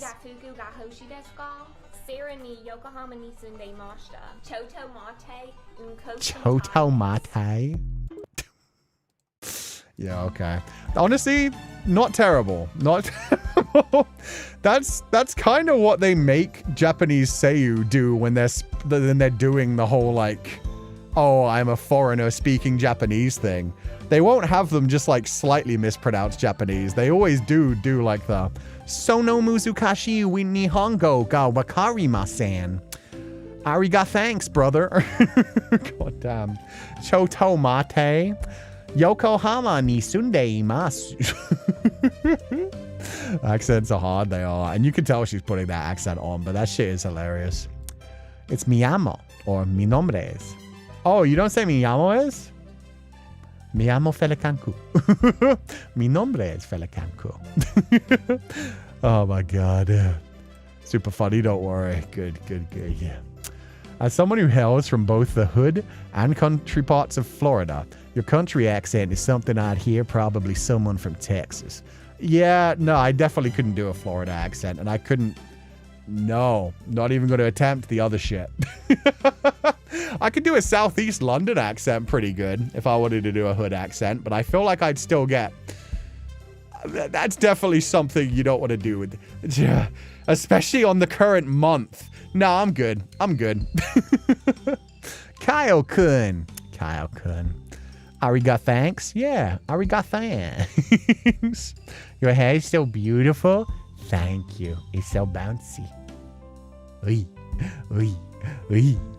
Speaking of the Japanese language, I'm going to meet a Japanese voice actor next month. Oh, I hope you have fun. Which one are you meeting? Are you going to like a thingy thing? A convention? Miyamo is. My name is called. We'll earn you a side eye at the least. That's fine. You sound like a Disney character that's supposed to be Mexican or Chicano. Oh, God. Yeah. To be fair, that's fair. I've never learned Spanish in a serious way. Oh, God. El gringo donosos caracho comete eros más ainda gostamos de voce. Ouch. That's an insult? Wait, what's an insult? What did they make me say? Sorry, guys, it's so hard to switch back sometimes. Ila es el sensei gringuito de nuestro corazón. Something is a teacher, white person of something heart. I only know heart. I know like a handful of words in Spanish at this point. Meanwhile, my learning Japanese and hearing a heavy Polish/Canadian accent. Honestly, accents are cute anyway. Accents are good. As long as people can understand what you're saying, it's a blessing. Nuestro equals our. Oh, okay. So our heart. Thank you. The G word is used for white people in Spanish. Oh, I know. I very much know. It's okay. I've been adopted. I'm invited to the cookouts, is what I've been told. I'm gringuito. Soy gringuito. But but it's okay. It's fine. Him reading Portuguese and a Spanish. Wait, it was Portuguese? Oh, you guys fucked with me. We can't be talking about Spanish and then you throw out Portuguese. This is fine. You're doing your best, Sensei. I'm doing my best. Their name would be Carlos and they'd wear a red hoodie. Yeah, they would. Why is that a thing? It's a term of endearment. Yeah, it is. As someone whose history is celebrated this month, you invited... Ah, thank you. Thank you. I will do my best. I will bring some good food. Oh, it doesn't mean white person. It's just what people call English-speaking people. Wait, that's new. I didn't know that. Is gringo the same, or do those have different meanings? Does it just mean... Oh. No, I'm not saying that out loud. Cease this. You're the gringo of our hearts. You make mistakes, but we still like you. In Brazilian Portuguese. And I read it thinking it was Spanish. That's fine. Learning something new. Does that mean we're all gringos in chat right now? No. We're all whatever we are. It's one of the best things about being online is you never know what anybody else is until they actually teach you about their culture. That's why I love doing the Oshiete Yoku senseis where it's like, what is the tradition where you come from? Because people in the Pupal community do come from all over the world. Me llamo, I'm called. Mi nombre es, my name is. Those are the direct translations. It's been so long since I learned Spanish, and yet I still remember this song. Uno, dos, tres, ¿qué hora es? Cuatro, cinco, seis. Por favor, ¿qué hora es? I wonder if I remember the Cantonese one. Ya isan, san yat, Yeah, I-sensei, look, tatagasa. That's not really a song. But yeah, that's 1 to 10 in Cantonese. Yeah, in Cantonese. For a moment, I was like, that's not Mandarin, right? Yeah, that's Cantonese. That was when my friends were going to Chinese school when I was a teenager, and they were learning Cantonese. There we go. In my country, we use gringo only for Americans. Fair. Gringo is just foreigner. It has no connection to the person's race. I learned something new today. I genuinely thought that was like for white people specifically. So some people use it specifically for Americans, apparently. But in general, it just means foreigner. Interesting. Thank you. It's always good to learn new things. I was so cute. I'm glad you guys enjoyed it. Me and my terrible pronunciation. It's cute to learn little songs like that, though. They do stick in your mind. It's crazy that I remember those things from, God, like 15 years ago at this point. Long after I've actually forgotten the rest of the languages. Spanish, Portuguese, French is similar in many words. Latin roots at the end. Yeah. It's nice to have like all Latin roots coming together and being able to understand some things. Depends on how / where you live, I realized. Gotcha. Sensei está invitado a la carnita asada. Sí, sí. Carnita asada? Is that cookout? Wait. I thought I'm going to Google that. Carnita asada. Meme. Are you guys fucking with me? I was going to say, like, that's a type of meat, isn't it? Oh no, all the answers come up in Spanish. In this context means a gathering. Oh. Why the fuck did... What restaurant is it that has carnita asada just as like a thing? Is... Grilled sliced beef, usually skirt steak. Oh, so it can be both. Ah. I thought that was like a specific type of meat. A gathering with meat. Oh, okay. Barbecue, basically. Carnita asada. I thought that was just a type of specific meat. Chipotle? Chipotle, right? I thought so. You can order like burritos with carnita asada. Yes, sensei, that's a cookout or a barbecue. I'm learning new things all over the place today. Different Spanish countries have different words for certain meanings. Makes sense. Ever learn German, Cú sensei? Nah. What do I know in German? Dankeschön? Dankeschön, Auf Wiedersehen. Nein. I know 9 just because of that meme of the douchebag doing the 9. Danke. Yeah, I prefer Dankeschön. Dankeschön just sounds like more fancy. It's just the difference between like thanks and thank you, right? But yeah, Dankeschön sounds so much more like, I don't know, German. Carnita is the diminutive of carne for carne asada. Carne just means meat, right? The traditional plate served in the gathering. Got you. It is a kind of meat, but we use it to refer to like a gathering where you cook meat. Guess this ended up being the language learning stream. This is just one of those things where it is just, we're just saying whatever comes into our minds. Ik liebe dich. Okay, what does that actually mean? Because I don't know what the fuck it actually means, but every time, because I know it's something like very common in German, but every time it means I love you. Okay. Every time I read that, I think it means I love dick. Ich liebe dich means I love you, which is actually a very cute thing to say. But at the same time, if anybody ever says to me, Ich liebe dich, I'm like, sick, me too. Depends on the day sometimes, but in general, yeah. Good for you. Duolingo stream. Why do we need a Duolingo stream? We're just learning from the Pupals. But yeah, no, every time I see Ich liebe dick, it's like, I love dick. It feels right? Oh, God. It means I love you. Thank you. Any other German words? Cú sensei ist völlig schlau. Schlau? I think schlau means like cute, doesn't it? At least you know some German. Literally only like 1 or 2 words. Thought because of Mighty 9. I've heard the German in Mighty 9 is very good. I heard Liam O'Brien worked very hard for that. You're projecting, sensei. Ich liebe dich. You decide what meaning that held. You decide what meaning that held. Schmetterling. Schmetterling's cute. That means butterfly. I know that one. Thanks to other people. Achtang. Don't know if it's spelled that way, right? I don't know, but it feels right to me. Achtang I know as well. That means warning.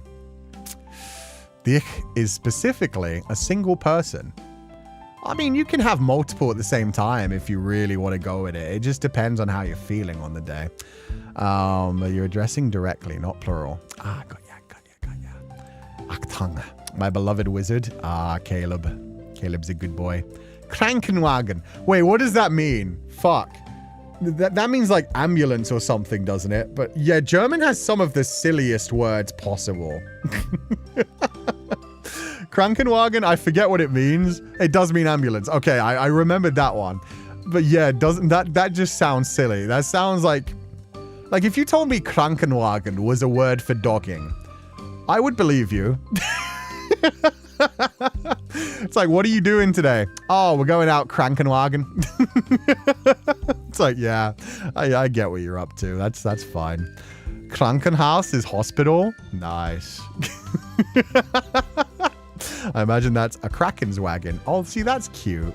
Is that Clanker? Nah, Clanker would make sense, though. Sick person car is actually so cute. Oh, God. Sensei learning new things and is trying his best with pronunciation. Only if I know the language. If I don't know the language at all, I get destroyed by it. No, we said carnita asada when we do cookouts with family and friends, usually for parties or just as an excuse to eat, drink, and have a good time. Got you. Okay. The result of going out might be Krankenwagen. Sick for the car. Papa la Pop. Wait, what does Papa la Pop mean? Wir haben dich kein albenen Worte. Probably Worte, actually. Papa la Wir haben dich kein albenen Worte. This is a nice way to learn languages. Yeah, it's a nice way to learn phrases. Anti-baby pill. That one's fucking hilarious.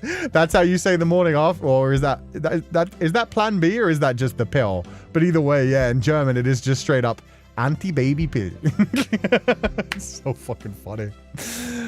I'm so glücklich right now. Glücklich? Glücklich. Just the pill. It's just the pill. Okay. Sick person car, vroom vroom move. Honestly, if the German ambulance sound was just like a voice saying Krankenwagen, like just Krankenwagen, Krankenwagen, Krankenwagen. That would be fucking amazing. It's like saying nonsense. Papalapap. Remember a German teacher at high school teaching these words? They're so fucking funny, man. Kaffeehund? What does that mean? That sounds like coffee dog. Is that just somebody who's addicted to coffee? Like, yeah, I'm a coffee hound. Kaffeehund. No te preocupas, Chris. Tampoco conozco alemán. I can't do Spanish. Spanish hurts my brain, man. Bug dog? Oh, so is that like the equivalent of Pupal? Kaffeehund. Kaffeehund. That's adorable, actually. Bug dog.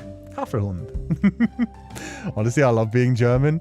Descent, the words are so funny. I feel you. Glücklich means happy, but it's related to luck. Oh, okay.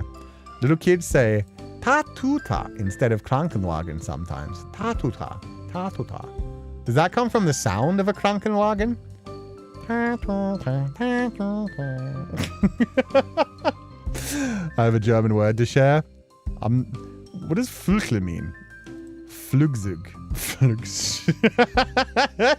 If you could do Japanese, you could do Spanish, Sensei. That's not true whatsoever. Japanese is one of the easiest languages to produce in the world. Japanese, like, the pronunciation of Japanese is so, like, straightforward. Other than maybe the TS sounds. That's about it. Flugzeug means airplane. Oh, got you. Phonetically. Okay, you want me to read Spanish like it's a Japanese language? Okay, hit me with a sentence in Spanish. I will read it as if I'm pronouncing Japanese, and I will show you the difference. Raupe is caterpillar. Raupe. That's adorable. Your Japanese vowels still sound British. How dare. Donde. What did it turn American? Watashi wa Kuchan desu. Donde está la biblioteca? ¿Dónde está la biblioteca? ¿Dónde está? Fuck, that's too stereotypical one. That turns me into Spanish. ¿Dónde está la biblioteca? Lo su quiero mucho. Lo su quiero mucho. Lo su quiero mucho. See, that's one of the most fun things about Japanese is that all the vowels just get pronounced together. They may blur a little bit, but it's not like Spanish. Spanish, a lot of things do flow together. Like, nuestra profesora de mariposas es preciosa. What the fuck is this? I'm trying to speak Japanese pronunciation and it comes out fucking American. You know what? Maybe I'm just gonna read Spanish like that from now on. Nuestra profesora de mariposas es preciosa. Los huevos de Feileacan son muy duro. ¿Dónde está la biblioteca? Esta es un hermosa día. Las mariposas tienen intrincadas relaciones con sus plantas hospedantes que han pur... Anyway, that shit. Los what de... Profesora is for lady teacher. That's fine. That's fine. It would be professor since it's male teacher. You sound tuney, brother. It's fine. That's fine. That's fine. I don't think my Japanese is too terrible. I will say that much. Like, you give me like 4 or 5 goes at like a Japanese sentence, I can probably do it pretty okay. Still has an accent, don't get me wrong. I don't sound like fluent whatsoever, but I think I sound very understandable. You're killing the Salvadorian in me, Sensei. Lo siento mucho, compadre. Mi hermano, lo siento. Yo soy muy bonita. Bonita is female. Sí. Sounds like the fake accent I do to get away from strangers. Honestly, smart. Just, yeah, throw out the most ridiculous accent you can just so they're like, oh, they don't speak my language. My bad. ¿Qué está pasando? Ahora mismo la mao. Oh, No, I read the fucking Lamau. ¿Qué está pasando ahora mismo? I read the Lamau as if it was the next Spanish word. I'm going to bed. I'm out of here. The brain frogs are taking over. Everybody have a lovely evening. Ever tried learning Korean? No. The most I know in Korean is like 미안해, 사랑해, and 성수합니다. Wait, how do you even say hello in Korean? I know 사랑해. I can't pronounce any of this. I do not listen to enough Korean. But that's about it. 사랑해. Some sort of greeting? It's something 합니다. I know that much. 안녕. 안녕하세요. 안녕하세요. There we go. What's the one I'm thinking of that ends with hamida? Is that something completely different? 안녕하세요. See, that one I've heard a lot. That one I've heard enough that if I read that, I'm like, oh, 안녕하세요. And I like 미안해 just because it sounds like a cat. There's something about like 미안해 just means sorry in Korean, but every time I hear it, it just sounds like a cat meowing. 미안해. 미안해. Sorry, Sensei, I'm showing this to my mom. This is her first impression of you. Where are they from? Because I'm sorry, but I will say it in their language. Oh, it means thank you. 감사합니다. That's so much more confusing to my brain seeing it written down. 감사합니다. 감사합니다. 감사합니다. Thank you. Thank you. I knew there was something hamnida that I've heard like a few times in like K-drama and stuff. I was wondering what it was. 감사합니다. 감사합니다. She's my Salvadorian half. Oh, God. I'm not even going to say it then. Lo siento mucho. Yeah. Fuck, how do you say goodnight? noche. Buenas noches. Buenas noches. Lo siento mucho y buenas noches. The way you say it reminds me of the Mickey Mouse sound on TikTok saying hello progressively lower. I've never heard of that. Kamsahamnida. You could say it like this. Oh, okay. Kamsahamnida. Kamsahamnida. Buenas noches. Buenas noches, everyone. Have a lovely evening. As always, burn bright, my pupils, and I will catch you guys next time. Bye-bye. Oh, it's buenas noches? It's not buenos? Crap. Buenas noches!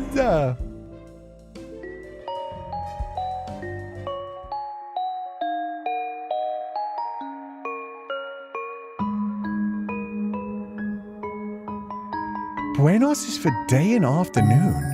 And then buenas is for... Spanish is a fascinating language. Thank you for telling me that. That's freaking cool.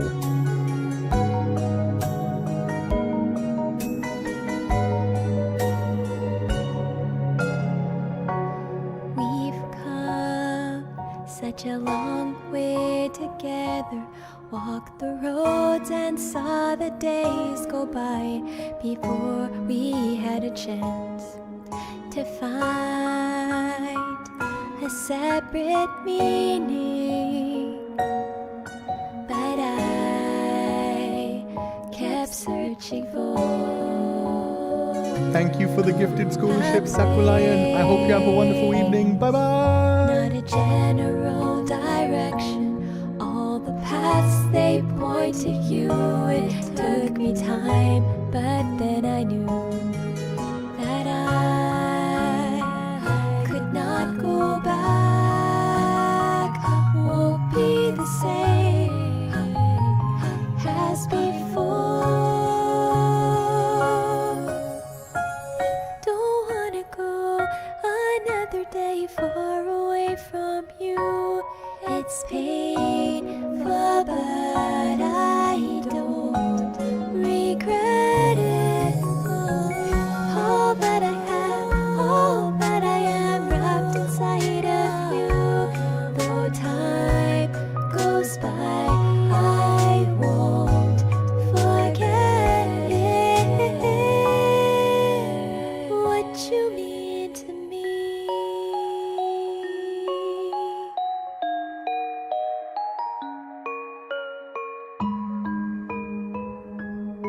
Oh no. Leron, I'm so sorry. Thank you so much for the raid. I hope you're all having a lovely day. What is up, Lockcats? Sorry, this is the first time I've actually talked to you properly. But we're just heading out. This is literally my outro screen. We're listening to Laura Shigihara's What You Mean to Me in my animated music video. Thank you guys so much for the raid. I hope you all have a wonderful day. But yeah, we're heading out too. Let me see if I can send you guys somewhere else. If I can pass you guys on. But thank you guys so much for the raid. Jay, thank you so much for the gifted scholarship. To go beyond the unknown. No, nobody's streaming anymore. Damn it. Just fade away until there's nothing more to say. Yeah. Thank you so much for the raid. But yeah, we're disappearing for the night. Have a lovely evening, everybody. Bye-bye, Cú. Bye-bye, Leon. I hope you're having a lovely day. Thank you so much for the raid. Have a good evening. Bye-bye. Don't wanna go another day far away from you. It's painful, but I don't regret it. All that I have, all that I am, wrapped inside of you. Though time goes by, I won't forget it. It is. This is the wonderful song called What You Mean to Me by Laura Shigihara. It wasn't written for us, but she released it right while we were doing our thing, and she was kind enough to let us use a music video for it because it kind of connects to some of the themes from my novel. So yeah, if you like it, please check out the rest of Laura Shigihara's music. She's the one who did the ending song to The Moon. She made her own game called Rakuen. She's the one who did all the music for Plants vs. Zombies. And she's been on like the Undertale soundtrack and the Deltarune soundtrack, all kinds of other places. She's an amazing singer and songwriter. Have a lovely day, everybody. Regret it. All that I have, all that I am, wrapped inside of you. Though time goes by, I Nice card piece. I'm gonna go with cod piece. what you mean to me.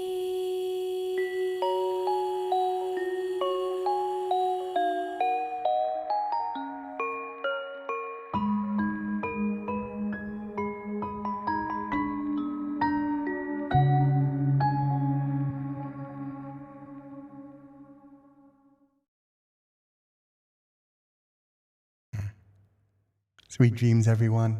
Bye-bye.